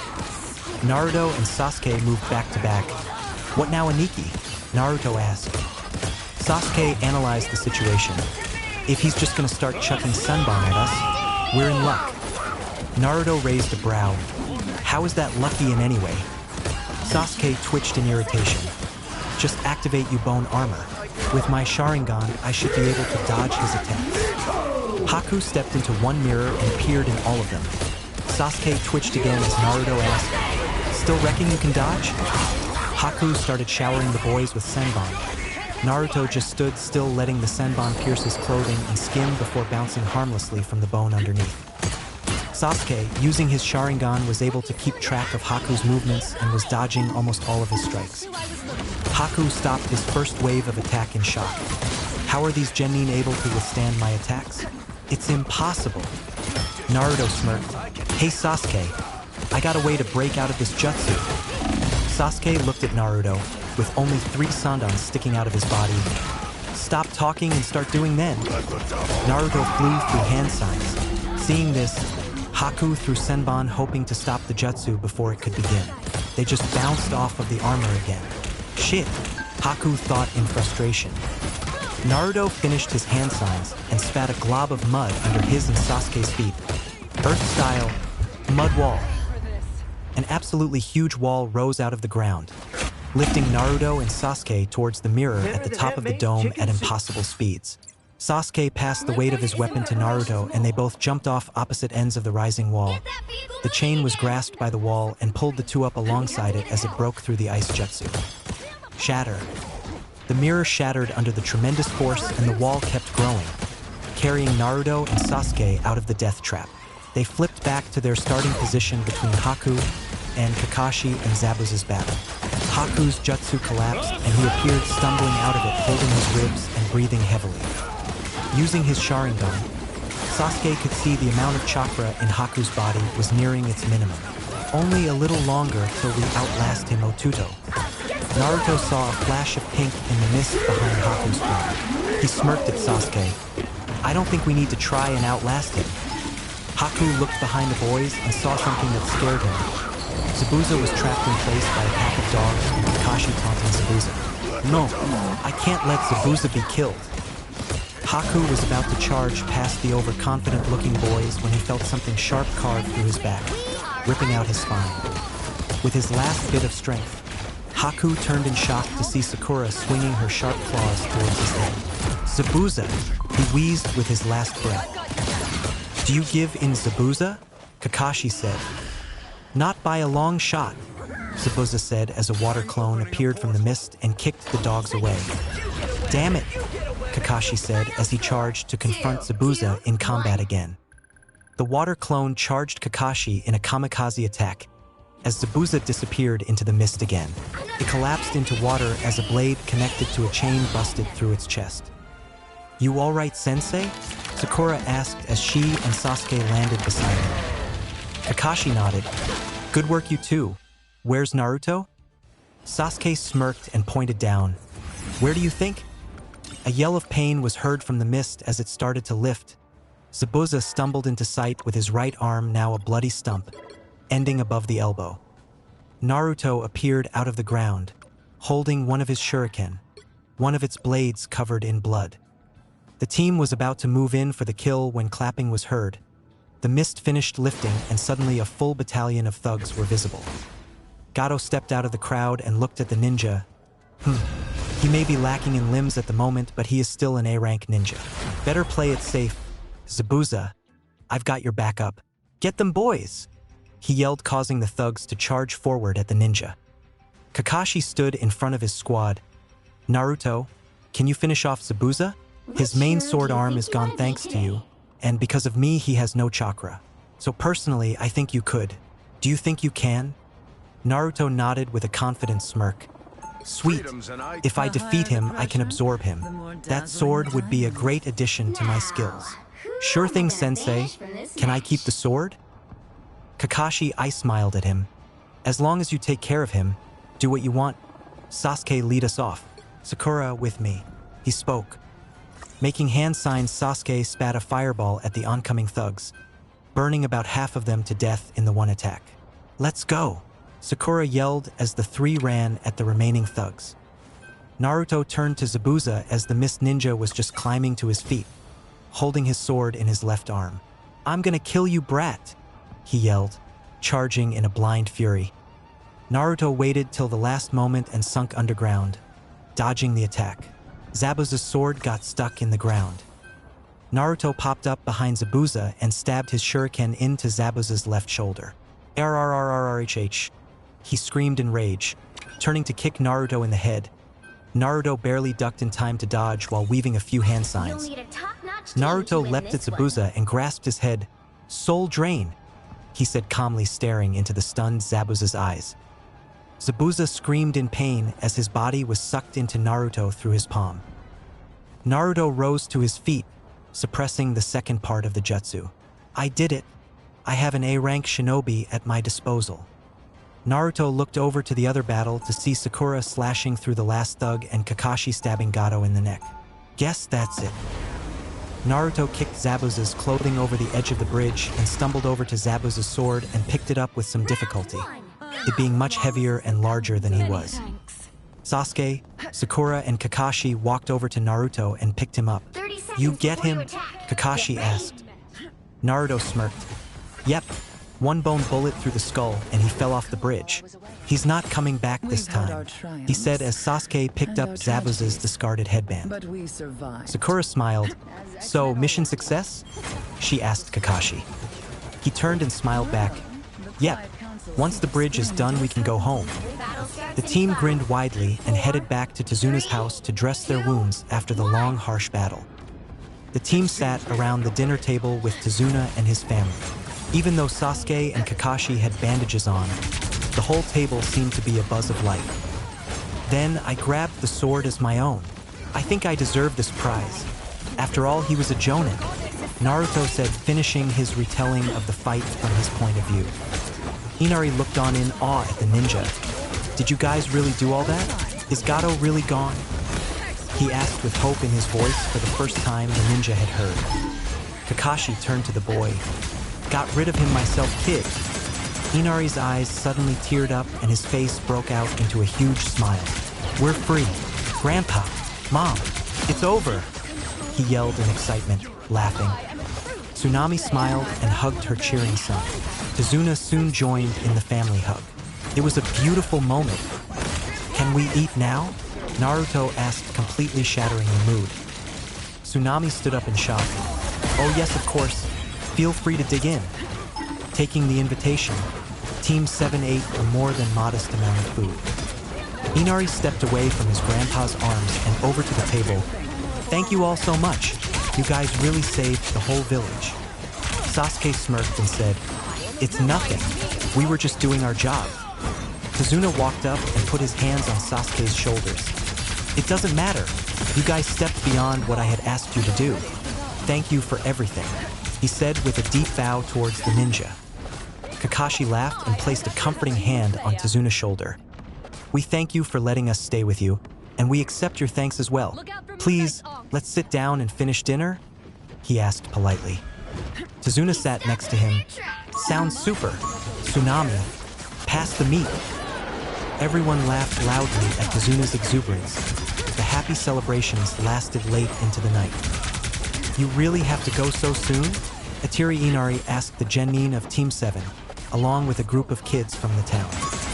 Sakura smiled and bent down to Inari's height. Sorry, Inari-kun, but as ninja we have to return to our village. Sasuke nodded and patted a nearby child on the head. Next time we get a mission in the Land of Water, we'll visit again, okay? Now stop crying. It's your turn to protect the village. This made a lot of the boys in the group stand up tall, grinning at the group. A little girl pulled on the leg of Naruto's pants as he looked over the edge of the bridge, his new sword sitting across his back. Naruto-kun, I'll miss you, she said sadly. Naruto turned to the girl and picked her up. Don't be sad. You'll see us again, I promise, he said while spinning her in the air. The girl was giggling as she spun around. Naruto put her down and she smiled up at him. Thanks, Naruto-kun, we'll see you later. Remember, you promised. Naruto grabbed Sasuke's arm and Sakura's hand. I won't forget. Come on guys, we need to go. Kakashi already left, he said, gesturing to the disappearing form of Kakashi. The three turned and started running together to meet up with their sensei while waving to the people of Wave. What should we name the bridge, father? Tsunami asked, standing next to Tazuna behind the group. Tazuna smiled and said, the Great Bridge of Hope, and we'll mark Team 7's names into the tower Naruto made for us, he said, gesturing to a large wall sticking up halfway across the bridge. The children broke out into cheers, and the people of Wave walked back to their village with smiles on their faces. The team caught up to Kakashi. Sensei, let's get moving, Naruto yelled. Kakashi looked to his left to see his team jumping into the trees and speeding past him. Kakashi, I smiled. A race, is it? He thought before sending Chakra to his feet and pushed off to catch up to his team. I hope they don't think they can outrun me. They'll be in for a disappointing surprise, he thought as he sped past his team. Come on guys, keep up, he said while looking over his shoulder. The Genin smiled and sent Chakra to their feet as well, pushing to meet with their sensei and towards their home. Chapter 9. Return home, serious training, new techniques, and interesting meetings. Mission complete. Hokage-sama, although there were some complications, saluted Kakashi upon their entrance to the Hokage's office. Sarutobi raised his head and looked at the team. He was happy to see their smiling faces, but the small amount of bandages did cause a little concern for him. Sarutobi looked to Kakashi, who was eye-smiling at him. What were these complications, Kakashi-kun? He said tiredly. Kakashi scratched the back of his head. Oh, nothing much. Just a fight with a rank missing Nin Zabuza Momochi and a high Chunin level ice wielder by the name of Haku, not to mention the demon brothers, he said, trailing off. Sarutobi stared at Kakashi in shock before glancing at the team again and noticing Kubikiri Bocho across Naruto's back and 3 scrolls in Sasuke's possession. What? His yell reverberated through the office and out into the village, shaking windows. Naruto picked at his ear. It's cool, Gigi, Sasuke, and I dealt with the demon brothers. Sakura took out the Ice Nin, and the whole team took out Zabuza. Plus, Sasuke and I took major steps into following our dreams. Sarutobi stared at the Genin in shock before taking action. Kakashi, I want a full report on the mission starting from the moment you left the gate. Every last detail. Okay? Kakashi just nodded. Team 7, you won't be having another C rank for a long while. I want you each to have a week of from mission detail. You can start with a couple of Ds next week before moving back onto C ranks. Any questions? Kakashi grasped the Hokage's attention. Yeah, we'll take the break and the few D ranks. But I can honestly say these kids are prepared for the Chunin exams. So can they enroll in the next exams? He asked. Sarutobi was about to deny the request when he thought about what the kids just accomplished. They did manage to take out 2 C-rank missing ninjas, what sounds like a B-rank ninja, and one of the legendary swordsmen of the mist. Though mentally they may not be ready for the actual promotion, they could easily survive the exams. Maybe they'll surprise me. Sarutobi looked over the team and said, request accepted. I'll give you the forms when you hand in your report. Go and rest, you 3, it's late. Hi Hokage-sama/GG, the team said before walking out the office. As the team got to the bottom of the stairs, Kakashi turned to them. All right guys, we'll have tomorrow morning off, but I want you guys at our training field at 2 o'clock. I will have some surprises waiting for you, Kakashi said, looking up at the rising moon. It's late. Go home and get some rest, see you later. And with poof of smoke, Kakashi was gone. Sasuke turned and started walking towards the back of the Hokage tower. I'm gonna turn in these bodies and Zabuza's headband. See what I get for them. CYA tomorrow, he said, holding up 3 scrolls and a headband as he left. Sakura turned to Naruto. Good night, Naruto-kun. CYA tomorrow, she said before sending chakra to her feet and skated down the street in a pink and red blur. Naruto sighed to himself, then smiled. Guess I'm off to bed. Then I can fully absorb Zabuza and learn his moves and stuff. I wonder if Kyuubi-san will eat his negative emotions like he did Mizuki's. With that thought in mind, Naruto jumped across the rooftops to his house. Landing at his front door, Naruto saw his door graffitied again. Die Dämon, burn in hell, Monster. He read sadly. With a deep sigh, Naruto unlocked his door and entered his home. First thing he noticed was that his window had been smashed thanks to the brick now sitting in the center of his room. The glass lay all over his room, shards stabbing into furniture or just lying on the ground. Naruto just looked at the damage sadly, before turning and walking out of his apartment. I'll deal with it tomorrow. For now, I guess I'll just sleep in the park like I used to. With that sad thought, Naruto started walking towards the park near the Hokage tower. Sasuke just exited the bounty hall holding a new briefcase which was filled with cash. I think I made the right choice with this. Now I can refurnish my family's house, he thought, walking into the moonlight and heading on his way home. Just as he left the Hokage's compound, he saw Naruto walking towards the park around the corner. Otudo, I thought you'd be in bed by now. Sasuke watched curiously as Naruto stepped onto the footpath that winded through the park. Sasuke jogged over to Naruto. Otudo, why are you out here? He asked when he got close enough. His eyes widened in shock when he saw Naruto's saddened face. Otudo, he asked. Naruto sadly smiled at Sasuke. Hey Aniki, I just felt like sleeping at the park tonight. My house isn't exactly inviting at the moment, Naruto said, looking down at his feet. Sasuke could feel the sadness pouring off of Naruto. He grabbed Naruto's arm and pulled him as he turned and started walking back towards the buildings of the village. Naruto looked at Sasuke curiously. Where are we going, Aniki? He asked sadly. Sasuke kept walking and didn't look back. All he did say was, home. Naruto just followed behind in confusion, letting Sasuke lead the way. The two arrived at Sasuke's house. He still lived in the Uchiha district, but not in his family's old home. He lived near the Nakano shrine at the back of the district. Naruto, he said, turning to him. You won't be alone anymore. The villagers wouldn't dare enter my district, so you will stay here with me, okay? Naruto looked at Sasuke in shock. You'd let me stay with you, Sasuke? He asked. Sasuke nodded and mumbled, I won't let my brother suffer alone. He pulled Naruto through the front door and they took off their shoes. I have the bedroom upstairs on the north side. There are 3 more you can choose from. I'm using the master bedroom as a storage room for my ninja tools and scrolls. We can move your things in tomorrow before Sensei's meeting. Naruto nodded while tears started to pour from his eyes.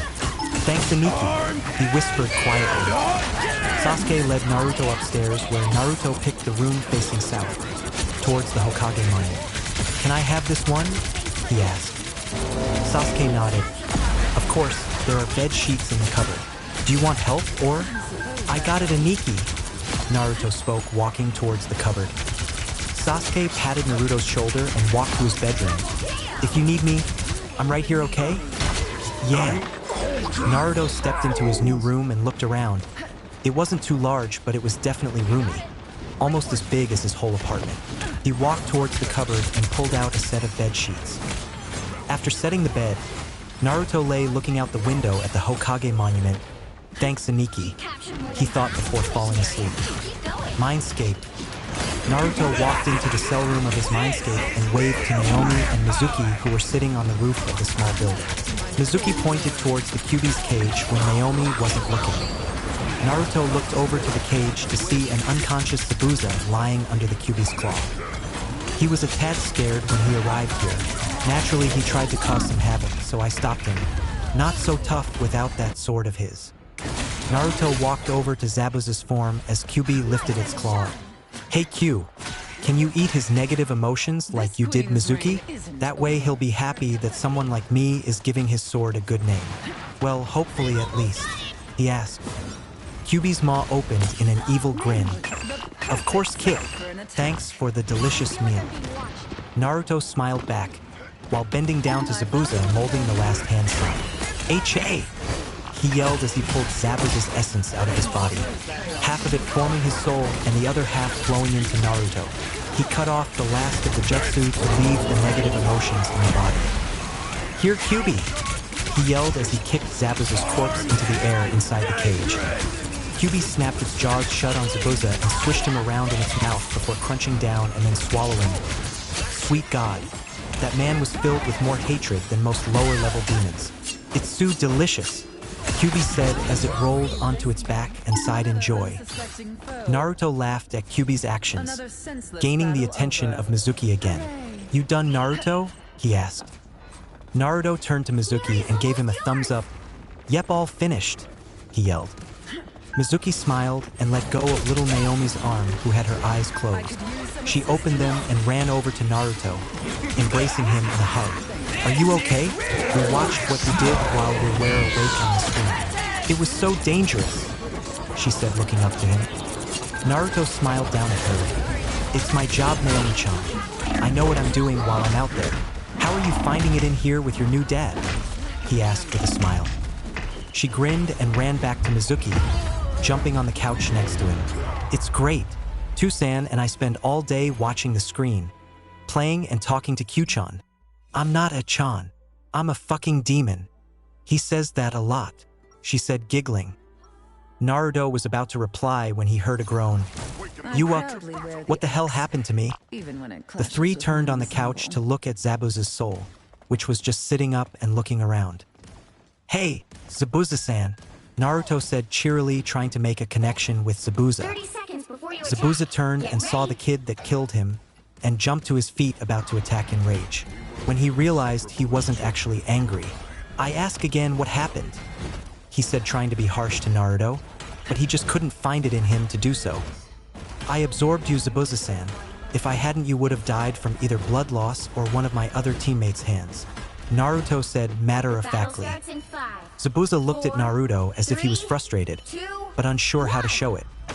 Zabuza sighed and dropped his glare, and just asked Naruto plainly, "So now what, brat?" Naruto smiled at Zabuza and waved him over to the couch. Zabuza walked over and sat down, looking curiously at Mizuki and Naomi. So Zabuza, Naruto said, gaining Zabuza's attention. What do you remember since I absorbed you? Naruto's question baffled Zabuza. Nothing, kid. I only just woke up. Actually, I seem to recall a fox or something. I don't know. You mean me, demon of the mist? Zabuza turned around to see the Kyuubi glaring down at him. Zabuza swallowed deeply. Yeah, I guess that was you. Zabuza turned back to Naruto, then glanced at the two on the couch, then back at Kyuubi, then Naruto again. Kid, what the hell are you? Naruto smirked. I am Genin, Naruto Uzumaki, Konoha's best assassin, Jinchuriki of the Kyuubi, and only user of the Soul Drain technique. Nice to meet you. Welcome to my mind. Zabuza stared at Naruto for a few moments. I need a drink. Mizuki laughed. Yeah, I feel like that every day since becoming a part of this kid, he said, pointing to Naruto with his thumb. Naruto raised a brow and focused. Suddenly a table appeared with a bottle and 2 saucers on it. I don't really know what alcohol tastes like, so it'll taste like whatever you imagine it to be. Zabuza stood up and poured some for himself, taking the whole saucer in one go. Zabuza sighed in relief. That hits the spot. So brat, what happened to my sword? It is legendary for a reason. Naruto smiled and said, I'm gonna start training with it tomorrow. I'll receive your muscle memories when I wake up, giving me as much knowledge about how to use the blade as you had. Zabuza hummed and sat back on the couch. You better become famous and represent my blade with pride. When you wake up, channel a decent chunk of chakra into through the handle. You'll be in for a big surprise, Zabuza said with a chuckle. Kid, it's morning. Sasuke just knocked on your door, the Kyuubi said, interrupting the conversation. Naruto looked back at the screen and saw the sunlight on the back of his eyelids and heard the knocking through the speakers. Okay, guess I'm off. CYA guys later. Mizuki, I'll give you a small bit of control. You should be able to make any drink appear and form something. Naruto said, jumping from the roof and running down the hallway out of his mind. Otudo, are you up? Sasuke said, pushing the door open just as Naruto sat up. Yeah, Nikki, he shouted with a smile. Sasuke looked at Naruto and saw his smile. It was contagious. Sasuke entered and sat on the end of the bed. I was thinking. Sakura-chan said she was trying to find a place to move out to, right? Well, we have 2 extra rooms here. What do you think? He said while Naruto got up and grabbed his new sword. Naruto turned to Sasuke and smiled. I think we have a 3-step plan for the day, he replied. Sasuke raised a brow at Naruto's strange phrase. What do you mean? He asked. Naruto stretched as the 2 boys walked out of the room. Step 1, breakfast at Ichiraku's. Step 2, get all my stuff. Step 3, go to training and ask Nei-chan about it then. Sound good? Naruto asked as they reached the bottom of the stairs. Naruto turned to Sasuke. I mean, if you still want me here at least. Sasuke thunked Naruto on the head. Stop going all emo. That's my thing. Let's hurry up. We got a lot to do today. The 2 boys headed outside as Sasuke wrapped his kusa around his chest and Naruto was looking at the blade he still had to use 2 hands to use. What's up? Sasuke asked, looking between Naruto and the sword. Naruto glanced at Sasuke and remembered Zabuza's words. I got this feeling that the sword wants some of my chakra. Sasuke raised a brow at Naruto. Did I hit you too hard? You talk to swords now. Naruto scowled at Sasuke and focused back on the sword. Sasuke sighed. Fine. Channel your chakra and let's get going. Naruto nodded and channeled some chakra into the sword. What happened amazed both of the boys. The sword, which used to have a 10-foot tall blade and be 3 feet wide, suddenly changed. It maintained its shape but became thinner, only about 1 foot wide now. The blade increased its length to 12 feet.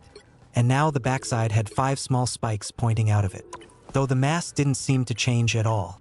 Whoa, Naruto said in shock. Sasuke activated his Sharingan to analyze the blade. It looks like the blade took your chakra to change its shape to suit your fighting style more. Guess it thinks you're much taller.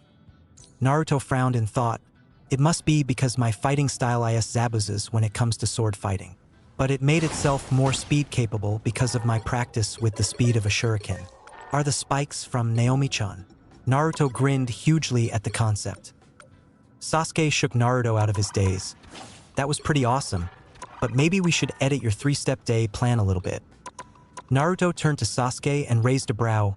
What for? He asked as they began to walk out of the Uchiha compound. Sasuke gestured to the blade hanging across his shoulders.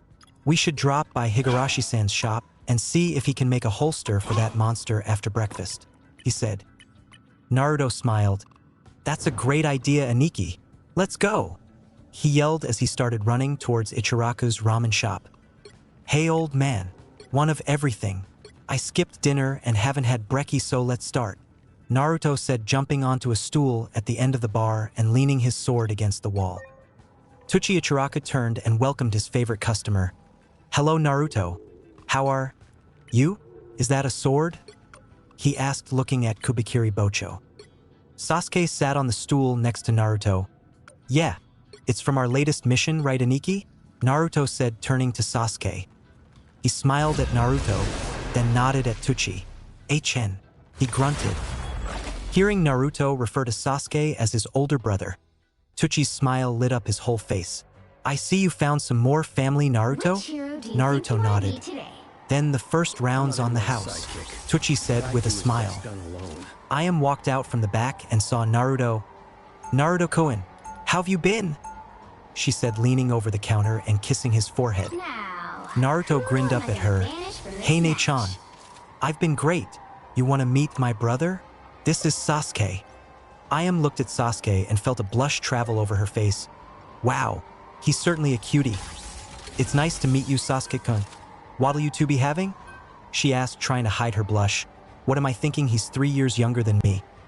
Sasuke looked over the menu and decided on an order. Large shrimp, thanks. He said, looking into her eyes. Is she blushing? He thought. For large pork, and maybe you should get started on 2 bowls of miso for my dessert. I'm starving, Naruto yelled, interrupting the stare between Sasuke and Ayam. Ayam stood up straight and turned to her dad. 1 large shrimp and Naruto's usual, starting with pork today. Got it, Dad? She asked. Tucci smiled widely. Got it, honey.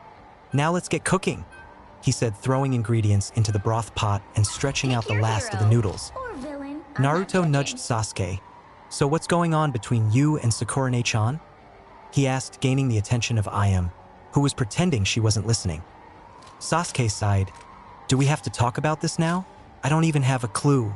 I can't think about that yet, he said in frustration. Naruto raised a brow. Why not a Nikki?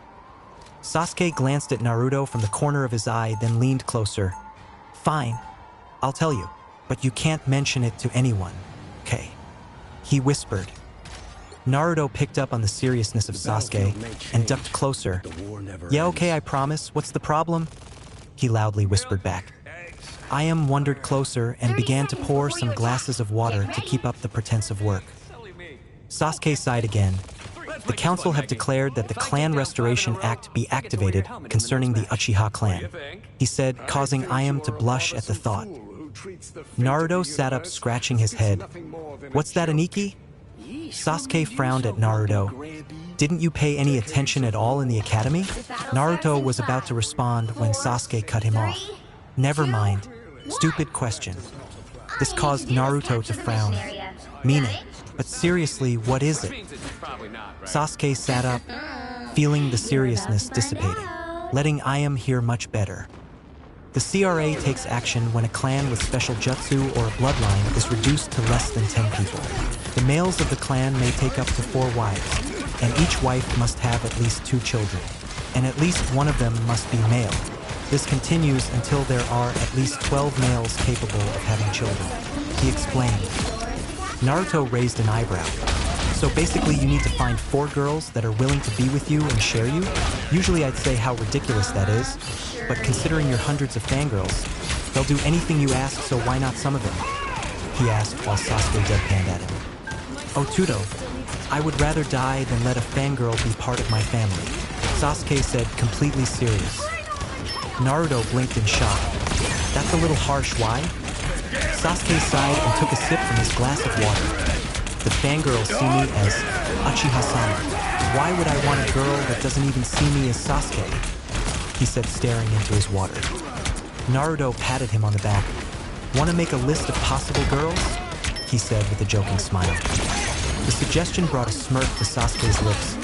Sure, you make one for me and I'll cross out those I'm completely against. See if we can find anyone, he said. Tucci yelled, order up, taking the attention of Ayam, who listened in on the whole conversation between Naruto and Sasuke. Not 5 seconds later, Ayam placed the boys' orders in front of them. Anything I can get you too? She asked, glancing at Sasuke with a light blush on her face. Naruto, who was already a quarter of the way through his first bowl, said, you got some paper and a pen, Ayame-chan? Ayam nodded and realized he was going to write the list right now. She ripped a piece of paper from her receipt booklet and reached to grab a pen. Before giving it to Naruto, she quickly scrawled her own name about halfway down the page. Here you go, Naruto-kun, she said. Naruto stopped eating for a moment and grabbed the offered items. He noticed Ayam's name on the list and looked up at her. She smiled to him with a blush and glanced at Sasuke, who was enraptured with the food. Naruto's grin lit up his face while he nodded. All right, Aniki, I'll start your list right now, he said, writing a few names on the paper around hers. Sasuke turned to Naruto, a noodle hanging out of the corner of his mouth. He murmured before swallowing. Now, he asked with the noodle still hanging from his mouth without his knowledge. Naruto smiled and inhaled half of the food in his bowl before replying. Yeah, now, don't you worry about it, okay? It'll be ready before the end of this training break, he said, putting it into his pocket. Sasuke-kun? He turned to look at Ayam, who was leaning over the counter. You've got him, she said, looking at Sasuke's eyes, then the noodle on his face. I've got it? She reached over and scooped the noodle off of his face and put it into her mouth with one finger while looking at him. MMM, she hummed, overacting the deliciousness of the noodle before she swallowed. Sasuke stared into her eyes, his face holding a red hue. Delicious, she said, returning the stare, succeeding in looking seductive, before turning and walking to another customer who just sat down. Sasuke's gaze followed her movements. Naruto? She's on the list. Thanks. That was delicious, Naruto yelled as they exited the chirakas. Sasuke looked back to see Ion waving to him. Come back soon, she said loudly. Sasuke smirked and nodded back to her before following Naruto down the road. Hey Otuto, he said, grasping Naruto's attention. I know how much you like ramen, so how about we have breakfast there every morning? He finished. Naruto smiled hugely while chuckling. Heh, sure Nikki. That way you can see I am Nechan every morning, right? H-N. Sasuke grunted out, irritated and Naruto's keen eye. How come you notice when other people are interested in each other, but you can't see it when someone likes you? Sasuke mumbled in irritation. Naruto stumbled as the two were turning a corner. Eh? Who likes me? He asked in shock. Sasuke raised a brow at Naruto. You seriously haven't noticed? Dear log, you're thick, he said partway between amused and skeptical. Naruto jumped in front of Sasuke, halting his progress. What do you mean Aniki? He whined. Sasuke smirked. Tell you what, if your little stunt with this list is successful, I'll give you a clue as to who it is. Naruto's eyes suddenly lit up in excitement. Yeah, I'll find the best bachelorettes in town. He yelled a little too loud as many people started to look at the two as if they were crazy. Sasuke whacked Naruto on the head. Dope, don't yell out things like that. He walked past Naruto's and turned down the street towards Dan's ninja store. Naruto ran up next to him and rested his blade against his shoulder with one hand while rubbing his head with the other. That hurt Aniki, he whined. Naruto looked around and realized a lot of villagers were staring at him in fear instead of the usual hate-filled glares, and a lot of ninja were staring at him either in awe or confusion and awe.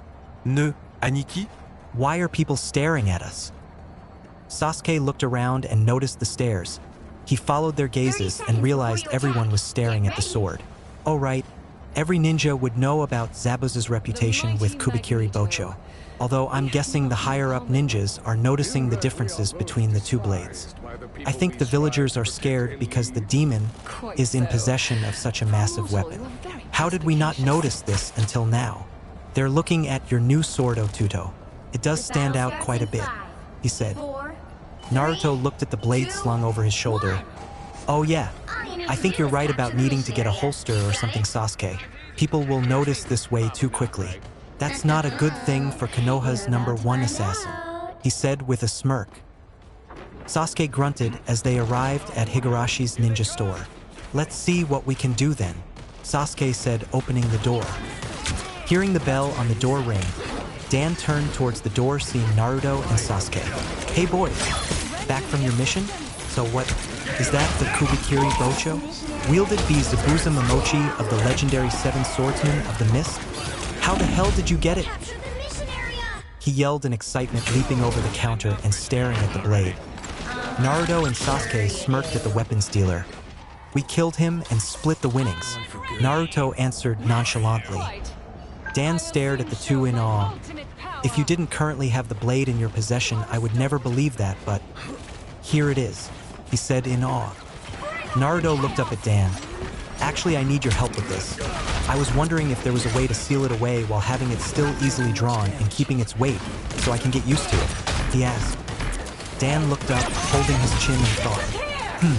Not that I know of, but I may have 2 or 3 things that will end up with the same results, follow me, Dan said, walking back to the counter and returning behind it. The two boys followed him and listened for his explanation. Well, I could give you a partial sealing sheath for the sword, though I'll need to get it modified to fit something too large. Usually they only hold a katana or something of the like, Dan said, drawing his idea on a piece of paper for the boys. It'll look like about 2 feet long and 1 foot wide, and when your sword is partially sealed in it, the handle will stick out along with the start of the blade. I hope, He drew a small black rectangle with Kubikiri's handle sticking out the top. It'll absorb all the weight though, only weighing as much as about a couple of kunai. But I got a solution for that problem, Dan said as he stood up and walked over to a rack of bracelets. He picked up 2 from the top row and showed them to the boys. These are top-class chakra weights. The first one you wrap around your wrists and the other goes around your ankles. They'll increase in your sleep if your body seems to have gotten used to the weight they are currently set as during the day. That way you won't be caught off guard during battle or something by the weights increasing. Dan put them on the counter so Naruto could pick them up and look at them. Dan continued, "The only problem is that these seals malfunction if they come into contact with other seals. So we would have to move around your current sealing bracelets that hold your shuriken." Dan finished with a frown. Having a curious moment, Sasuke activated his Sharingan and looked over the seals in concentration.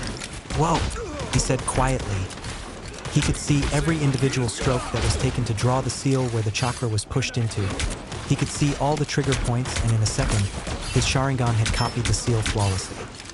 Sasuke blinked and looked away, deactivating his Sharingan. "Are you all right, Sasuke?"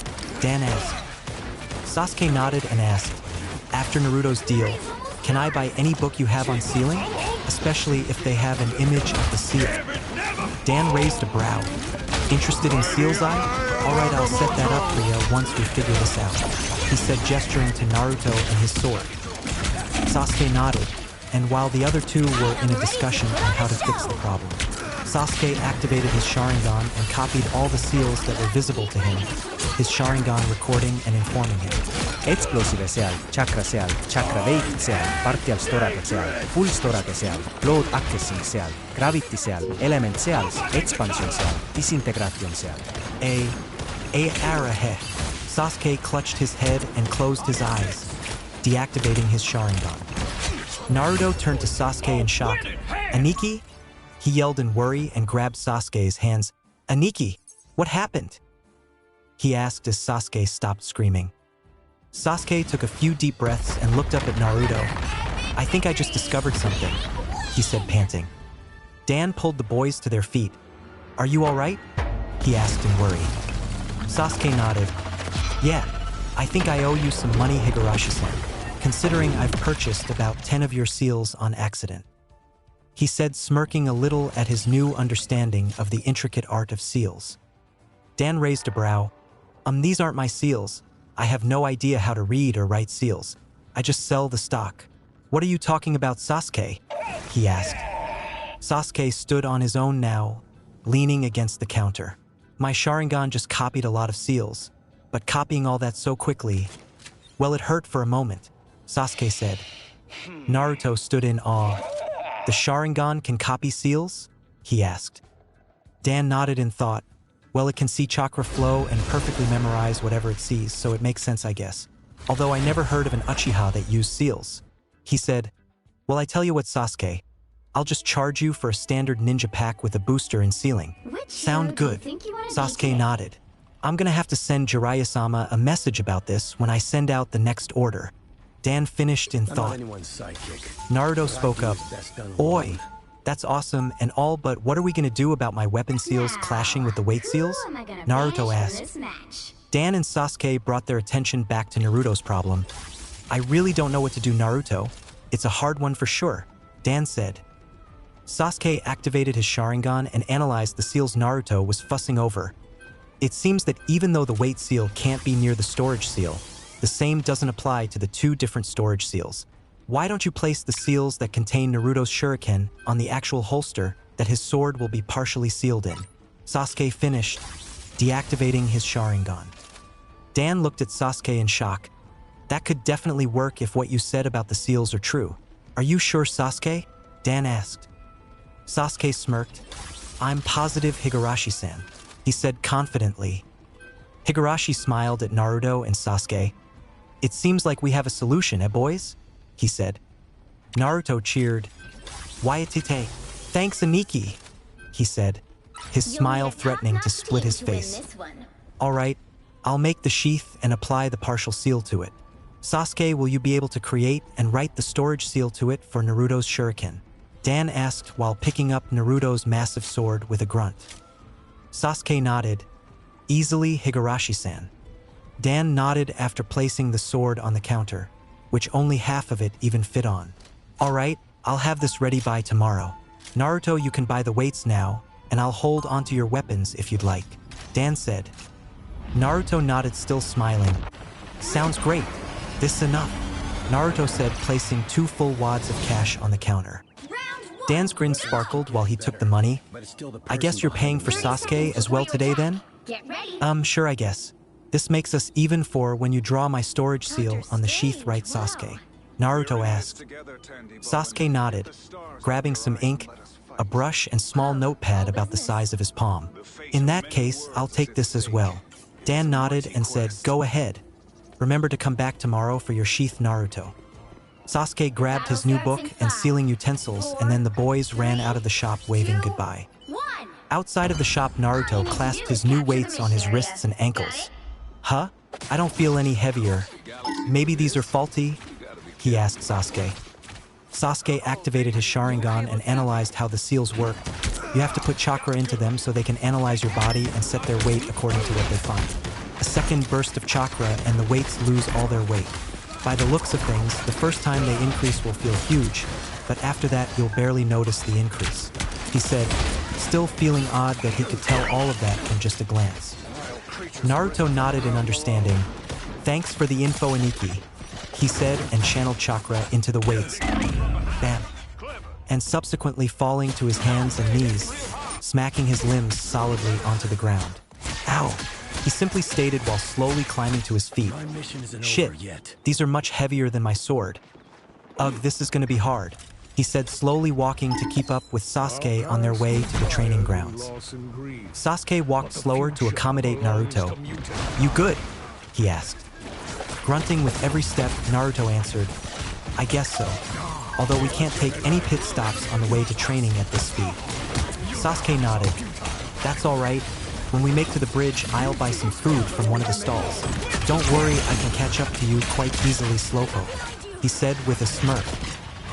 Let's get going then, Naruto shouted and tried to run. He didn't succeed, but at least he was moving at almost a normal walking pace now. Sweet log, this is tiring, Naruto panted, now trying to jog and almost succeeding. Sasuke walked alongside, now at a brisk walking pace. At least we finally caught up to that snail, he murmured, smirking at Naruto's expense as they walked onto the training field. Hearing them arrive, Sakura got up from where she was sitting and walked over to meet them. Hey guys, Naru and I, what's wrong? She asked, seeing Naruto struggle to walk. Naruto smiled. Just some new training weights, Sakura-ne. Sensei here yet? He asked. She looked at him as if he had grown a second head. Is Sensei ever here on time when it's not a mission? She rhetorically replied. Sasuke nodded. Maybe we should practice with our elemental manipulation till he gets here, he said. Naruto cheered while trying, and failing, to jump into the air. Yeah, that's a great idea, he said. They each grabbed what they needed from around the training field and was about to get started when he had a thought. Hey guys, why don't we check on our secondary elements? He asked, distracting Sasuke and Sakura. Sasuke raised a brow at Naruto. Why would we do that? It's meant to be harder than learning our main element, he said. Naruto nodded, his thought turning into a plan. Well, I already know how molded earth chakra feels cause of my earth jutsus. So if I taught Sakura-ne a few of them, it might help her grasp the last part of the second stage. Sakura smiled. That's a great plan, Naruto, thanks, she said, smiling. Sasuke picked up on what Naruto was thinking and put it into a sufficient explanation. So you think since I already know how fire chakra feels because of my jutsu, I should be able to master it quicker? Naruto nodded energetically. Yeah, that's it, he yelled in excitement. So the team started their new training of Naruto teaching Sakura the proper hand signs needed for his jutsu, and Sasuke burning through a leaf with just his chakra. Kakashi arrived in a puff of smoke, just in time to be thrown into the air by an earth wall. What the foo dash? Smack. He was interrupted when he flew straight into the trunk of a nearby tree. Naruto and Sakura were too busy cheering at her success of the jutsu to notice Kakashi's appearance. But Sasuke did, so he jumped over to greet their sensei. Good afternoon, sensei. You alright? he asked as he landed. Kakashi rolled onto his feet and nodded to Sasuke. Yeah, I'm good. I see you three are training pretty hard. Sasuke nodded and smirked at his sensei while picking up a leaf. It incinerated in his hand. It does seem that way, sensei. What's next? He asked, watching his teacher's stunned eye. Kakashi and Sasuke walked over to the tired-looking Sakura and slouched over Naruto. Well, you two have really been going at it, eh? Kakashi said, watching them. Yeah, sensei. I can do both of Naruto's Earth Jutsu now, and I just managed the Earth Wall without hand signs. Sakura cheered while Kakashi's eye widened in shock. But how? You could only have done that if you mastered your element with the second step or had been doing the jutsu non-stop for months? Kakashi asked unbelievingly. Naruto explained, well, after I taught Sakura-chan the Earth Wall, she knew how Earth Chakra felt. So it made it much easier for her, and now, he said, gesturing to Sakura. She understood what he wanted and looked at the Earth Wall, channeling Earth Chakra to her foot. She stomped the ground and focused chakra towards the wall, which crushed in on itself as her chakra impacted it. Kakashi stared on in shock while thinking, Anko can't even crush a piece of earth that large with her earth chakra. This girl has some monstrous control. Sakura smiled at Kakashi. What now, sensei? Kakashi snapped out of his funk and pulled out 3 scrolls. I got 2 jutsu scrolls for each of you. Sasuke, your first scroll has 3 fire jutsu. They are each a C rank, B rank, and an A rank. Your second scroll contains a new genjutsu for you, and 2 lightning jutsu, one of which is of my own creation. Sakura, for you I have a scroll that holds a completely speed-based taijutsu style, and 2 ninjutsu that go with it. Your second scroll has 3 Earth-style jutsu, a C rank and 2 A ranks. These will be chakra taxing, but with your control it wouldn't amaze me if you had them completely mastered by the end of the week. Naruto, we're gonna let Sakura focus on the Earth-style techniques. I got you a water-style scroll and a wind-style. The water scroll has a C rank jutsu and 2 A ranks, but you have to finish water manipulation before you get that one. Unfortunately, Konoha doesn't often have wind jutsu users, so there wasn't many I could choose from. But I still managed to get you 3 jutsu. The first 2 are C rank, while the third is A rank. I can do all of these ninjutsu, so feel free to ask me any questions, alright? Kakashi finished with an ice smile. Naruto jumped to his feet. Actually make it up, finally being used to his weights. YATTA. This is gonna be the best training ever. He yelled while Sasuke smirked from beside him and Sakura grinned. Alright, let's begin. You only have just over a week till the exams, so hurry it up, Kakashi said happily. The team began their training, confident in their success at the Chunin exams. Naruto's progress dramatically increased over the next week. Naruto did all the water manipulation techniques extremely quick, thanks to the instincts given to him by Zabuza. 2 of the jutsu on the scroll were the water style, water clone jutsu and water style, water dragon jutsu, both of which Naruto had mastered thanks to Zabuza's memories. Naruto managed to learn the last jutsu water style, water wall, in less than a day and mastered on the morning of the next day. Zabuza's memories also gave Naruto access to the hidden mist jutsu, which only needed 1 hand sign anyway. His wind-style jutsu took much longer to learn, with Naruto only managing to master 1. The first C-rank jutsu wind style, great breakthrough. The other 2 Naruto was able to do, but he still needed a 1-handed hand sign for the other C-rank wind style, upgrade blade, and needed 4 hand signs for the wind style vacuum sphere. Naruto picked up Zabuza's sword style immediately. When he got it back from Dan, he immediately loved the new setup and Sasuke's modifications. The sheath covered his back, acting as a type of rear defense. It was a black rectangle with the handle of Kubikiri Bocho sticking out the top. The storage seal for his shuriken was in white and was large enough to cover the whole sheath, meaning it could hold much more. It currently was stocked with 40 giant shuriken and a bag that contained more sealing equipment for Sasuke, stocked with soldier pills and the team's tent. Sasuke learned every fire jutsu he was given and near mastered them. The C-rank fire jutsu fire style. Spitfire was pure fire manipulation and thus needed no hand signs. The other 2 fire style, Flame Beast and Fire Style, Dragon Flame Bomb, he still needed hand signs for, but he could do so extremely fluently. His genjutsu was ninja art, crucifixion. This genjutsu was disguised as an earth jutsu and made the target feel as though they were pinned to a crucifix that sprouted from the ground. His lightning jutsu were still at a basic level. He could activate the lightning armor just by channeling the chakra across his skin, but he could only focus it on individual parts, and Sasuke could perform the Chidori, but hasn't been able to hold its form while moving yet. Sasuke's sealing techniques had increased rapidly. He could now write any of the seals he knew in less than 20 seconds. And he had knowledge of every basic seal and many advanced seals, though he didn't know any great seals or master seals. Looking at the fox's seal still baffled him, and gave him a headache when looking with his Sharingan. Sakura's results were astounding. She seemed to be a natural with Earth Jutsu. The Earth style. Mud Flow River was used to slow down the opponent while speed up the user's head on charge. Sakura mastered the Earth style.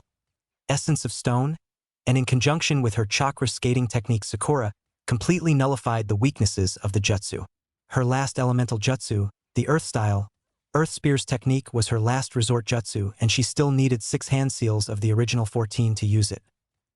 Sakura's new taijutsu style was basically incredible.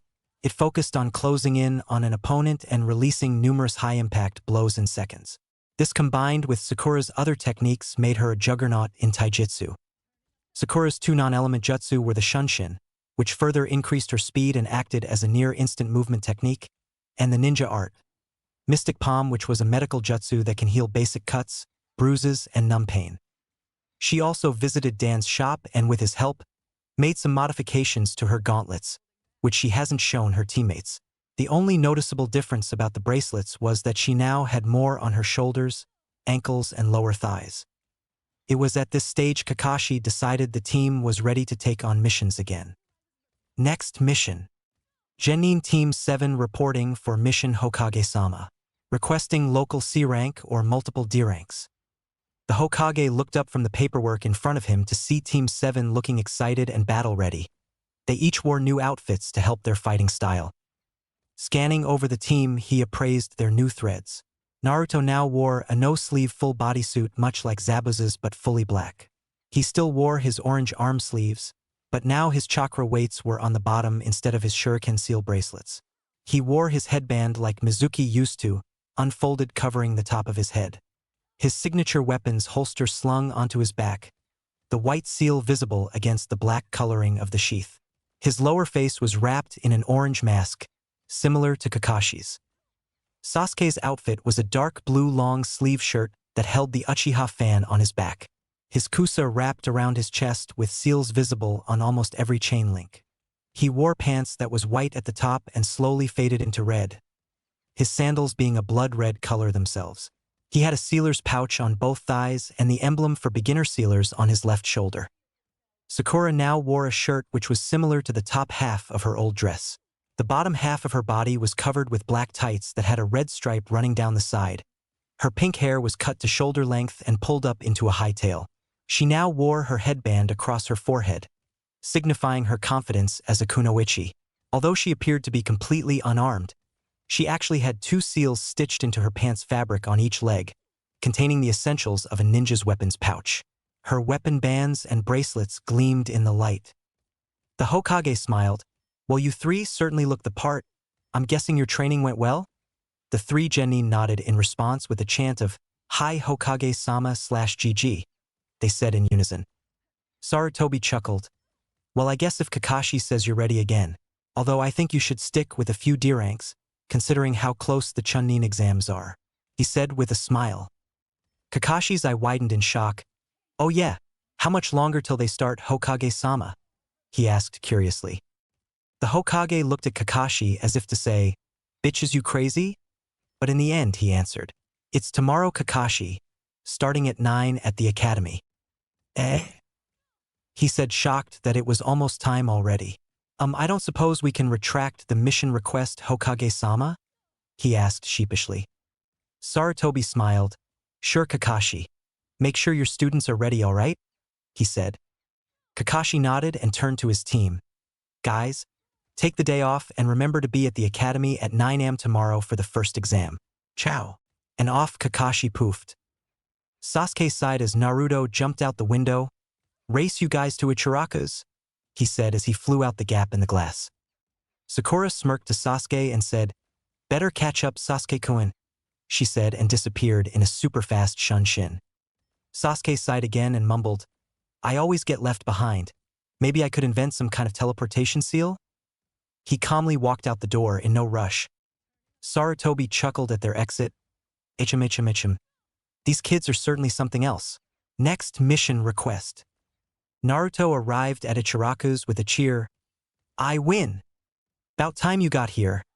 Naruto looked to his left to see Sakura sitting down. "I am placing the team's usual order on the bench top." Naruto sighed as he sat down. "It's no fair, you're probably the fastest genin now," he mumbled as he started to inhale his first bowl. Sakura and Ayam laughed together at Naruto's expense. This was the scene that Sasuke walked in on. "What did you this time, Otudo?" he asked as he grabbed his bowl of shrimp ramen and leaned against the wall from his stool, since it was the last in the row. Ayam glanced at Sasuke, the usual blush covering her features. He was complaining about Sakura-chan's speed again, she said, smiling sisterly at Sakura.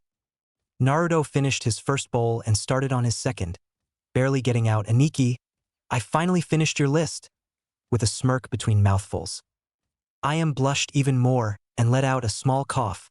Gaining Sakura's attention, she leaned over and whispered, "That's the list I was telling you about." Sakura's eyes widened in realization. Over the week, Sakura and Ayam had grown very close.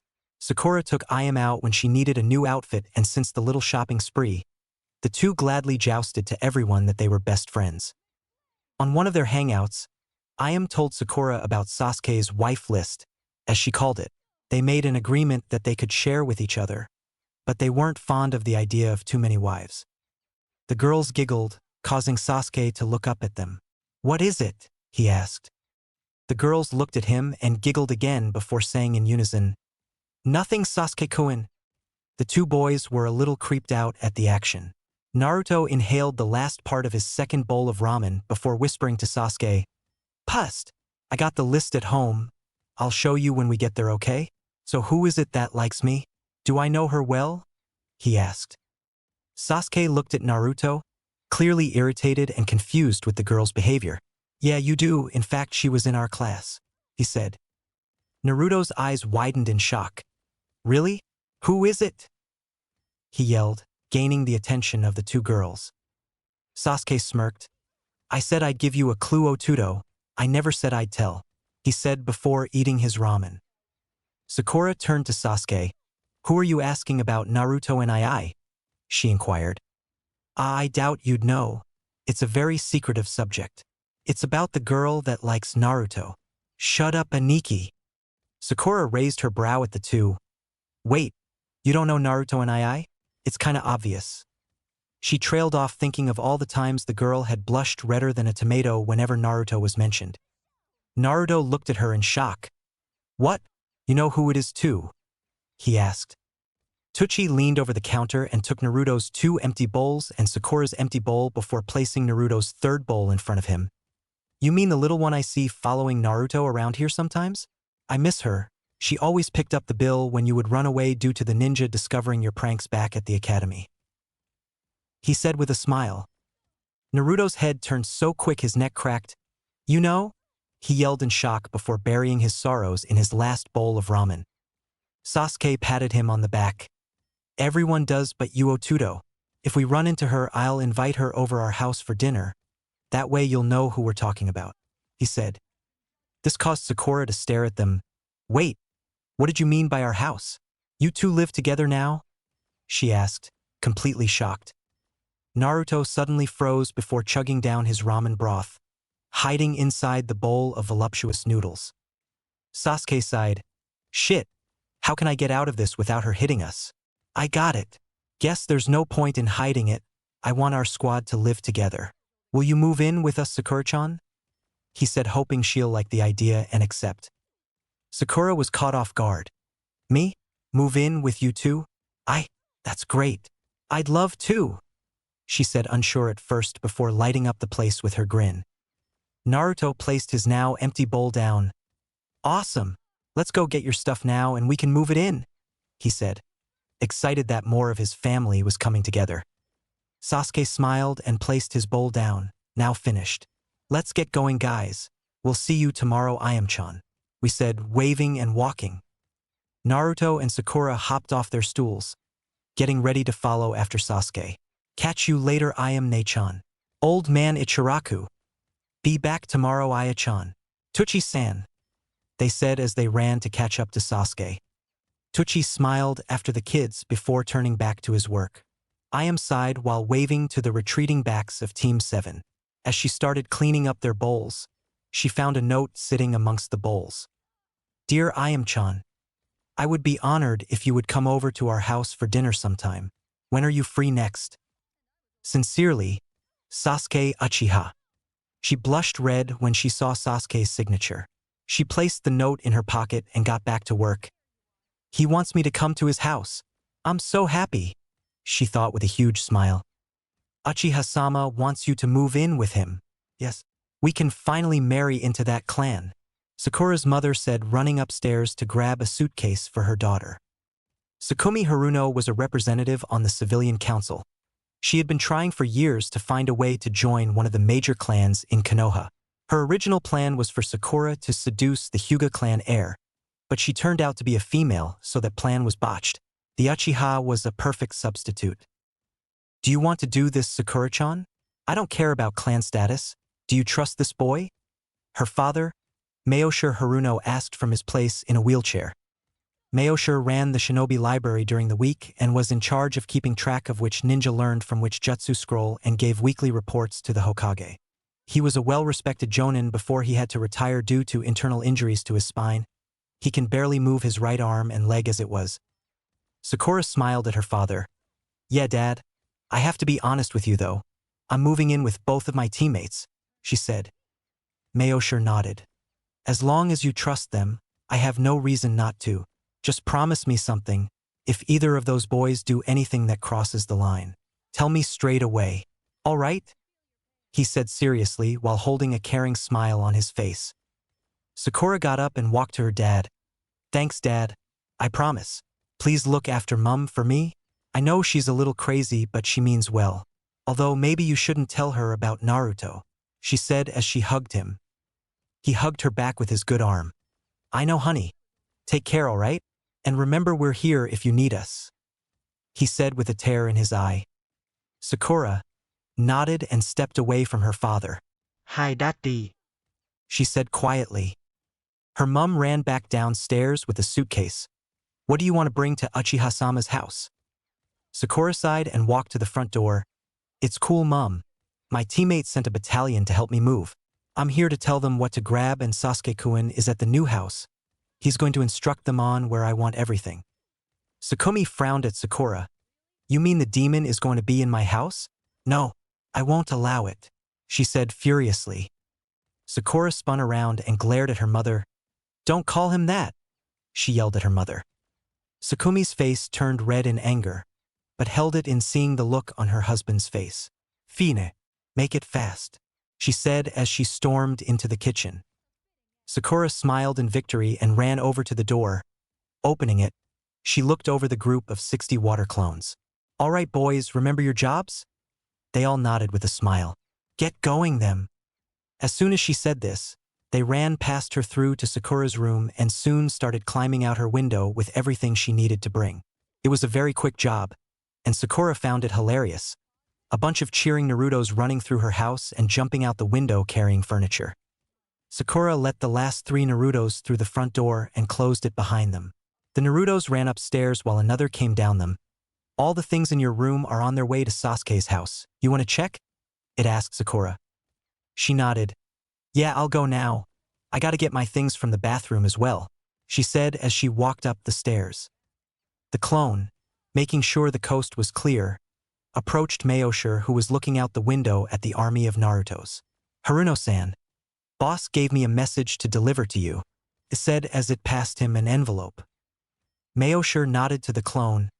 Thank you, Naruto-san. The clone smiled and ran up the stairs to help Sakura with the last few items. Meoshur opened the letter and read it. His stern face slowly turned into a smile. I guess I could. All right, I don't see why not. He spoke to himself before turning back to the window. seeing his little girl wave to him as she disappeared in a burst of speed. "She's all grown up now," he said with a tear falling from his eye. Sakura arrived ahead of most of the Naruto clones. She came in the back door at the same time the first items were being put down. "Wow, Sakura-chan. You're getting really good at that Shunshin NE?" Naruto said as he was catching the dispelling water clones in a bucket and throwing the water out the window into the river. Sakura jumped onto her bed grinning as it was carried into her room by a smiling troop of Narutos. "That was pure speed, Naruto and I've almost mastered my chakra skating technique, so I'm uncatchable," she said, disappearing up the stairs towards her room. She rolled over on her bed as it was being put down in her room. Seeing Sasuke sitting upside down on the roof to stay out of the way of clones, she said, "Hey Sasuke-kun, how's it going?" He looked at her and smiled, holding up the list she wrote for him. "Exactly how you planned, Sakura-chan. Even your entrance was impeccably timed," he said. Reading "Beautiful woman enters on her bed." Sakura laughed cheerily. "Are you calling me beautiful, Sasuke-kun?" she said with a smirk. He returned the look and shrugged. "I guess you're all right," he said jokingly, before pushing off the roof and out of the room to avoid the flurry of junk Sakura threw at him. "Otudo wanted to go to the Shinobi Library before dinner, so if you hurry we might be back before nightfall," he shouted over his shoulder for her to hear. Sakura frowned and looked at the closest Naruto, which was placing down the last piece of furniture before the material things came in. "Do you think I'm beautiful?" she asked with puppy eyes. The clone raised a brow. "I'm just a clone. I don't think," it said before walking out and yelling down the stairs. "Boss, do we think Sakura-chan is beautiful? Did she ask you that?" Naruto yelled back. "Yeah," the clone replied. "In that case say yes really meaningfully and get back to work. It should be sufficient enough." Sakura frowned and buried her head under a pillow when she felt a hand on her shoulder. Looking up, she saw a different Naruto that was hanging her posters up. "I think you're beautiful, Sakura-chan. Just ignore the other clones. They're messing with ya," it said as it got back to work. Sakura smiled and said, "Thanks, Naru and as she ran out the door and towards the two male genin. Another clone nudged the one that cheered up Sakura. "Nice save. I thought she was gonna mope all day," it said. "Ha ha ha, thanks," the other said back. "Ready," Sakura said as she leapt out of the front door and landed in front of her teammates. Naruto smiled to her. "Finally, let's head off," he said, and the three started walking towards the Shinobi Library. Sakura realized she didn't know what they were looking for, so she asked, "What are we looking for when we get there?" Sasuke smirked at her. "Naruto wants to learn that Miss Jutsu that Zabuza used on us. I'm thinking we all should get an area effect jutsu. They are handy in ambush situations and as a distraction. What do you think?" he said. Naruto was about to say something when he heard a loud gasp, then a small squeal. He looked down the alleyway they were passing and saw a guy in a black full bodysuit harassing a blue-haired girl. He was about to ask the man to step away when he realized the girl the cat-suited man was about to force himself onto was Hinata. His rage spiraled.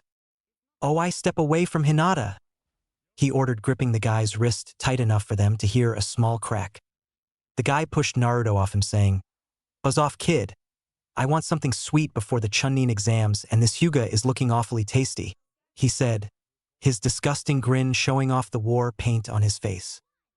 Naruto grabbed the guy's shoulder and slammed him into the opposite wall of the alleyway, unsealing one of his shuriken and slamming it into the wall around his neck.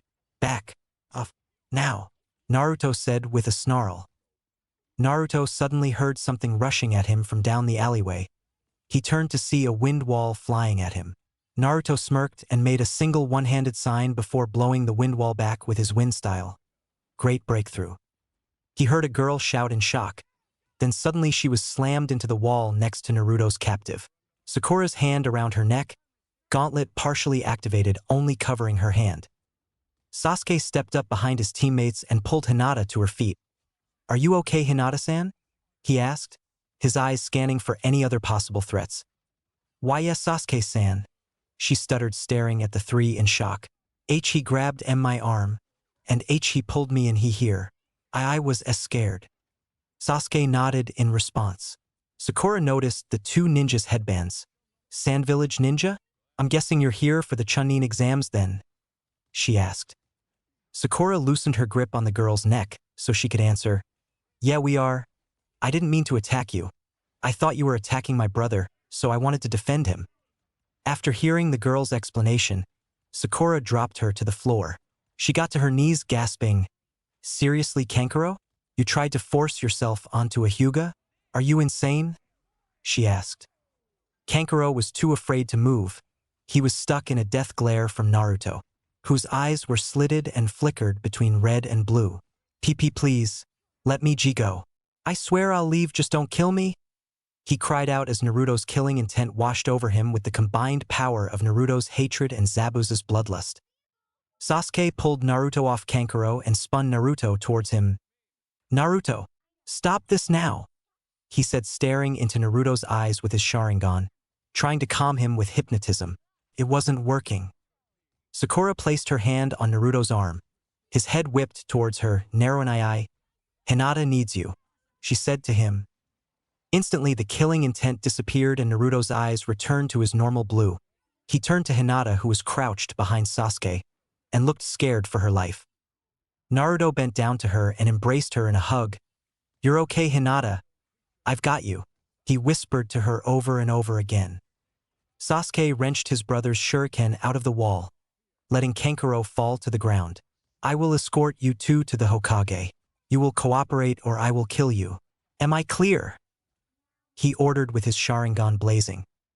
That won't be necessary, a voice said from the mouth of the alleyway. Everyone turned and saw a red-haired kid glaring at the two sand ninjas. These are my teammates. I will take them straight to our sensei for disciplinary action, he said. Kankuro and the girl stood against the wall, just as scared as he was when Naruto held his life on a whim. Gaara, please don't overreact. We'll come with you to Baki-sensei Desh. Tamari, shut up or I'll kill you, the small redhead said before walking away from the alleyway, his teammates following after him. All members of Team 7 surrounded Hinata and pulled her from the alleyway. Are you okay, Hinata? Sakura asked. Hinata, who was still in Naruto's arms, continued to shake. I think SOS Sakura-san. Naruto pulled Hinata tighter into his grasp, which she huddled into, searching for protection from the horrifying experience she almost experienced just moments before, far too scared to be embarrassed about the proximity. Sasuke looked around and then leaned forwards. Hinata-san, would you like us to take you home? Or something we can do for you? He asked, trying to see her face. Hinata nodded. Home please. She mumbled into Naruto's chest. Naruto held Hinata tightly as the four made their way to the Hyuga household. Sasuke and Sakura had taken positions just in front of Naruto and Hinata, and slightly to the sides to keep defense at its maximum. They arrived at the compound without incident. Hinata's grip had loosened a little now that she was out of the situation. Sasuke approached the Hyuga guardsmen. We need to see Lord Hayashi Hyuga. He spoke with more authority than he deserved, bringing out his Uchiha pride. The guards didn't respond, but the one on the left hit the gate twice, causing them to be opened from the inside. A Hyuga member with a seal on his forehead walked up to the gate. Request, he asked. Sakura stepped up next to Sasuke. We need to talk to Lord Hyuga about an incident concerning Hinata, she said. The guard considered the two in front of him without taking any interest, but when he saw Hinata's shivering form, his eyes widened. Right away, he said before turning and running into the compound. A full minute later, he came back panting. Hayashi-sama will see you now. Follow me, please. The four followed the Hyuga branch member to an office deep in the compound. He paused at the door. Enter. Hayashi's voice echoed from inside. The branch member bowed and slid the door open, allowing the genin to enter. Hayashi sat doing paperwork. A frustrated scowl was the only thing that flawed his illusion of perfection. What is this about my daughter? He asked without looking up from the sheet he was currently reading. Sasuke and Sakura sat down on a mat while Naruto crouched, holding Hinata to him. Father? Hayashi looked up at the sound of his daughter's voice, only to see her looking at him from Naruto's arms. He dropped the sheet he was holding and stared at Hinata, hiding his concern under a face of passiveness. What is wrong, Hinata? Why are your friends accompanying you to this meeting? He asked, scanning the faces of Team 7. Sasuke, who knew proper protocol for visiting with a higher clan elder, bowed his head before sitting up and talking clearly. Lord Hayashi, my name is Sasuke Uchiha of Team 7. I wish to relay what has happened to you if you'd let me. I'm afraid Hinata-san may not be comfortable talking about such an event. Hayashi nodded at Sasuke's behavior, but frowned slightly at the Uchiha's words. Go on then, Sasuke, he said. Sasuke bowed again before continuing. We of Team 7 were on our way to the Shinobi Library in hopes of learning an area effect jutsu before the exams tomorrow, when my teammate Naruto Uzumaki heard something taking place in an alleyway we were passing. Unfortunately, what he heard was Hinata about to be sexually assaulted by a foreign ninja. Hayashi clenched his fist so tight his knuckles were showing through his skin a blaring white. We intercepted the assault and defused the situation. Afterwards, Hinata seemed to take the most comfort in the arms of Naruto. So as a team we escorted her here in hopes of you receiving and looking after her. That is all, sir. Sasuke finished with another bow. Hayashi stared at him, and then looked at Hinata's face. She was asleep, but still crying and holding onto Naruto's shirt as if her life depended on it. Hayashi stood, frightening the genin a little. I sincerely thank you, Team 7, for returning my daughter to me safely. I owe each of you a great debt. The 3 genin were surprised to be promised a debt from the Hyuga head. You may leave except you, Naruto. I would like to talk to you. Sasuke and Sakura bowed once more before leaving the room to wait outside. Hayashi turned his glance to Naruto. I see you still haven't released my daughter Uzumaki-san, he said. Naruto returned the look and simply said, She hasn't asked me to, sir. Hayashi stared at Naruto from his place standing behind the desk. I assume these foreign ninja are here for the Chunin exams, Uzumaki-san? Naruto nodded. It appeared so, sir, he said, slightly nervous about being around such a powerful man. Hayashi walked around his deck and crouched in front of Naruto and the sleeping Hinata. Naruto, I know what you hold inside of you. I know about your parents. I know about your secret jutsu. Naruto's eyes widened in shock. I could ruin you if I want. I need you to know that. Naruto nodded, scared for what may happen. But the question is, do you know about everything? Hayashi asked. Naruto met the look of Hayashi. Hayashi-sama, I have never known anything about my parents, he said quietly. Hayashi frowned. I thought so. In that case, I will make a deal with you, he said. Naruto's brow raised. Deal? He asked. Hayashi stood up and began to walk behind the desk. I want you to kill the ninja that tried to violate my daughter, and in return I will tell you all about my teammate. He was your father. Hayashi finished sitting down behind his desk. Do we have a deal? Naruto smirked at Hayashi. I thank you for this opportunity, Hayashi-sama, but I must be honest with you. I plan to kill him already. He smiled. Hayashi returned the smirk. The Hyuga need powerful allies, Naruto-san. Will you be one of them?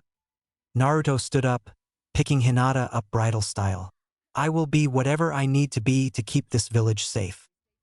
Hayashi nodded. Just like your father. Hayashi took Hinata from Naruto's grasp. I wish you luck for the exams, Naruto-san, he said, placing Hinata on a large mat next to his desk, and pulled a sheet out from the cupboard and draped it over her. I will talk to you afterwards.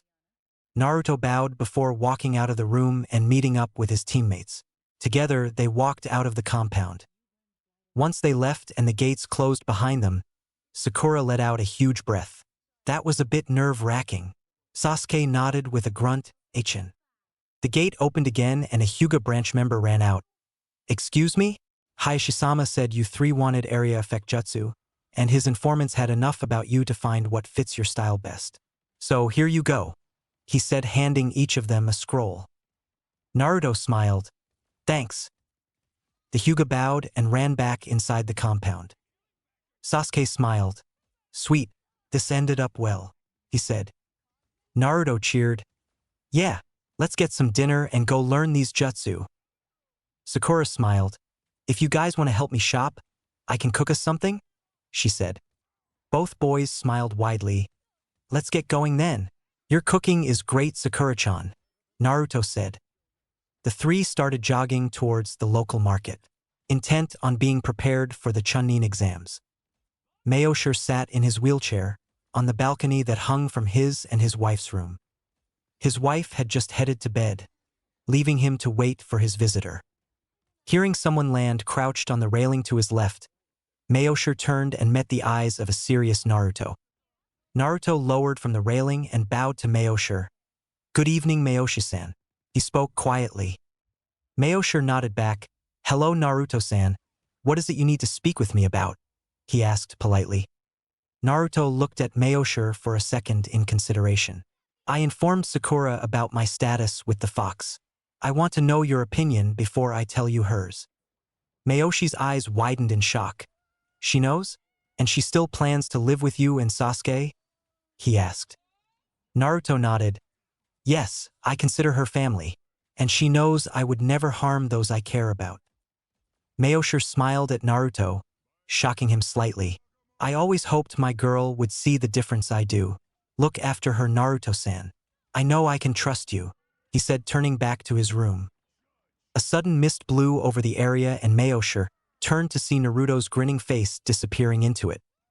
As soon as it came, the mist was suddenly gone and Naruto disappeared along with it. "I swear on my Nindu Mayoshi-san, I will look after Sakura-chan." His voice echoed on the empty balcony. Chapter 10. Chunin Exams, Mental Torture and the Forest of Death. Equipment check. Naruto. Giant Shuriken. Stock. 40. Check. Kubikiri Bocho, water seal filled to capacity. Check. Survival equipment, check. Standard stock, check. All accounted for here, sensei, Naruto replied to Kakashi. Sasuke? Kusarigama, check. Sealing equipment and backup, check. Survival pack, check. Emergency sealed weapons, check. Standard stock, check. Ready, sensei, Sasuke replied in response to Kakashi's inquiry. Sakura? Full gauntlets and expansions, check. Serum capsules, check. Prisoners hold equipment, check. Standard stock, check. Soldier pills, check. All set, sensei, Sakura cheered. Kakashi looked over his team one more time. "I know you three can get through this easily. Just remember, if you're in a tight spot, you can trust your teammates. Good luck." Then he disappeared in his signature poof. The team smiled at each other and started heading towards the tower, putting on the act they had planned out for themselves. They transformed into their old outfits, hiding the significant changes in weapons. Sasuke led the team through the doors and up to the second floor where two Chunin were halting the progress of people getting into room 301, the first exam room. Sasuke barely spared them a glance before leading the team up to the next floor. "It was a genjutsu. Let's hurry before anyone else notices," he whispered as he continued to the real room 301. Seeing the door, Naruto walked to the front of the group and kicked the door open loudly, gaining the attention of everyone. "Wow, look at all the genin.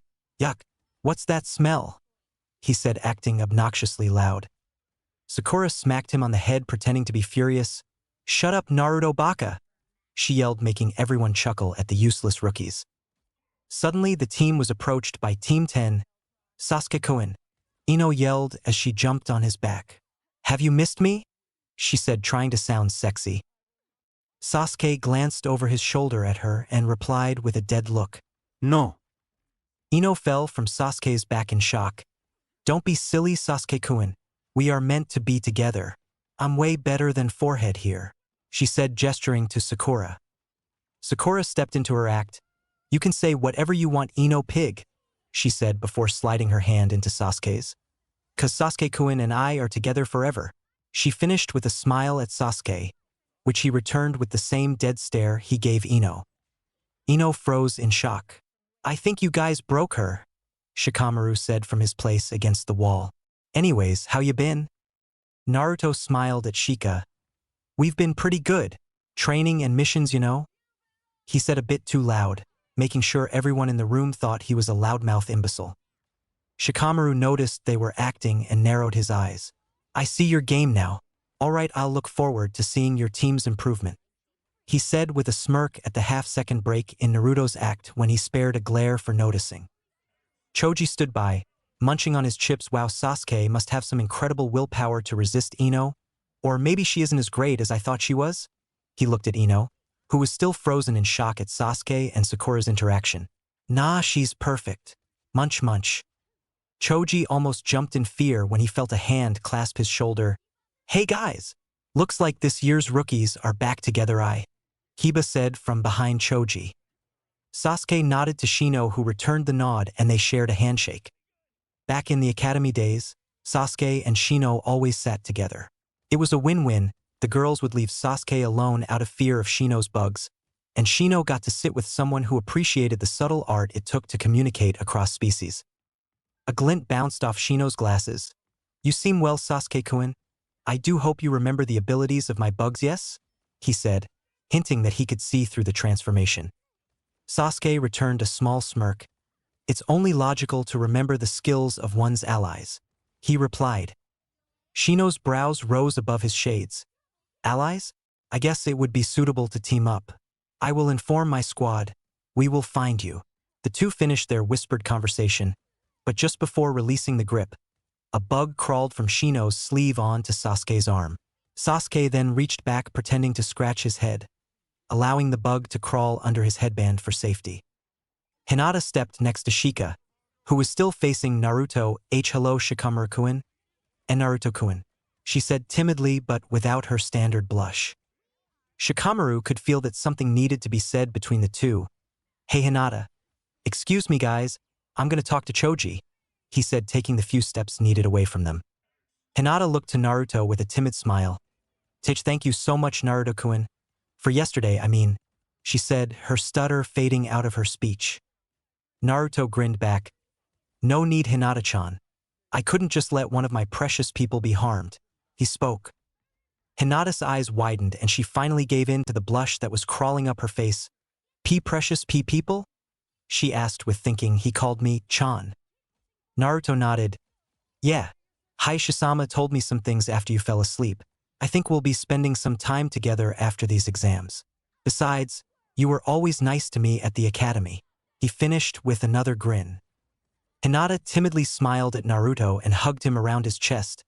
Arigato, Naruto-kun, she whispered as he hugged her back. No problem, Hinata-chan, he whispered. Hey, you rookies should really keep it down. At the sound of another person's voice, everyone stopped their chatter and turned to a silver-haired genin with glasses. Kiba shook his fist at the new guy. Why should we listen to you, asshole? He said quite loudly. The new guy shifted his glasses. My name is Kabuto, dog breath, and if you don't shut up, these guys will kill you, he said, gesturing over his shoulder. The rookie nine turned and noticed the glares a lot of foreign shinobi were giving them, and the disappointed look in most of the Konoha nin. Naruto could feel Hinata shaking from the killing intent that was being directed at them, so he did the one thing he could without blowing his cover. Letting go of her, he stared into her eyes for a moment before stepping onto a nearby desk that was among the group. My name is Uzumaki Naruto, and I'm gonna beat all of you, he yelled, drawing every glaring ninja's attention to him alone. Sasuke smirked at Naruto's ingenuity. I guess I'll tell him about Hinata when we finish the exams. He's gonna need all the concentration he has to fight off these goons, he thought. Kabuto tapped Naruto on the shoulder. Maybe you should get down from there, he whispered. How can I get you guys to shut it? He mumbled to himself. Shikamaru saw his opportunity. You obviously have experience with the Chunin exams. Tell us what you know and we'll be quiet, he said. Kabuto sighed and then chuckled. Fine, I'll take pity on you. Anything specific you need to know? 'Cause I have a fair bit of information, he said, pulling out a deck of cards. Sasuke raised a brow. And those are? He asked. Kabuto smiled. These are my ninfo cards, or ninja information cards. Over the years I've stockpiled a considerable amount of information on just about every genin of every major village. Naruto's look hardened slightly without anyone noticing. Tell me what you know about the team from Suna, he said. Kabuto smiled. Which one? He asked. Sakura caught on to Naruto's train of thought. The team with Gaara? Temari and Kankuro on it. Kabuto nodded. Easy enough, he said, pulling out a card and sending chakra into it. Kabuto read from the card. They are Team 13 under their Jonin Sensei Baki. The three of them are the children of the current Kazekage and each specialize in their own field. Temari is a wind specialist, mainly attacks from long range. This caused her taijutsu skills to drop quickly since she never practices with them. Gaara is a sand user? Never heard of that before. This says he's the finisher of the team. No known weaknesses are listed. Whoa. Apparently he's never been injured on a mission. And they've done a B rank together. That's unbelievable. He paused in awe. Naruto partially dropped his facade and glared across the room at Kankuro. Tell me about Kankuro. Now, he ordered. The sudden change in persona was noticed by many of the contestants. Most of them thinking, I wonder what that sand kid did to piss of the orange wonder.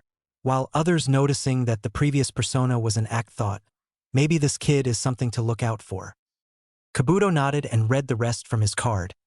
Kankuro's a puppet user, specializing in poisons and infiltration. His taijutsu is subpar and genjutsu non-existent, but he knows several puppet-related ninjutsu. He finished. Naruto nodded, and not a second later, the front of the classroom disappeared in a puff of smoke, soon revealing the arrival of a jonin and several chunnin. Shut up, maggots. You have 1 minute to find your seats or you've failed starting now. The jonin yelled as name tags poofed into existence on each desk in the room. Sasuke was lucky. His desk was the one situated right next to him.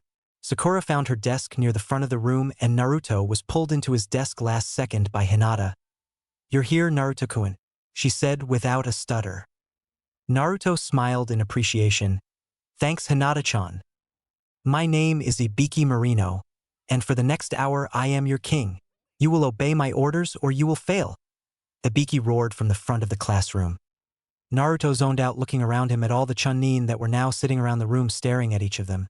Barely paying attention to Ibiki's words. Blah blah 10 questions, something about cheating yada yada, kicked from the exams blah blah blah, his mama is a hippie. Naruto thought. Ibiki slammed his hand on the desk out the front and yelled, Begin! This got Naruto's attention. He sat up straight in his chair, looking at the paper that was placed in front of him at some point. Ha! He thought, reading the questions. How am I meant to answer these? They're ridiculously hard. Luckily, the QB heard him. These guys seem to know the answers. You want me to tell them to you? He said, talking about Zabuza and Mizuki. Naruto sighed in relief. Thank the log, you guys are in my head. Hit me. He thought, back to the QB. Over the next 40 minutes, Naruto was able to answer all the questions but won the mysterious 10th question with the help of his tenants. Sweet, I know I've passed now. But I could have sworn he said 10 questions. Where is it? He thought, turning the paper over and having a look. Only now noticing the room was much emptier with teams being pulled out because of talking not here. I wonder if he'll answer my question, he thought, raising his hand and yelling, Yo, Scarface! Everyone's concentration was broken and all looked at him in shock. What's happening with the 10th question again? I kinda zoned out. He said calmly, pretending not to notice the glare that was being sent his way. Ibiki said, 2 points deducted from Naruto Uzumaki. I said no talking. If you'll wait 10 minutes, you'll get the answer anyway. Naruto shut up right away. Shit, I totally didn't hear anything about these points. I better just sit and wait, he thought. 10 minutes later, Ibiki yelled, Pens down. Everyone dropped their pens in fear. Now listen up. The 10th question will be an all or nothing draw. You either get this right or you don't. But you have a choice to take the question or not, he said. Kiba yelled, That's stupid, as if we'd choose not to take it. Ibiki smiled at the boy's confidence. Oh really? Wait until I give you all of the rules, mutt. Kiba sat down, frowning at the insult. If you choose to take this question and fail, you will be forbidden from taking the Chunnin exams ever again, Ibiki yelled, scaring all the Genin into silence. Well, anyone want to drop out? The moment Ibiki said this, many people put their hands up and left the room, muttering in annoyance. Naruto looked around and noticed 3 things. 1. Sasuke and Sakura were confident with their chances. They weren't moving. 2. Shikamaru had extended his shadow to hold Ino and Choji still in 3. The boys of Team 8 weren't going anywhere. He turned back to Hinata with a smile on his face, only to notice she was about to raise her hand. He quickly grabbed her hand in his own and held it under the table. "Hinata, what are you doing?" "He can't actually do that," as if the Hokage would allow the progress of his ninja to halt. "He's trying to scare us," he explained quietly while other teams continually left the room. Hinata blushed as they held hands. "Okay, I trust you, Naruto-kun," she whispered back. Eventually, the majority of the genin left, leaving only 18 teams behind, meaning 54 genin stayed. Ibiki cleared his throat. "Are you guys sure you want to take this question?"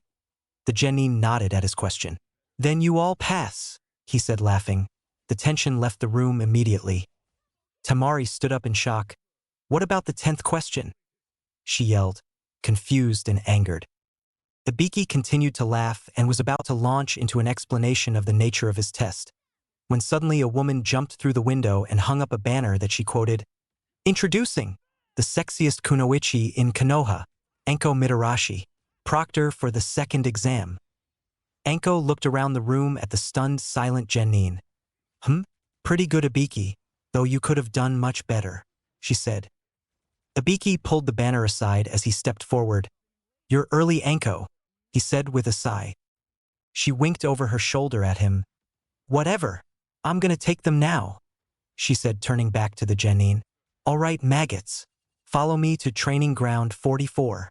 This is where the fun begins," she said, leaping out a different window, smashing its glass.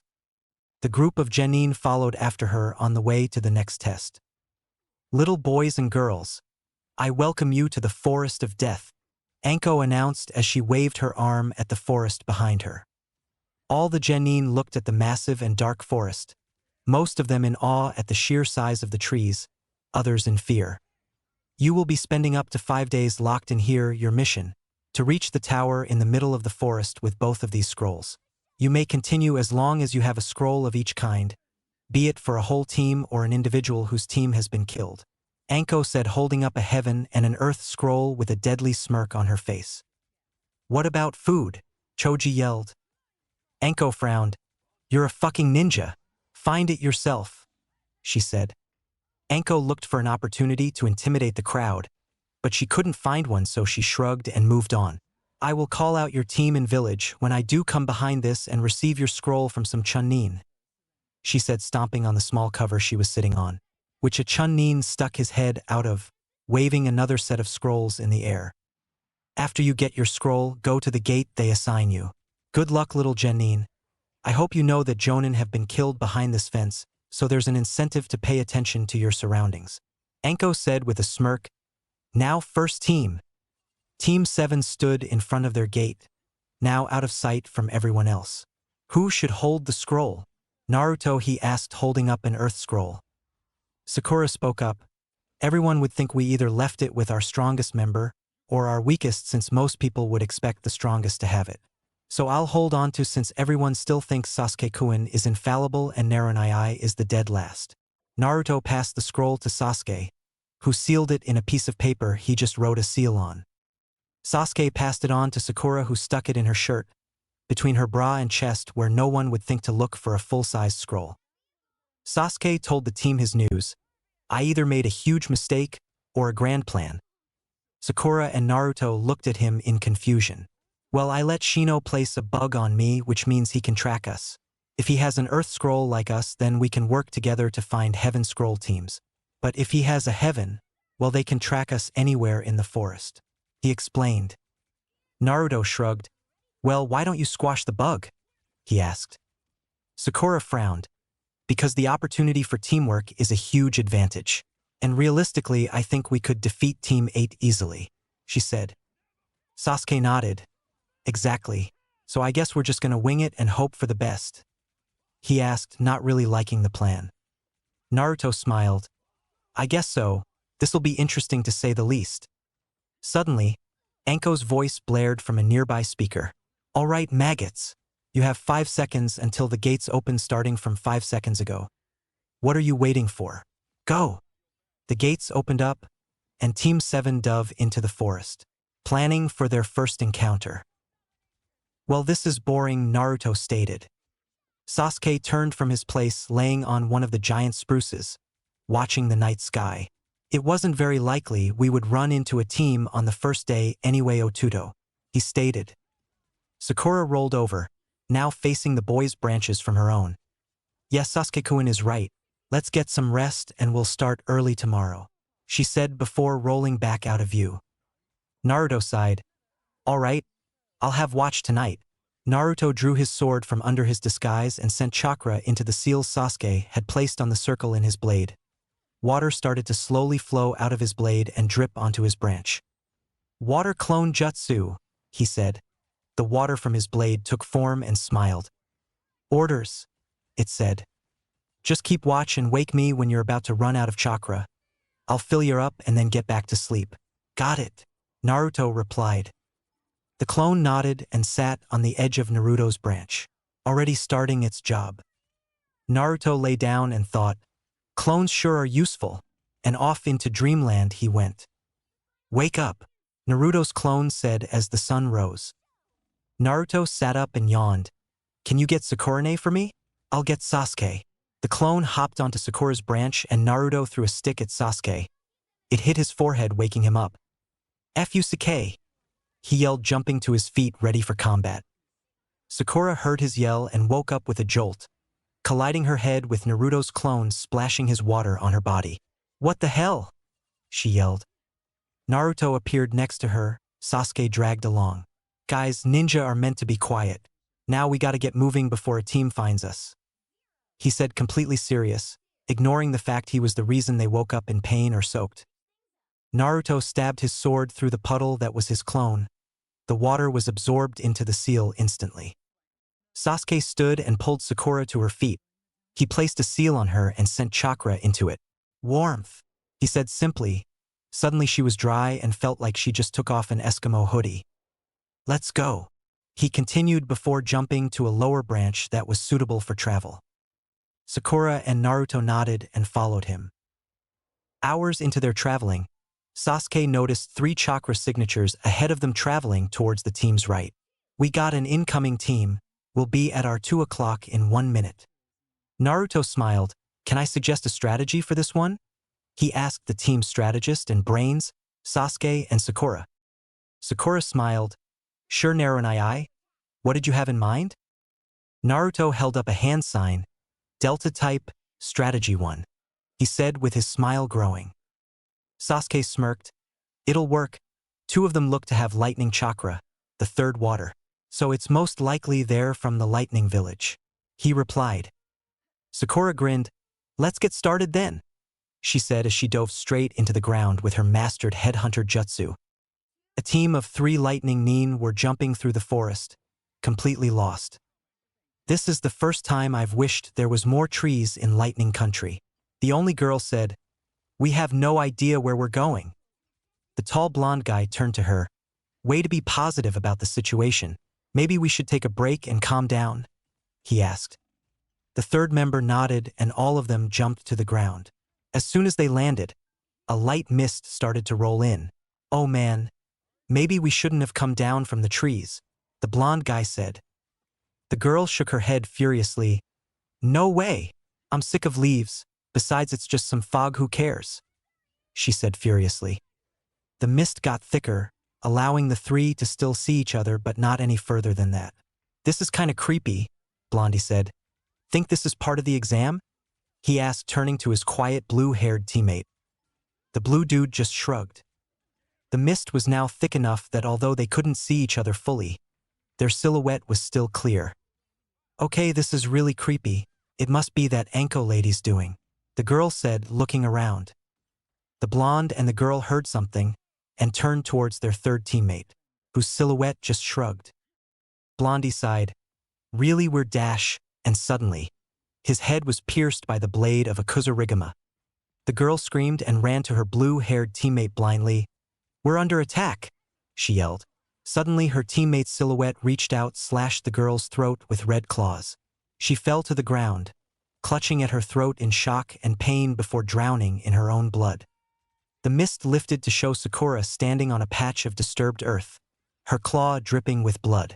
Sasuke landed next to her, ripping his blade from the dead nin's head. "Clear, Otuto," Sasuke said while frisking the bodies, trying to find their scroll. Naruto landed next to them. "Worked out perfectly," he said happily. Sasuke managed to find the scroll in the girl's weapons pouch. "Got it. It's another earth scroll," he said, passing it to Sakura, who sealed it into the seal she already had on her while frowning. "Well, that's annoying," she said. A second later, a huge wind blew through the forest, blowing the unprepared Sakura away. "Sakura-ne-chan," Naruto yelled in shock. Sasuke spun in the direction the attack came from, his Sharingan blazing with 2 tomo in one eye and 3 in the other. "I can see you. Come out," he yelled, glaring at a young woman who stepped out from behind a tree. She chuckled darkly. "Kukukuku. What good eyes you have, Sasuke-kun. They will be put to much better use when they're mine," she said, jumping towards Naruto and Sasuke and attacking them with taijutsu, not giving them time to draw their weapons. Sasuke ducked under a punch, only to get kneed in the face. He flew back and slammed into a tree.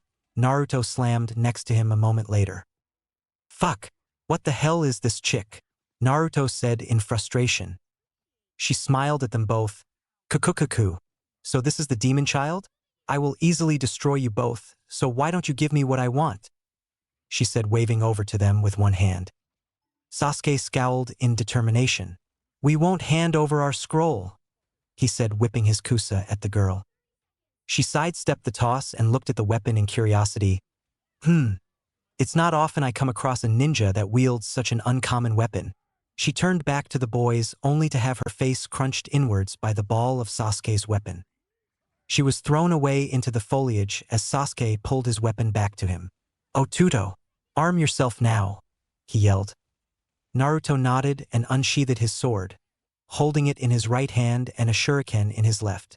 As soon as Naruto looked up, he saw a fire projectile flying at them. Naruto dove in front of Sasuke, halfway through a spin. His blade swinging behind him, knocked the small fireball aside. He completed his spin and threw his shuriken right through the approaching girl's stomach with a shout of effort. "Ha!" The 2 halves of the girl fell to the ground and suddenly took the form of mud. "A mud clone!" Sasuke exclaimed in shock. "But when did she?" Suddenly Sasuke felt a presence behind him. He started to spin around, raising his arm to block when his arm was bitten by the girl, right on the top of his bicep. "Ahhhh!" He yelled in pain as he fell to the ground, unconsciousness taking over him. Naruto turned to Sasuke only to see him falling to the ground, knocked out. "Aniki!" he yelled, swinging his blade at the girl. She stepped back to dodge the blade, but it was longer than she thought. This miscalculation earned her a slash across her face. "Damn!" she said as she leapt away from Naruto. Naruto glared at the girl only to gasp in horror as her face suddenly fell away, revealing another face underneath. What the fuck?" Naruto stuttered out. The girl pulled the rest of her face off and sneered at Naruto. "Good job, boy. You were certainly strong. A perfect opponent for Sasuke-kun. My name is Orochimaru. I sincerely hope you enjoy my little gift for him," Orochimaru said as he suddenly melded with the branch he stood on. Naruto resealed his blade and picked up Sasuke. "Shit, what do I do?" he said, holding Sasuke bridal style. "Naruto." He turned to see Sakura landing next to him. "What happened?" she asked, staring at Sasuke's body.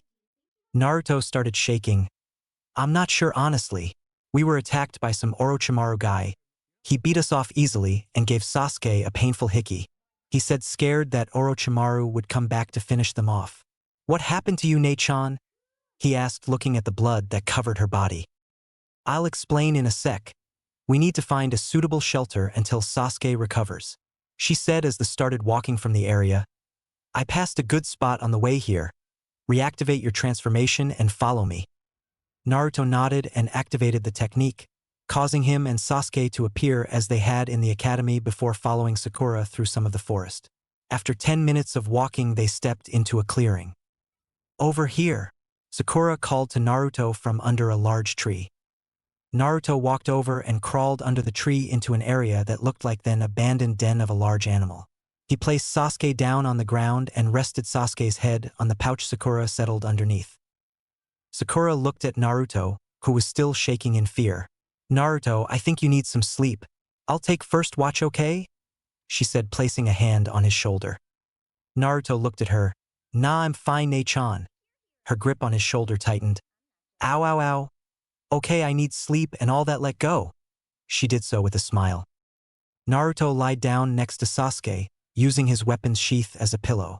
"Good night, Nei-chan. Wake me if you need me, okay?" he said. She smiled and nodded. "Of course, Naranai. Get some rest," she said quietly and rubbed his forehead. He closed his eyes and smiled. "MK," he mumbled. Soon he was off to sleep, breathing deeply. Sakura took her hand from his head and smiled at the two sleeping boys. "When did this happen? I've always loved Sasuke-kun, but now I can't imagine my life without Naruto either. They really have become part of my family." She finished the thought looking at Sasuke, who was sweating heavily. Sakura frowned and swapped her pack for Sasuke's so that he still had a pillow. She flicked through Sasuke's seal collection.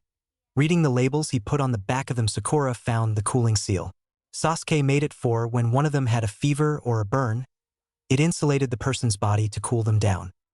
Sakura sent chakra into the seal and placed it onto Sasuke's forehead after she removed his forehead protector.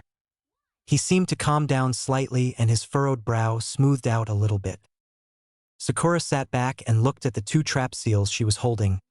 "Better time than any, I guess," she thought as she grabbed some and walked out of the shelter. The next morning came and Naruto woke up with a wide yawn. "Nei-chan?" he asked, looking around. "Yeah, Naruto?" a voice said from outside. Sakura poked her head in through the entrance. She looked exhausted. Naruto's eyes widened in shock. "Did you stay up all night?" he asked. She smiled and nodded. "Yeah, I had to keep watch. By the way, I noticed Sasuke's kusa isn't on him like usual." She trailed off tiredly. Naruto looked at Sasuke and noticed his weapon was gone as well. He suddenly remembered that Sasuke would have dropped it and recalled he had used one of his shuriken and didn't grab it after. "Shit, it must be where we fought Orochi team." He looked back at the tired Sakura. "Could you stay up for another 15 minutes? I can go grab the stuff we left behind and be back by then, maybe a little longer," he asked. Sakura nodded. "Sure, and Aikuen. Go ahead," she said as she ducked back out of their cover. He followed after her and went to leave when she grabbed his hand. "Wait, I set us some area traps. The only safe way out is to climb up the tree and then leap over the clearing. You have to make it over halfway, or you will regret it." With that said, she let him go. Naruto nodded and ran up the tree before taking as big a leap as he could. He cleared the field and landed in the shrubbery. He smiled back at Sakura before running towards the previous battlefield. Sakura smiled at Naruto's back and closed her eyes for a moment. When she opened them, she saw movement on the opposite side of the clearing Naruto left from. It was 3 ninja. The tallest one smiled. Finally a good opportunity. "Listen, girl, we have a mission to kill the Uchiha kid. If you move aside, we won't rough you up too much," he said, leering at her body. "Shut up, Zaku," the hunched-over guy said. "Just kill her and let's get on with it before that other guy gets back." Zaku turned to the hunchback and said, "Don't order me around, Dosu. That's what we have her for," Zaku said, gesturing to the girl of the team.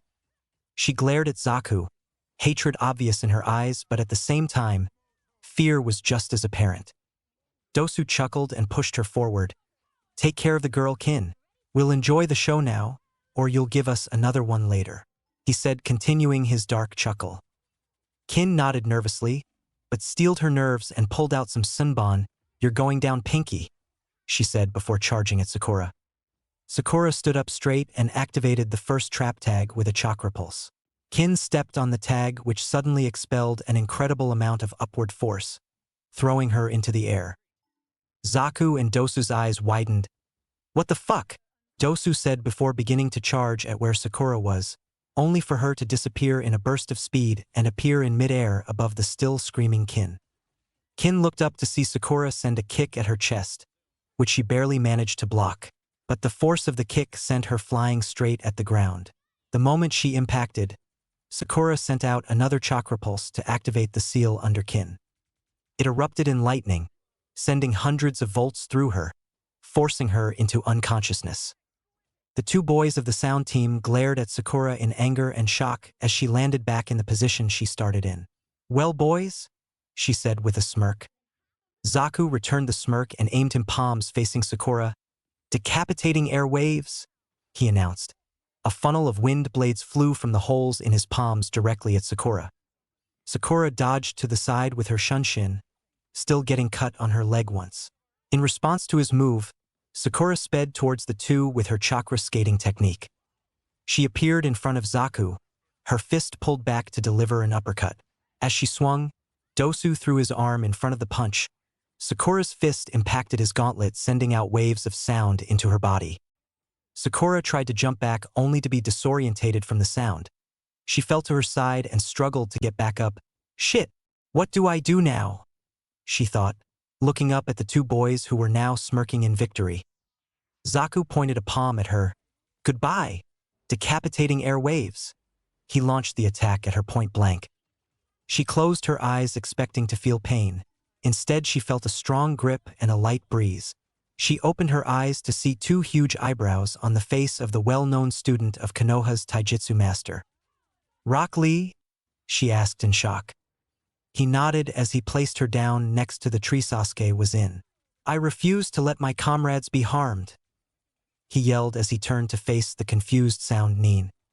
"I am your opponent now," he said and shot towards the two in a burst of speed. Lee's fist hit Zaku square in the nose, launching him into the forest.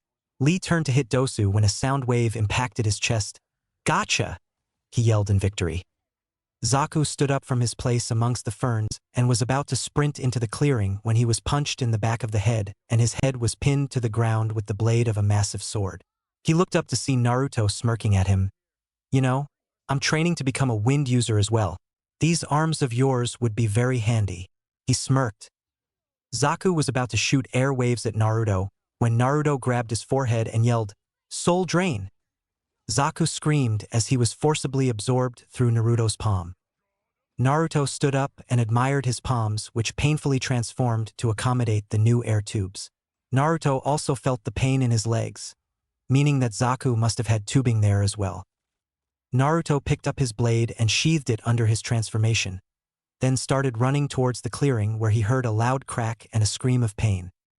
Back in the clearing, Sasuke had woken up. His curse mark now covered the left side of his face and his left arm. He grabbed Dosu's ankle and kicked his thigh, snapping his knee and pulling the leg out of its hip socket. "Aya!" Dosu screamed in pain as he fell to the ground. Sasuke turned away from Dosu and picked up Lee. "Thank you for saving Sakura-chan," he said as he placed Lee down next to Sakura. Lee smiled up at him. "Of course, Sasuke-san. I couldn't just let a comrade be killed," he said before passing out next to Sakura's unconscious body. Sasuke stood and turned to glare at Dosu, who was crawling away feebly. "Trying to run away?" Sasuke screamed in fury and stomped on Dosu's shoulder, shattering the joint completely. Dosu cried out in pain again. "AHH!" He rolled over and Sasuke planted a foot on his chest. Sasuke smirked in amusement.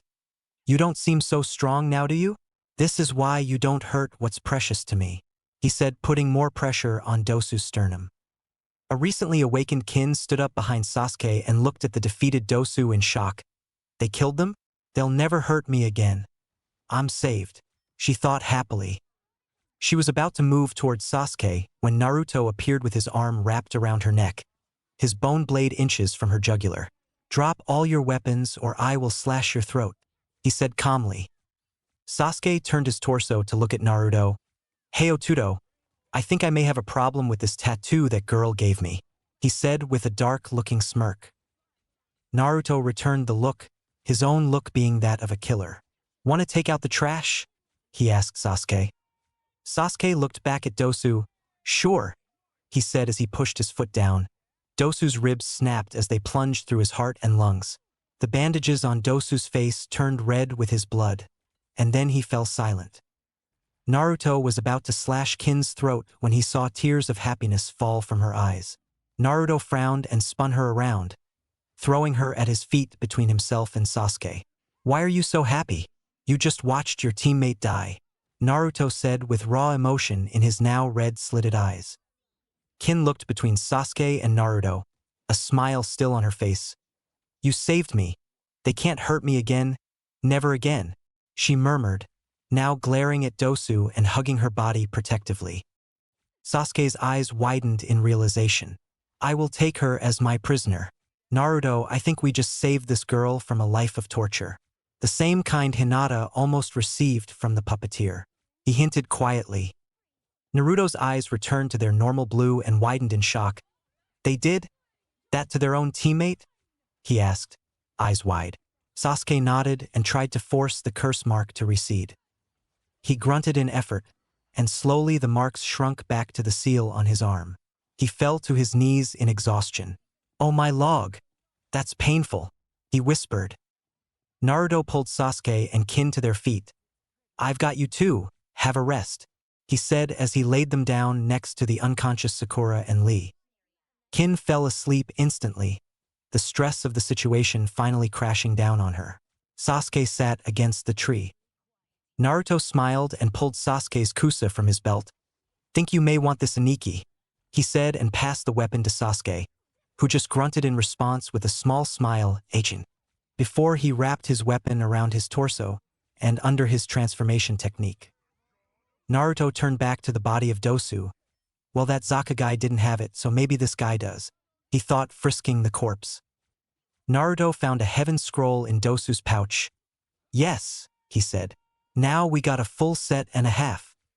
In that case, we'll be taking your heaven scroll." Naruto spun around to face the person who spoke. It was a Hyuga. "Niji don't," Lee said, sitting up slowly. "Naruto-kun just helped save my life." This made the two genin in the tree pause. "Lee, we need that heaven scroll to pass," the girl next to Niji said. "I believe I have a logical solution." Everyone turned to the new arrival. Shino stood with Kiba and Hinata flanking his sides. "I believe Team 7 has 2 Earth Scrolls and a Heaven Scroll. My team has 2 Heaven Scrolls and your team obviously has an Earth Scroll. I conclude the 3 of our teams should band together to make it towards the tower safely in exchange for an equal sharing of our scrolls." Shino spoke in his near monotone. The girl next to Niji smiled. "I like the idea, what about you guys?" she said to Niji and Lee. Lee loudly proclaimed, "Wose, it is a most youthful idea," while Niji nodded in agreement. Kiba turned to Team 7. "You guys?" he asked with a grin. Naruto nodded with a grin while Sasuke smirked. "We agree, although we have to carry these too. So can you guys act as a guard squad till we get there?" Naruto asked. The girl nodded. "Sure thing. My name is Tenten by the way," she said, jumping down and landing next to Lee. Naruto smiled to her, while picking up Kin on his back. "The name's Naruto. It's nice to meet ya," he said while a grin. Sasuke picked Sakura up onto his back and stood next to Shino, who reached towards him. A small bug flew from Sasuke's hair onto Shino's hand.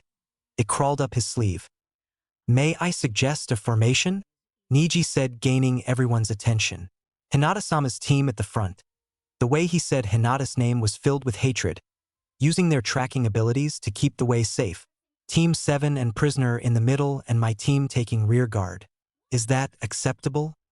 Sasuke nodded, while Shino replied for his team, "It is logical." With that, the teams traded their scrolls and headed towards the tower. "Phew, that was cool," Naruto said as they walked into the room in the tower late at night on the 3rd day of the exam. A recently conscious Sakura walked in next to him. "Yeah, except for the glaring from Niji at Hinata-chan. What was with that? I thought they were family," she thought out loud. Sasuke trudged in, Kin unconscious on his back. "How did I get stuck with her?" he said, glaring at the writing on the wall. Naruto smiled. "You did say she's your prisoner. That means she's you baggage," he replied cheerfully. Sasuke didn't answer, instead reading the giant poster. "I think we have to open the scrolls," he said. Sakura raised a brow. "Huh? Why?" she asked, turning towards the poster and reading it for herself. "Oh, I get it." Sakura pulled the secret seal out from her top and unsealed their set of scrolls. Together, her and Naruto opened them. Sasuke looked at the seal work in interest. Before his eyes widened, "Throw them away now," he said. They threw the scrolls away as smoke began to flow out from them. The smoke swirled together and suddenly, Irika was summoned in front of them. "Wow, you guy made it on the third night. Good work," he said with a smile. Naruto smiled and hugged him, screaming, "Irika-sensei!" Irika laughed, hugging Naruto back. He looked at the other two and noticed kin on Sasuke's back. "You caught a prisoner?" he asked. Sakura nodded. "Her teammates were killed, so we thought she could use some help. She could bullshit a story pretty well, it seemed." Irika bought the story and nodded. "All right, I'll take her to the medical wing to get treated before returning her to you guys. Any of you need medical attention?" he asked. Sasuke smirked. "We're good, sensei," he said confidently. Irika smiled at the trio. "Well, here's a map of the tower. Your room will be room 24C. That's on the third floor, just past the cafeteria. Other information is on the back, all right?" he said. The team smiled at him. "Arigato, sensei," they said in unison before running off to explore the tower. Irika smiled after them. "These kids sure are something amazing," he said before exiting through a different door with kin in his grasp. Naruto woke up on the fourth day of the second exam and glanced around. The room Team 7 had been staying in was a 2-room apartment. The main room had a bed for each of them, but Naruto gave his to kin when she arrived late the night before. He slept on the couch. Opposite the couch was a small kitchen that connected to a bathroom, which only had a simple shower and toilet combo. It seemed sufficient enough. Naruto sat up on the couch and stretched. His joints cracked a few times. "Oh, my back. I should have just slept on the floor," he thought as he finished putting his joints back in place. Naruto stood and yawned, then moved to the door to grab his stuff. "Guess I'll get some breakfast," he thought as he quietly left the room, now fully equipped. After a few steps in the direction of the cafeteria, Naruto realized something. "Oh right," he thought as he reactivated his transformation jutsu to appear as he had in the first exam room. Continuing his walk, he noted that he felt heavier again. "My weights must have upped themselves again. I wonder how much they weigh now." He smirked at the thought. "I may be extremely good at swordplay, but when I lose the sword and deactivate my weights, I might be as fast as Sakurane without her chakra skating thing," he thought as he stepped into the small cafeteria. Naruto-kun. "What a youthful person you are for being awake at such an early hour." Naruto looked over to the overly exuberant voice to see Lee sitting down at a table he shared with an extremely tired-looking Tenten and Niji. Naruto smiled and walked over to them. "Morning, guys. Wow, you two sure look tired. Did you stay up all night?" He smirked evilly. "Together?" he said suggestively to the tired members of Team Guy. The two woke up completely. "No way, Naruto-kun. Even if I did like Niji that way, as if he'd let me. And during the exams no less." "Bah!" she ranted, switching between showing the emotions of nervousness, sadness, and then pissed off at the end. "I think he's completely asexual anyway," she mumbled softly. The others barely heard it. Niji flushed red in rage and stared at Tenten in shock. "What was that, Tenten?" he asked, seeming more than a little pissed off. "Ah ha ha ha ha ha ha ha." Naruto laughed while Lee held in his laughter. "Barely." Niji turned his glare to Naruto. "Shut up, Uzumaki," he said sternly. It did nothing to calm Naruto down, and finally Lee burst into laughter as well. "Ha ha ha ha ha ha." They yodeled in unison, falling from their chairs. Niji's face turned to Tenten, extremely enraged. "See what you've done? Just because I've ignored your advances you spread word that I'm some kind of freak," he nearly roared. The emotions in the room suddenly turned from happy and joking to serious and a more than a little dangerous. Naruto looked at each of the people in the team and noticed a few things odd. Lee seemed to be about to take action for some reason. Tenten was watching Niji in fear and Niji himself was clenching his fists, glaring at Tenten with his enraged eyes. Naruto sat in silence and realized Niji was not the best teammate. He quickly thought of a way to defuse the situation, or at least turn Niji's rage away from Tenten. "Geez, Niji, it seems like you are trying to cover up another secret. You're gay, aren't you?" he asked with a challenging smirk. Niji's glare turned to Naruto and his Byakugan activated. Niji's teammates cringed away. This must have been some kind of threat, Naruto thought, feeling Niji's weak killing intent. Naruto met the glare with a grin. You call that killing intent? Naruto said, his eyes turning red and his grin becoming slightly feral. I think you're trying to do this. And suddenly Niji fell back from his chair and crawled backwards. From Tenten and Lee's point of view, Niji started to freak out for no reason. But with Niji's eyes, he could see much more. Niji couldn't look away from Naruto's slitted eyes, and yet he could see a demonic face floating over Naruto, Zabuza's demonic killing intent, and a red toxic chakra slowly crawling across the table, coming from Naruto's hand. His intent was so powerful, Niji was on the verge on pissing himself. He was slipping in his own sweat and felt as though he was being choked. Suddenly it disappeared and he could breathe again. He met Naruto's bored eyes and saw a light-hearted blue. Geez, Niji-chan, weren't you the rookie of the year last year? I expected more, he said with a challenging smirk on his face. Niji stood up, shaking a little. Uzumaki, I will destroy you during these exams. Fate won't accept you making a mockery out of me, he said as he turned and marched from the room. Tenten and Lee looked at Naruto in shock. What just happened, Naruto-kun? Lee asked. Naruto shrugged. I just focused some of my killing intent at him. Since he did so to me, I thought it was fair, he said as he took Niji's breakfast for himself. I thought he'd be more of a man than that. He finished taking a bite from his food. He looked at Tenten, only now noticing the bruises she sported on her arms and the one hidden by the makeup on her face. She realized he was staring and tried to look away when he grabbed her hand over the table. Tenchan, don't let him hurt you again, he said, staring into her eyes. Tenten met his stare. Tenchan? She thought, even more shocked than before. Lee suddenly jumped onto the table. That was the most youthful thing I've ever seen in my life. A young man defending a woman and winning without engaging in conflict. So much YOOTTTHHH, he screamed, echoing his thoughts throughout the whole tower. Naruto rubbed his ears in pain. By the name of Log, what the fuck, Lee? He said, pissed off. Ah, there you are, Naruto-kun. The three children looked to one of the doors in the cafeteria to see Hiruzen Sarutobi walking in. Tenten shot to her feet.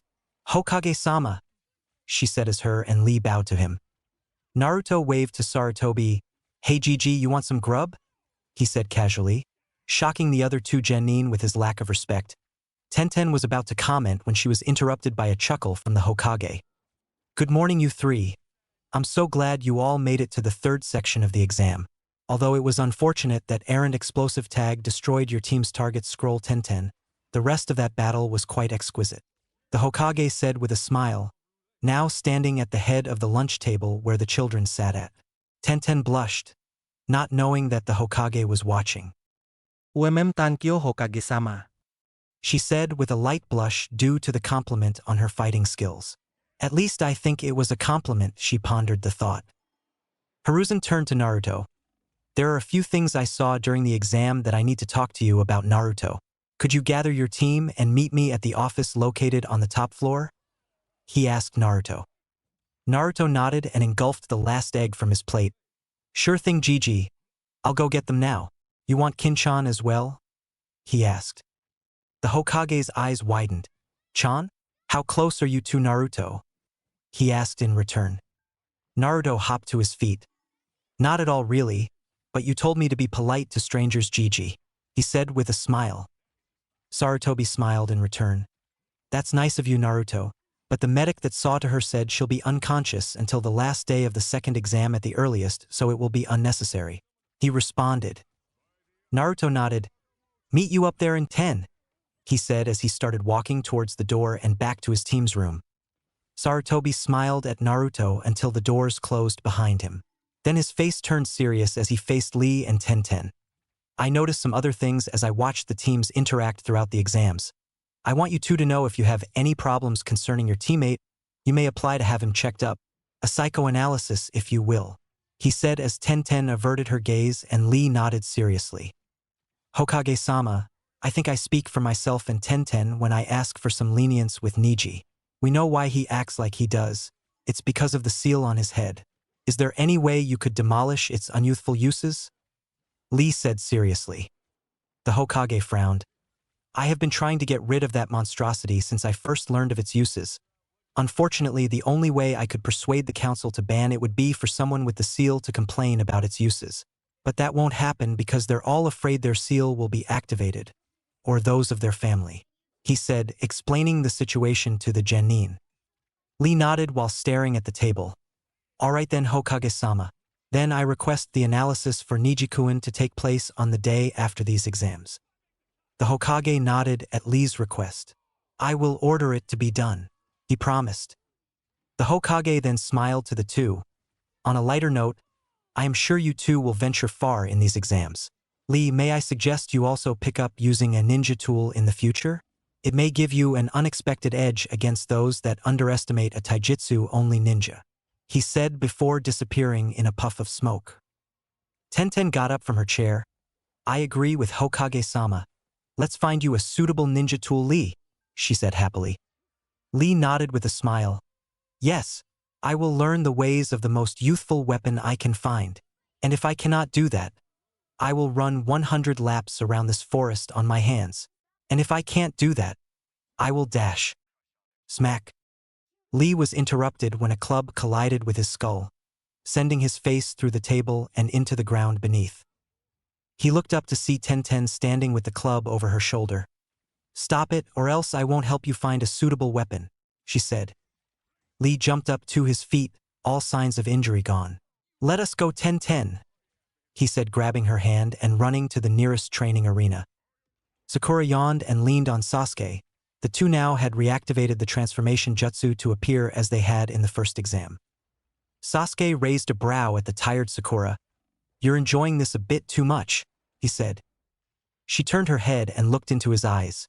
Why are we still pretending, Sasuke-kun? You know how I feel about you, and it's obvious you feel something much more than friendship for me. She trailed off, not sure how to continue. Sasuke's eyes widened at the implication of Sakura's words. Sakura-chan? He whispered. Their eyes met and they stared at each other for a few seconds, slowly inching closer. Hey guys, JI needs to talk to us, he said. ITWAA. Naruto yelled as he appeared in front of them. Before being catapulted back down the hallway, he came from thanks to Sasuke's kick and Sakura's fist. Sakura glanced at Sasuke, who looked back at her and gave a real smile. Damn it, Naruto and I, you ruined the most perfect moment in existence. Sakura thought angrily while returning Sasuke's smile, wholeheartedly. Naruto walked back in front of them, wheezing in and out. Ouch, that was painful, he mumbled. Sasuke pulled Naruto up straight. What were you saying Hokage-sama wanted? He asked. Naruto smiled up at his teammates. He saw what happened in the forest. He needs to confirm a few things. Naruto explained. How did he see that? Sakura asked with a raised brow. Naruto looked to Sakura as if she was a moron for not knowing something like that. And you're the smart one? He asked before dodging a fist. It was probably his orb thingy jutsu. Sasuke deadpanned at Naruto. It's his all-seeing orb jutsu, the orb made by the first Hokage. It's so Hokage-sama can look out at the village through any leaf that resides in a 20-mile radius from its location. It's one of the reasons Konoha's defense is so good. The Hokage can look into an enemy's outpost and analyze all their weaknesses. Sakura and Naruto looked at Sasuke blinking, before glancing at a leaf that blew around the corner. Naruto whispered to his teammates, Let's hurry, he's in the tower, top floor. The other two nodded, and together they ran off in search of their leader. Irika tilted his head into the doorway. Hokage-sama, Team 7 is here to see you, he said. The Hokage sat up and smiled to Irika, while waving over the exam proctors. Let them in, Irika-kun. Irika nodded and stepped to the side, letting the three genin walk in. Naruto was about to wave hello when Sasuke and Sakura yanked him into a bow by his arms. Good morning, Hokage-sama, Sakura said for the whole team. The Hokage chuckled at their antics. Good afternoon, Team 7. I see you all had a good sleep in, he said while gesturing to the clock on the wall. which said 1:30 p.m. The jonin in the room were smiling as well. Then a sickly-looking one coughed while gesturing to the chairs that were set up for the genin. "Please have a seat," he said before coughing. The genin sat down and Naruto smiled at the Hokage. "What's up, Gigi?" he asked. Sarutobi smiled. "One thing first. Proctors, can you see anything odd about these three?" he asked wisely. The three jonin looked at Team 7 curiously for a moment before Ibiki's eyes widened. "They're under a transformation, and a damn good one too," he said. The other two jonin's eyes widened. "Damn. These kids are good, I didn't even notice. But that means you guys had them activated the whole exam," Anko said in shock. Sarutobi smiled at the pride Team 7 was displaying. "Sakura, why don't you explain since it was your idea?" he said. Sakura sat up straight and looked at her teammates. They all nodded and deactivated their techniques. Seeing the jonin's stunned reactions, the team's smiles increased. "You see, Hokage-sama, the only person that we know of that has seen our new look is a San team and Hinata-san, although Shino picked up on it. So most if not all of Team 8 know that we were hiding. The reason we did this is so that everyone will underestimate us as if we were just rookies, so now we got the drop on pretty much all the teams in the exam." The jonin nodded. Deception is vital for ninja, and a true aspect for Chun-Nin to understand, Ibiki said with a smirk. The Hokage nodded.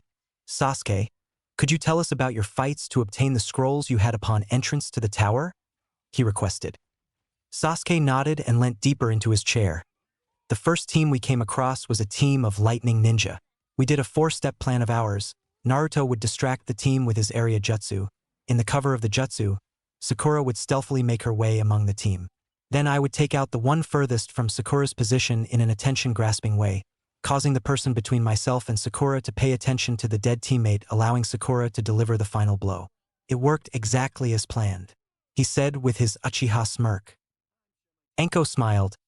"That is exactly like an Umbu strategy for team assassinations. I'm impressed," she said. The Hokage nodded. "And the next battle?" Sasuke's look darkened. Naruto should explain this, since he was the only one in the area conscious the entire time, he said, obviously ticked off at the thought of the fight with Orochimaru. Everyone turned to Naruto. "I'm okay then.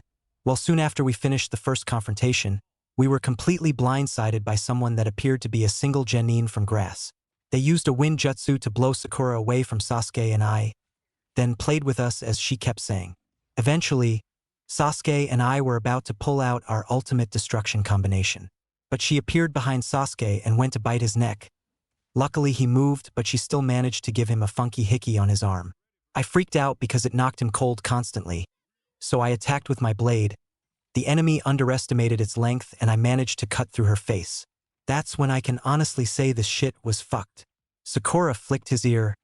"OW, Nachon, what the hell?" he yelled.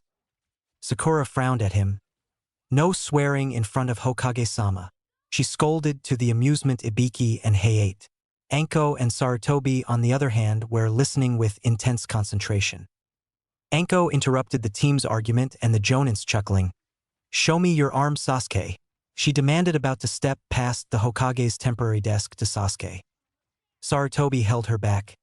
"It is what you think, Anko, though I believe there is more to be told first. Be patient," he ordered. Anko clenched her fists and stepped back into position behind the aged Kage. "As you were saying, Naruto?" the Hokage said with a smile. Naruto nodded. "Well, I cut off her face, to reveal the snake Sannin Orochimaru." The other two jonin froze in shock at the news as Naruto continued. "He left after that, and I was left alone for a moment with Sasuke's unconscious body. Luckily, the brains of our team arrived, and when Sakura suggested we find cover, we made our way to a place she had found on her way back."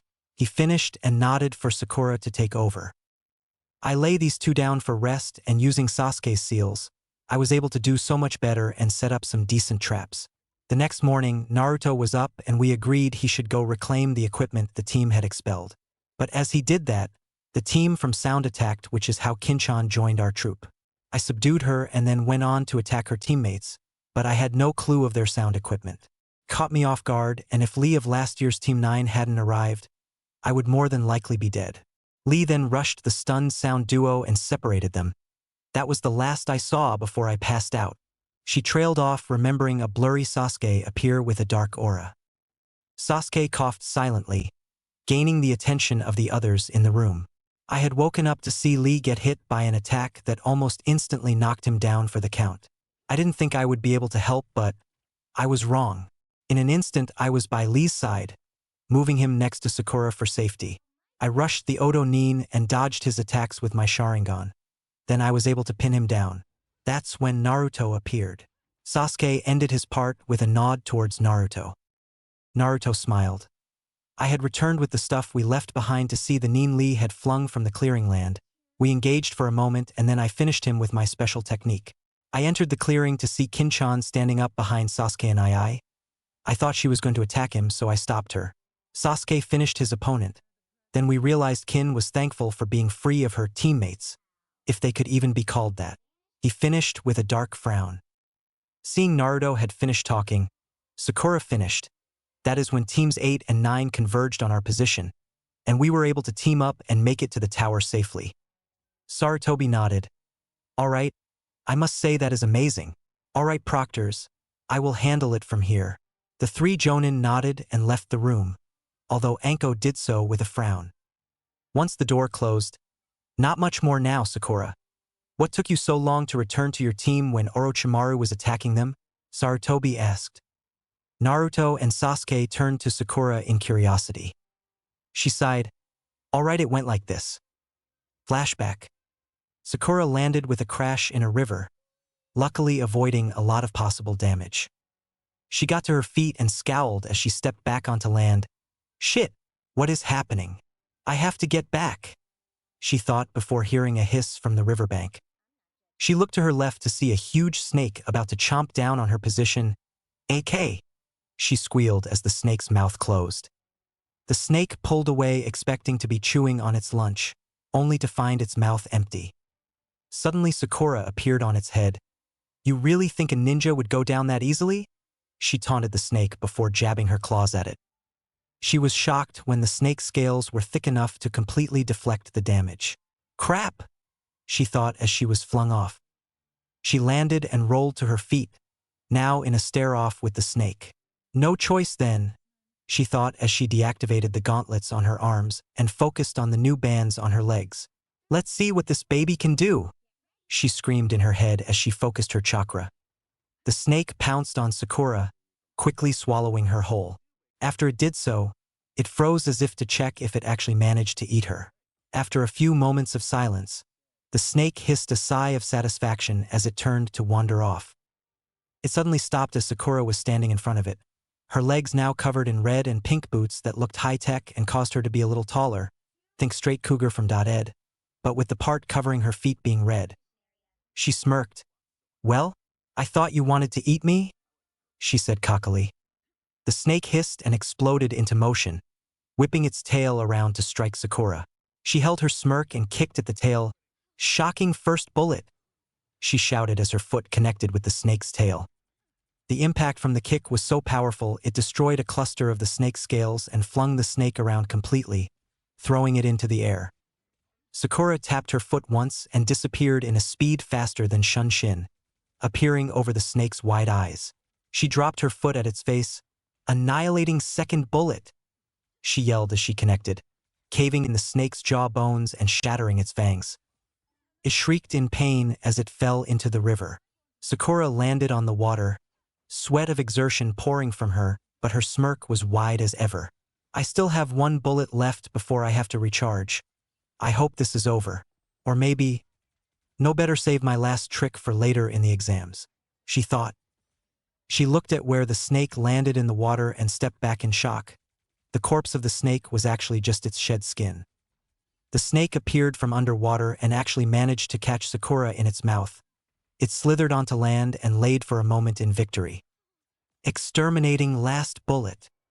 The snake's eyes widened before its head exploded. Sakura stood among the falling snake remains as she caught her breath. The leg armor deactivated as the weapon needed to recharge. Sakura started walking away, a wide grin on her face. That's why you don't mess with Team 7. We're full of surprises, she said as she started jogging towards her team. And then I got there to find Sasuke unconscious and Naruto worn out and in shock. And you know the rest from there. The remaining 3 males in the room had their jaws on the floor at Sakura's story. Sarutobi asked, "And may I see these bands of yours in action? I've never heard of such a thing before." Sakura stood up and stepped to the side of the desk and chairs, giving everyone a full view of her body. She sent chakra into the gauntlet on her arms first. A rainbow glow appeared around the bands for less than a second before the gauntlets phased into existence on her arms. "These are the first stage of my claws. They are extremely sharp, and if I channel chakra into the tip of a claw, it will excrete whichever toxin I put in them. At the moment, I only have a paralyzing agent." She then sent chakra into the bands going down her legs. The same rainbow glow enveloped the bands. Then her legs were covered by the pink and red boots. If she stood with her weight on one leg, the other would bounce slightly. The gauntlets are actually an expansion of the boots. I just happened to find the claws first. These boots are called Radical Good Speed. They boost the wearer's movements up to the speed of sound at their most basic level. It also gives access to the 3-bullet kick techniques. I hope to someday unlock the full capabilities, but I'm honestly not sure if I ever will. She finished with a smile. The Hokage leaned forward, examining the equipment. "This is amazing. You got these from Higurashi-san's shop?" he asked. She nodded. "Yep. He didn't tell me until I came back to inquire about more equipment. But apparently, these weapons have only connected to one person in the past, and that was Dan's great-great-grandmother. He was going to research her exploits for me as congrats for finishing this exam. He's very confident in us," she said before deactivating her weapons. Sasuke and Naruto sat back in shock. "Damn. I'm glad that Nei-chan is on our side," Naruto said. Sasuke just nodded in agreement. Sakura sat in her chair as the Hokage coughed to gain their attention again.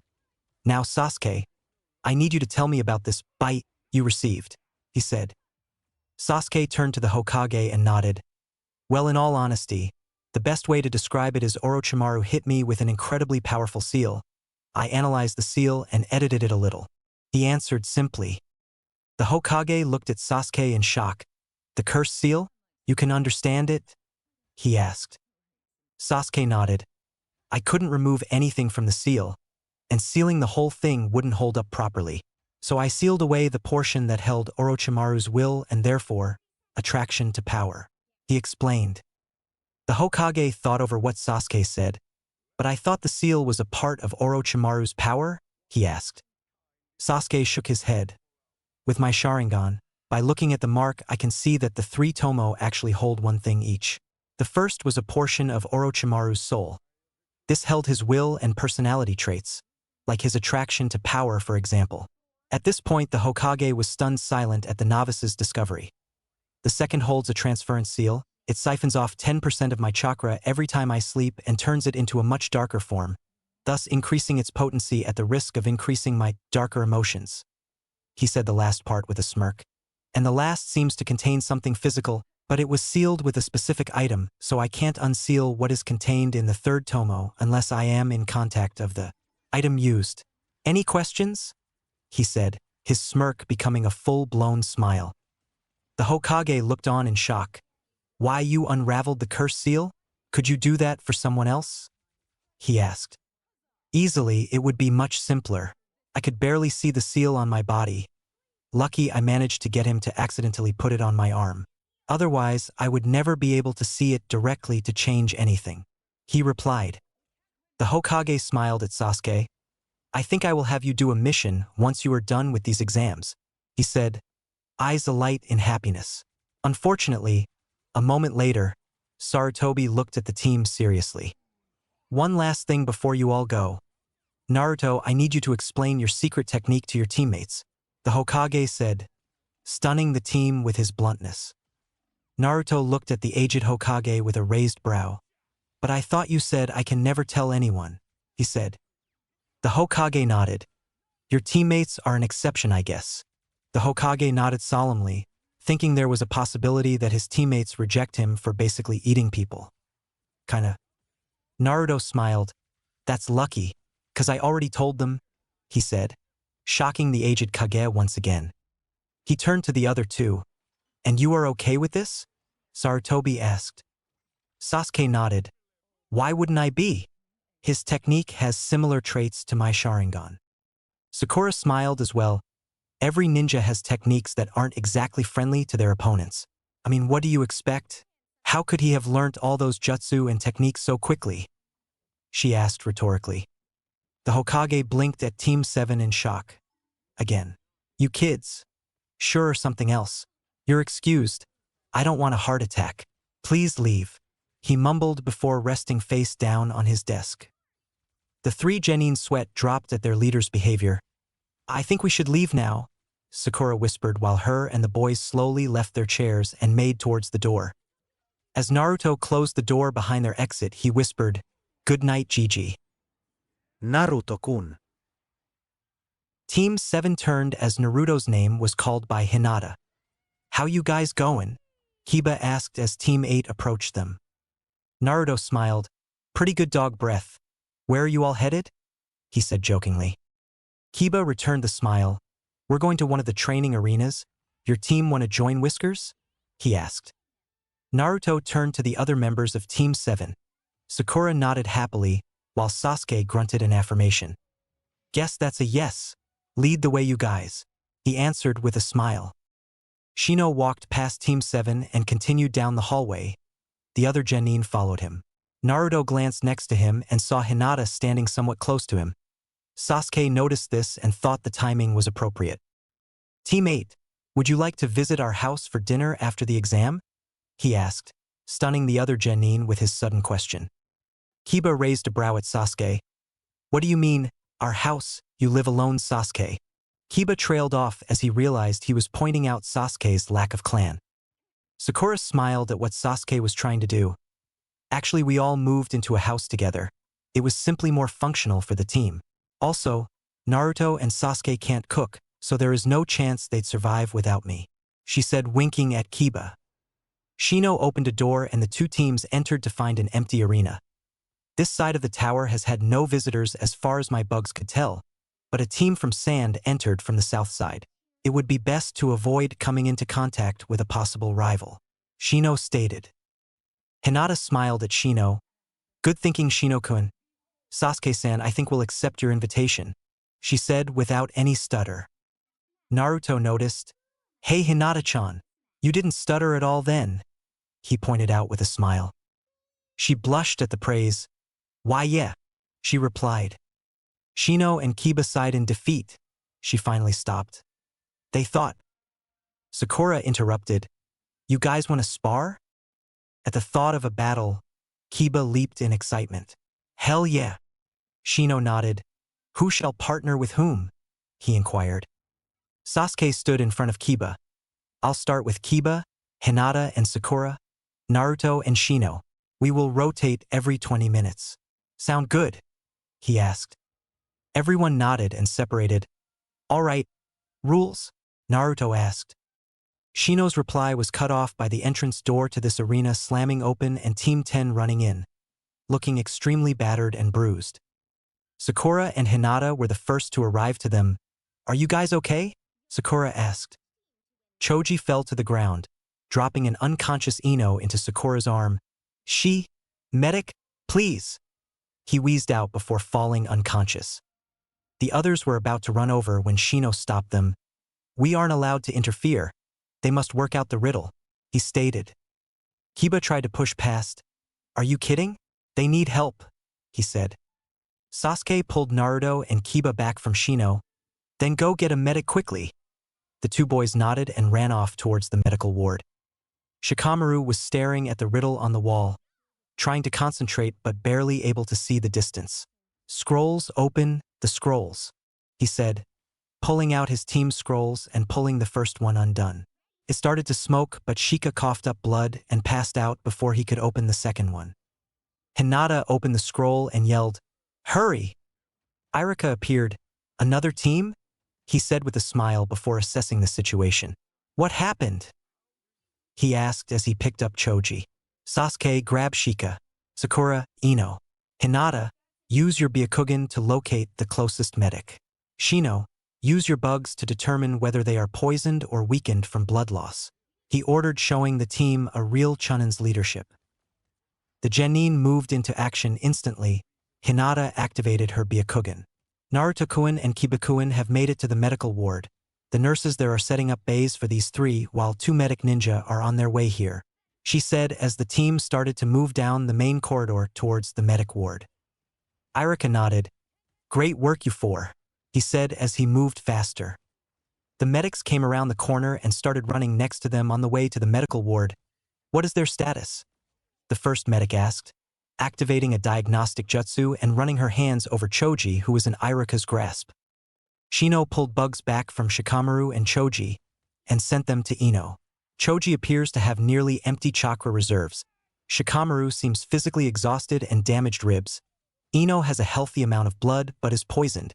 Luckily, it is one I am familiar with. My bugs will have it out of her system in 20 minutes. Do you have an antidote kit in the medic bay? He reported to the medic. She nodded and moved to Ino as they came around the last corner to medical bay. I will have this team up and active by tomorrow morning. With your quick action, they may even be ready for the preliminaries, Irika, she finished as they burst into the room. The 3 genin were placed on a different bench each. Vacate the room, please. Aburame-san, please stay and continue to remove the poison, the medic said as she healed the lacerations on Choji's body and gave him a soldier pill. The door closed in front of the remaining 5 genin, cutting off their view of what was happening in the room. Irika coughed, gaining the attention of the stunned genin. You all worked very hard. It was lucky you were all there. You are true shinobi, and I'm proud of you for saving your fellow ninja, he said while ushering them to a collection of couches that sat against the wall. Maybe you should go back to your rooms. They will be ready for visitors after some rest, Irika said. Naruto stood up from his seat. No, I'm waiting here to see them. They were our classmates and now our comrades. I will be here for them when they need me, he said stubbornly before sitting back down and folding his arms. Irika sighed. All right, Naruto, you can stay, but I'm sure that. Irika looked around to see the other genin getting comfortable. You're all gonna wait? He asked. Kiba nodded. Whiskers is right. They are part of the pack. Inuzuka always look after their pack, he stated firmly, with Akamaru barking in agreement. Irika glanced at all the genin and smiled. You kids? Look after yourselves, all right? A tear of happiness fell from his eye as he turned and walked away to report the situation to the Hokage. They're growing up. I couldn't be prouder of my ex-students. Chapter 11. Preliminaries begin. Sakura woke up with a quiet yawn. Looking around, she noticed how the now 6 genin slept around the room. Looking opposite her position, she saw Kiba sprawled over half of a long couch, his feet handing off the armrest with Akamaru resting on his chest. Shino sat slightly slumped on the opposite side of the couch, looking almost the same as he would awake except for the lack of sunglasses over his closed eyes. She looked to her left to see Naruto sitting back on a couch. His head lolled over the headrest as he snored lightly. She realized his henge must have disengaged in his sleep. Hinata lay curled in a ball, her head resting on Naruto's left leg as she slept with a smile. Sakura smiled at the view of her peace-filled friends. I wonder how Team 10 is doing, she thought when she felt movement on her side. She looked from her spot, leaning on something, to see that the something was in fact Sasuke's shoulder. She flushed red when she realized they had slept in each other's embrace the full night. She looked down and noticed his henge had dropped as well. I guess I really do have an incomprehensible amount of control, she thought with a smile before snuggling up closer to Sasuke and closing her eyes. A moment later, Shino suddenly stood from his place on the couch and put shades on. He turned his head to Kiba and scratched Akamaru's ear. The dog woke up and yipped in happiness. This had the effect of waking up Kiba and Sasuke. Sasuke sat up straight but didn't release Sakura from his grasp. Morning, Sakura-chan, he whispered in her ear. She smiled and mumbled back, Morning. Kiba sat up fully as Akamaru jumped onto his head. What's up, Shino? He asked groggily. Shino adjusted his glasses. The insect I left in the room has returned to me. She says Shikamaru is awake, and the other 2 are stirring as well, he whispered as he turned to Hinata and Naruto, who were both peacefully asleep. The other 3 ninjas followed his gaze and let out a small giggle. Shino pulled out a camera and took a photo of the two, shocking the others with his action. Flash. The camera's bright light woke Naruto and Hinata up straight away. Naruto instinctively pulling out his sword and standing in a battle position in front of Hinata, who was rubbing her eyes at the wake-up call. Shino had already hidden the camera before Naruto stood up. Naruto-san, I do believe that is the legendary blade of Zabuza Momochi.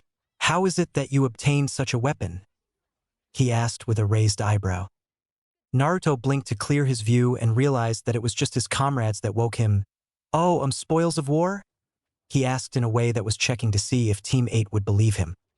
Kiba blinked and realized Naruto's full attire was different, along with Sasuke's. What the hell? Were you guys under a henge the whole time? He asked in shock.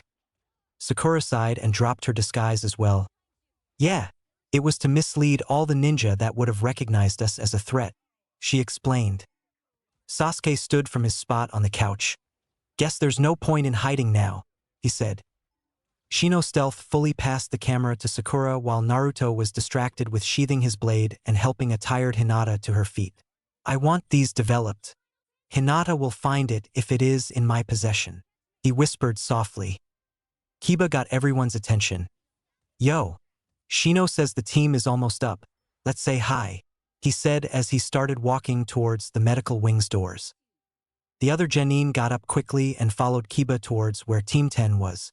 Arriving at the doors, Kiba and Shino opened them inwards, allowing the other genin through first. Sasuke was the first to have a view of Team 10 and saw that Choji was awake, eating some fruit that was left between him and Shikamaru. Sasuke approached the two and snagged an apple that had just been knocked out of the basket. Choji recognized someone ducking down next to his bed. Well, that's weird, he thought as he leaned over to see who it was. Sasuke stood up suddenly, only inches away from Choji, who leapt back into his pillows from shock. Sasuke nonchalantly raised a brow and took a bite from the apple. How you feeling, Cho? He asked. Choji looked on shocked, not realizing as Naruto grabbed a banana and sat on the end of his bed. I must be delusional. Firstly, Sasuke doesn't wear an outfit like that, and why would he care how I'm feeling? He thought. Naruto patted Choji's foot, getting his attention. Yo, Choji, how you feeling? He said rather loudly. Choji smiled when he realized he wasn't delusional. Wow, I really have friends like this? He thought, his smile turning into a full-blown grin. I'm feeling much better. The nurse said I was just lacking in chakra. But since I have Akamichi blood, I can turn foods that I eat straight into chakra, he said, taking a handful of grapes from the basket. Sasuke took another bite out of the apple he was holding. Good to know, Cho. How's Sleeping Beauty? He asked, nodding to Shikamaru, who had his eyes closed and was breathing softly. Choji threw a grape at Shika, saying, He's up, just pretending. Shikamaru caught the grape and put it in his mouth before sitting up. Damn it, Choji. I wanted to stay out of the whole team reunion thing. This is so troublesome. He mumbled as Shino stood at the foot of his bed. It would be logical that you explain what occurred in the forest to have hindered your team so badly. I would assume a team from the grass village considering the poison that was found inside Ino, he stated with a monotone. Shikamaru nodded. Yeah, it was a grass team. They ambushed us. They attacked Ino first, hoping to eliminate her straight away. Choji noticed a kunai with an explosive tag on it and pushed Ino out of the way. He was caught in the blast and hurled a long way away from us. I turned and caught two of them in my cage main jutsu, then activated a tag that I had placed under them just a moment before, blowing off their legs. He frowned and looked a little green at the thought. Those two just lay screaming for a while until I killed them. He stopped talking and sat forward. Sorry, it was just, I've never killed before. It was hard. He held his head in his hands and closed his eyes. Feeling someone grab his shoulder, he looked up to see Naruto holding a glass of water to him. Naruto smiled. The first one is always the hardest, but it helps to think of it as you were protecting your team, not, I killed you because I wanted to. See the difference? He said with a smile. Shika nodded with a smile. So I was right. You have been hiding something. It's your whole team, right? Naruto nodded. Thought so. Man, this is troublesome. Shikamaru mumbled as an afterthought. Kiba barked out. That doesn't really explain why Ino was poisoned and Choji was running on empty. Choji stopped eating and glared at the blanket as he clenched his hands. Their third teammate cut Ino with a kodachi. She naturally fell away to get distance, and I think a fair bit of shock. I stepped in, and well, in all honesty, I was angry, Choji said wearily, glancing across the room at Ino, who was sitting up and talking animatedly with Sakura, while Hinata nodded along. They hurt her, so I hurt them, he said in a no-nonsense tone. Sasuke raised a brow. So your chakra loss? He asked. Self-induced and totally worth it, Choji replied with a dark grin as he stared at his hands. Shika looked at Choji in concern. The only problem is that you won't be able to fight in the prelims today. Ino and I are nearly at 100%, but you won't be for a few days at the least, he said. Choji looked up at the genin around him. I will at least give it a try, though I can't do many jutsu at the moment, he said a little disgruntledly. Sasuke passed him another piece of fruit. Better eat up, Cho, you'll need the energy. This exam technically finishes at midday, so we all have about 4 hours, he said. At that moment Sakura and Hinata walked over, while Ino wobbly walked between them. Ino sat on the edge of Choji's bed. Well, I'm ready for it. Whatever it is, we can handle it. I mean, we are the first rookies to make it to the third stage in like 10 years, she said as she smiled at everyone around her. Thanks for taking care of the poison Shino, she finished. Shino nodded and noticed Choji seemed disgruntled at the lack of thanks he received. You should be thankful to Choji-san. I wouldn't have been able to help you if he hadn't carried you here, with 0 chakra and after saving your life. Twice, he replied, hinting not so subtly that Choji is a hero. Ino's eyes widened. You did that for me, Choji? She asked as she looked at his blushing face. He realized everyone's attention was on him, as well as the attention of his lifelong crush. Well, yeah, I guess I did, he said, nervously smiling at her. Ino leaned forward and kissed his forehead, causing his whole face to light up. Thank you, Tsui-kun, she said as she hugged him. Choji grinned and hugged her in return. Any time, he said with a smile. At that moment, the senseis of the Rookie 9 walked into the medical ward. Well, hello everyone. It's good to see you all made it, Kakashi said with an ice smile. The genin turned to their sensei and greeted them. They started amble conversation mostly about the exam, except for Team 7, which was oddly quiet. Kakashi noticed their behavior and waved them away from the others. All right, what's the damage? He asked, immediately knowing something was wrong. Sakura was the one to reply. Actually, in comparison to all the good things that has happened, it seems extremely minuscule. She trailed off, unsure of how to say it. Kakashi stood and waited. Well? He asked after a moment. Naruto spoke up. Essentially, Orochimaru the Snake Sannin attacked us and gave Sasuke an evil hickey. Kakashi stared at them in shock. The Snake Sannin attacked you? He asked skeptically. Sasuke nodded and pulled his sleeve up, showing the mark, which looked as it normally did, but the tomo were now shaped as a semicircle on top of a cone. I took care of it, sensei. Actually, I think I may have improved it, Sasuke said with a smile. Kakashi blinked in shock again. Does Hokage-sama know about this? He asked. The team nodded. Yep, he said that unless it acts up at all, he'll let me handle it until then, Sasuke said, rolling his sleeve back down. Kakashi sighed. You guys, by the name of Log, I swear you're the craziest genin in existence, he said, holding his head and bringing his squad back to the group. As they arrived, they heard, Us Jonin decided you all should do a little physical warm-up before the last part of these exams, Asuma said as he lit up a cigarette. Kurenai grabbed it and stomped it out. Seriously? In a medical center? She said angrily. He sighed. Fine. Everyone, let's go to one of the arenas, Asuma finished as he walked from the room. The others followed after him. Team 10 a little slower than the others but still keeping up. The group arrived at an arena at 9 in the morning. Kakashi stepped in front of the group of gathered genin. Alright guys, we decided to give you all 3 exercises each. My first is a simple jog around this arena, he stated. Teams 8 and 10 smiled and seemed happy with the exercise. until Kakashi finished explaining it. 30 times while tied to your teammates, he said while pulling out 6 pieces of rope. There was an awkward silence that was broken by Sakura. Seriously, sensei? We get to do it without the blindfolds. Sweet, Naruto said excitedly. The team stared at them in shock while Kakashi started tying the children together. Well, why are you waiting? Get started, he said, kicking Kiba to give Team 8 a head start. They ended up falling on their face. I said go, Kakashi yelled far too enthusiastically. All right, I think we should head over to the battle arena now, Asuma said as he looked at the genin who didn't seem too tired, but definitely frustrated. Ino turned to Team 7, who was standing in a perfect pyramid, Sakura standing with a foot on both Sasuke and Naruto's shoulders, while they were blindfolded, while Chakra walking down the wall. You guys always do these training exercises? She asked as she stood from her place on the floor.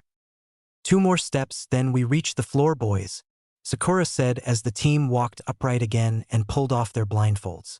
Yeah, Ino, it promotes teamwork. At least that's what Kakashi-sensei says.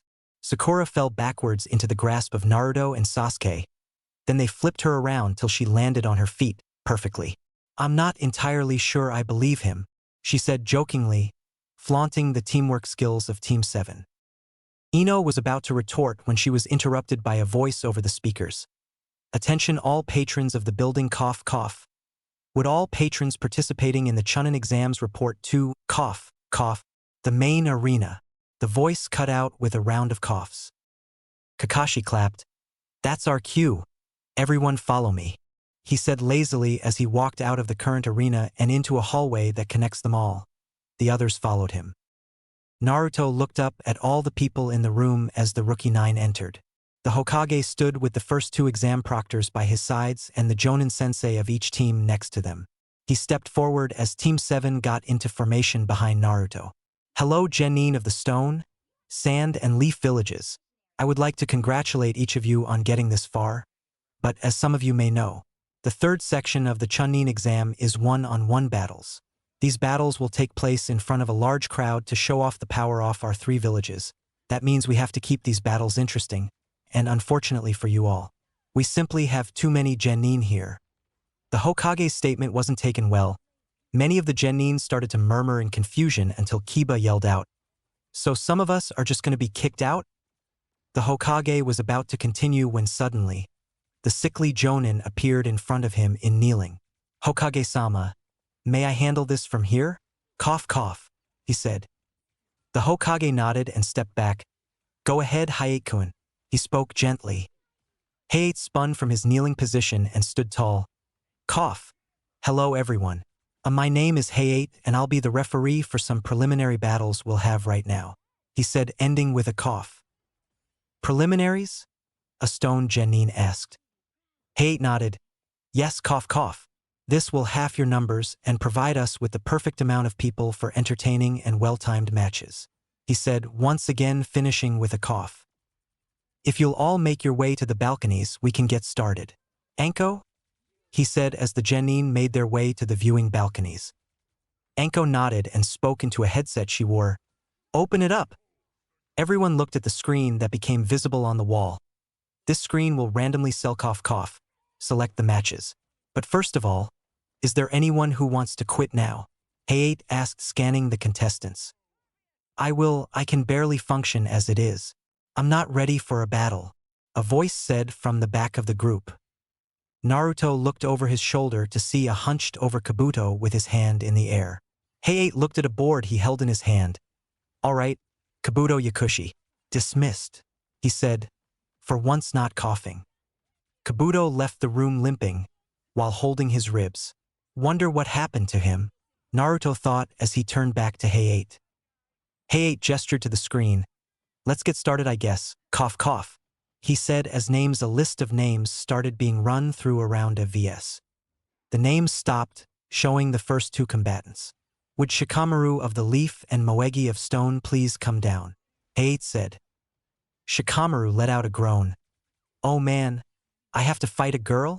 What a drag," he mumbled as he hopped over the railing and fell to the ground. Moegi leapt down with a flip. "What was that?" You think girls aren't worth fighting? She said angrily. Shika raised a brow at her obvious rage. This is way too easy. I didn't say it, you did, he stated with a bored expression, increasing her anger. Hayate stepped back, waving his hand. Begin! The girl got into a battle stance, expecting something to happen. She was wrong. Geez, even your stance is weak, Shikamaru said with a yawn, not even bothering with getting into a stance. Moegi growled, I'll show you, she screamed as she pulled out a kunai and ran at the lazy Nara, completely abandoning any tactics. Shikamaru watched her approach with a calculated gaze. 3, 2, 1, now! He thought before falling backwards, dodging the swipe and pulling Moegi over him. She impacted the ground and rolled onto her back as Shika flipped back onto his feet. Suddenly, she realized she couldn't move. Cage main success, Shikamaru stated. What did you do? Moegi yelled from the ground. Shikamaru just raised his left arm in front of him as if he was holding something. Moegi copied the movement, now holding her kunai above her neck. If I open up your hand, you will release your kunai and gravity will do the rest, allowing it to plunge into your neck. I apologize about what you thought I meant. In all honesty, women scare me. I have a banshee of a mother and a gossip teammate that will gladly hurt me. So I want to clear this up. I was taunting you and it worked. Give up or die, he stated as he lifted one finger up, thus causing her to start releasing her blade. Moegi's eyes widened as she realized something vital to her survival. Oh my god, I was played the whole time, she thought. Shika released one more finger. I give up, Moegi yelled with her eyes closed. Hayate nodded. Winner? Shikamaru. Cough cough, he said. Shika moved the kunai away from her and released the jutsu. You should focus on holding back that rage. Then you might have beaten me, he said as he walked away from the aggravated girl. She sat up with a frown and sheathed her kunai. Damn it, stupid leaf ninjas, she thought as she walked up to her team with a frown on her face. Hayate coughed again, drawing everyone's attention to him. The next match. The screen once again ran through random names before stopping. Lee of the Leaf and Misumi of the Leaf, please come down. Lee leapt down and landed in a fighting stance. Let our flames of youth explode, he yelled to Misumi, who was standing opposite him. Misumi raised a confused brow. Sure, I guess, he said. Begin, Hayate stated before moving away. Youth, Lee yelled as he sprinted at Misumi with incredible speed. Misumi stepped back in shock before relaxing. Suddenly Lee's fist impacted Misumi's chest. What the? Lee said as Misumi's body seemed to have changed into rubber to absorb the blow. Misumi chuckled. I can dislocate every joint in my body and use my chakra to stretch to any length and move my innards around to avoid any damage and do things like this. He finished with a yell before swinging his arms around Lee and locking his upper body in place. Now dai, he yelled as he began to squeeze. He expected to hear a crack or at least a yell of pain. It is unfortunate for you, comrade. It appears as though you just aren't stronger than me. Therefore, you cannot overpower me, Lee said as he pushed back and spun, now facing away from Misumi and allowing the arms to wrap around him again. Let us finish this, he said while bending down and pulling Misumi's gripping arms with him. Misumi stumbled forward in shock and landed on Lee's back. What are yo dash? Lee interrupted as he launched them both straight up. From his position, Misumi could do nothing but yell in shock as the duo rose upwards. His yell was suddenly cut off when his head impacted the very edge of the balcony he had just jumped down from. G.U.H. He let out as he was knocked into unconsciousness from the blow, his head now letting out some blood. Lee continued to fly up past the balcony and flipped before landing on the railing, facing Misumi's teammate. I am sorry for injuring your teammate, he stated far too loudly before flipping over the arena and landing on the opposite railing in front of Kakashi and Guy. Hayate blinked at the unusually short battle. That's twice now. What an odd bunch. Cough cough. Winner, Lee. Could we please have a medic for Misumi? Hayate ordered as a medical team ran in and picked up Misumi's unconscious form from the ground, his dislocated limbs trailing behind him as he was carried out. Lee turned to his sensei. Jai sensei, I managed to show my youth without revealing any of my secret techniques, he yelled deafeningly. Guy smiled. Lee, your youth is overflowing, he yelled in return. Lee teared up. Ji-sensei. So did Guy. Lee. Guy-sensei. Lee. Guy-sensei. Lee. The two embraced as a genjutsu appeared behind them. They now were on a beach staring into the sunset in each other's arms as a huge wave broke against the rock they stood on. Everyone looked on in confusion, more confusion and a side of disgust. What the fuck am I witnessing? Naruto asked as he stepped behind Kakashi in fear. Kakashi glanced up from his book and saw what his eternal rival was doing. He sighed. Guy, it is unyouthful to interrupt an event that is deemed important to the many elemental nations, he said simply. Instantly, the two spandex-wearing green beasts were separated and they were writing in a notebook. Unyouthful, interrupting, important, events. The two muttered as they continued writing. Kakashi nodded in satisfaction and turned back to the scared Genin and glancing at Hayate. Sorry about that, he gets excited easily, Kakashi said as he smiled. Hayate coughed with a smile. I know Kakashi. Thank you. Now on to the third match. Cough cough, he said as the board scrolled through the names again. Would Choji of the Leaf and Temari of the Sand please come down? Choji jogged down the stairs and turned to face his opponent who had just leapt over the rail. I hope I won't need to do too many jutsu. I barely have enough chakra for a couple of partial expansions. Nowhere near enough for a human boulder jutsu. On the plus side, she doesn't know I have near zero chakra. Maybe I can find a way to use that to my advantage. He thought as he stood in a defensive stance. Temari smirked. He's not at full health. It's obvious because he's from the Akamichi clan, who are primarily offensive fighters, yet he takes a defensive stance. Begin. Temari pulled out her fan and opened it up to the first moon. He doesn't seem to have any physical ailments, so it's either chakra or he's mentally distraught. Let's see which, she thought before swinging her fan at Choji, unleashing a whirlwind at Choji. Choji acted quickly and dove out of the way before started to run at her. Gotta get in close and take her out. Temari saw the focus in his eyes and his readiness for combat. He's ready to fight, so it isn't mental trauma from a battle. It's more than likely he's got a low well of chakra. Only one way to know for sure, she thought as she blocked his punch with her fan, then leapt away from him. Choji frowned. Not as I expected this battle to be, he thought as he ran at her again. She smirked and unfolded her fan fully. You are certainly confident for a kid with no chakra, she taunted him. Her quip about his chakra level made him stumble. What? How does she dash Kamataiki? She yelled, interrupting his thought train. He looked back at her to see her just finishing a swing with her fan. He was suddenly hit with a wall of wind that blew him back as well as slash up his body. Before he could even register the pain, his body collided with the arena wall, knocking him out. Choji! Team 10 yelled in shock as he was sliced up and pushed into the wall. Temari stopped her attack and placed her fan back on her back. Too easy, she said. Hayate frowned at the brutality shown by Temari. Winner! Temari! Medics! He yelled, signaling for a medical team to take Choji. The remainders of Team 10 looked on as Choji was carried away. Ino teared up. He couldn't use any of his jutsu to defend himself, because of me, she thought in sadness. She felt a hand on her shoulder and looked to see Sakura supporting her. I'm sorry Choji was hurt, but remember it was his choice to continue Ino. His alone, she said with a small smile. Ino nodded and was about to reply when Hayate's voice interrupted. Sakura of the Leaf and Tenten of the Leaf. Sakura smiled and patted Ino's shoulder once more. Wish me luck, she said as she vaulted over the rail.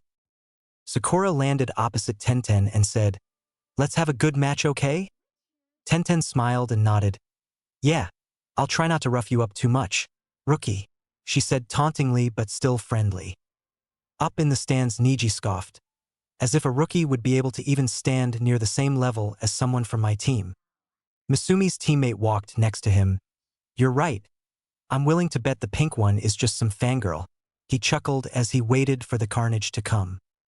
Begin, Hayate stated as he jumped back. Tenten spun and whipped out a scroll in one hand and 4 kunai in the other. Ha!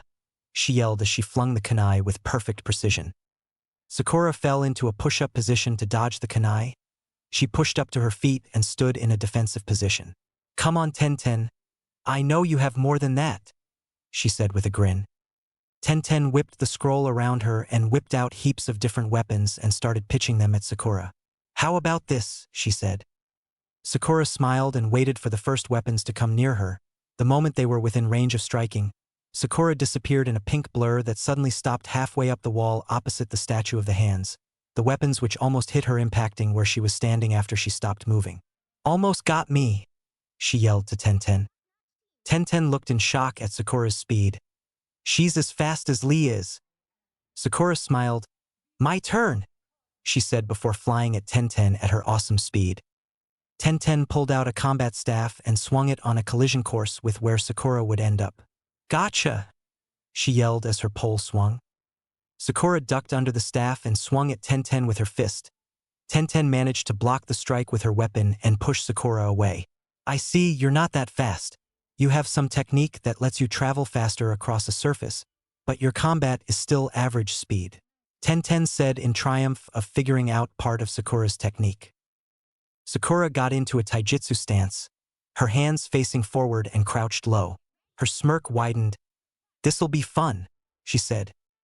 Tenten got into a stance as well, wielding the staff which now had a blade sticking from the top. I think you should arm yourself, Sakura, although no kunai will do you any good, Tenten stated. Sakura's smirk turned into a full-blown grin. Good thing I have these, she said and sent chakra to the bands on her arms. Everyone's eyes widened when Sakura's arms suddenly disappeared in a rainbow glow. Get ready, Sakura yelled before charging at Tenten. As she moved, the rainbow glow was left behind. Everyone got a view of Sakura's clawed gauntlets. All of the people who didn't know she owned them were shocked at the weapons. Sakura appeared in front of Tenten and stabbed at her chest with her claws.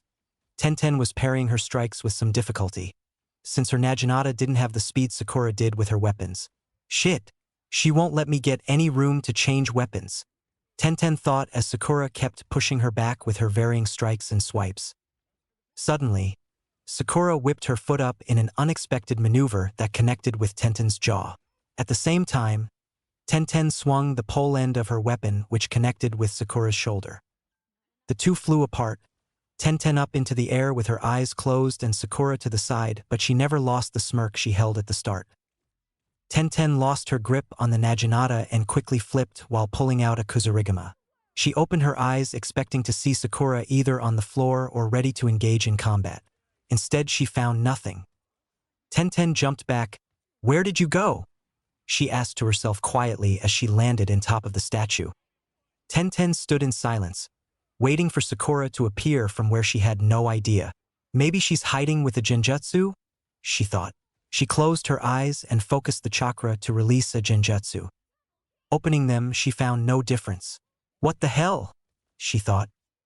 Tenten behind you, Lee yelled from his place in the stands. Tenten turned to see Sakura flying at her. So Tenten threw the weight of her weapon at Sakura's unprotected form. Gotcha! She yelled as the weapon connected, only to go straight through her as if she didn't exist. Tenten's eyes widened in shock. A clone? She asked rhetorically. Yep. Tenten looked down at the voice to see Sakura partially sticking out of the top of the statue, grasping her ankles. Tenten was about to attack when she was suddenly enveloped in darkness. There was a feeling of movement, then suddenly she was able to see again. Tenten looked around in shock. What happened?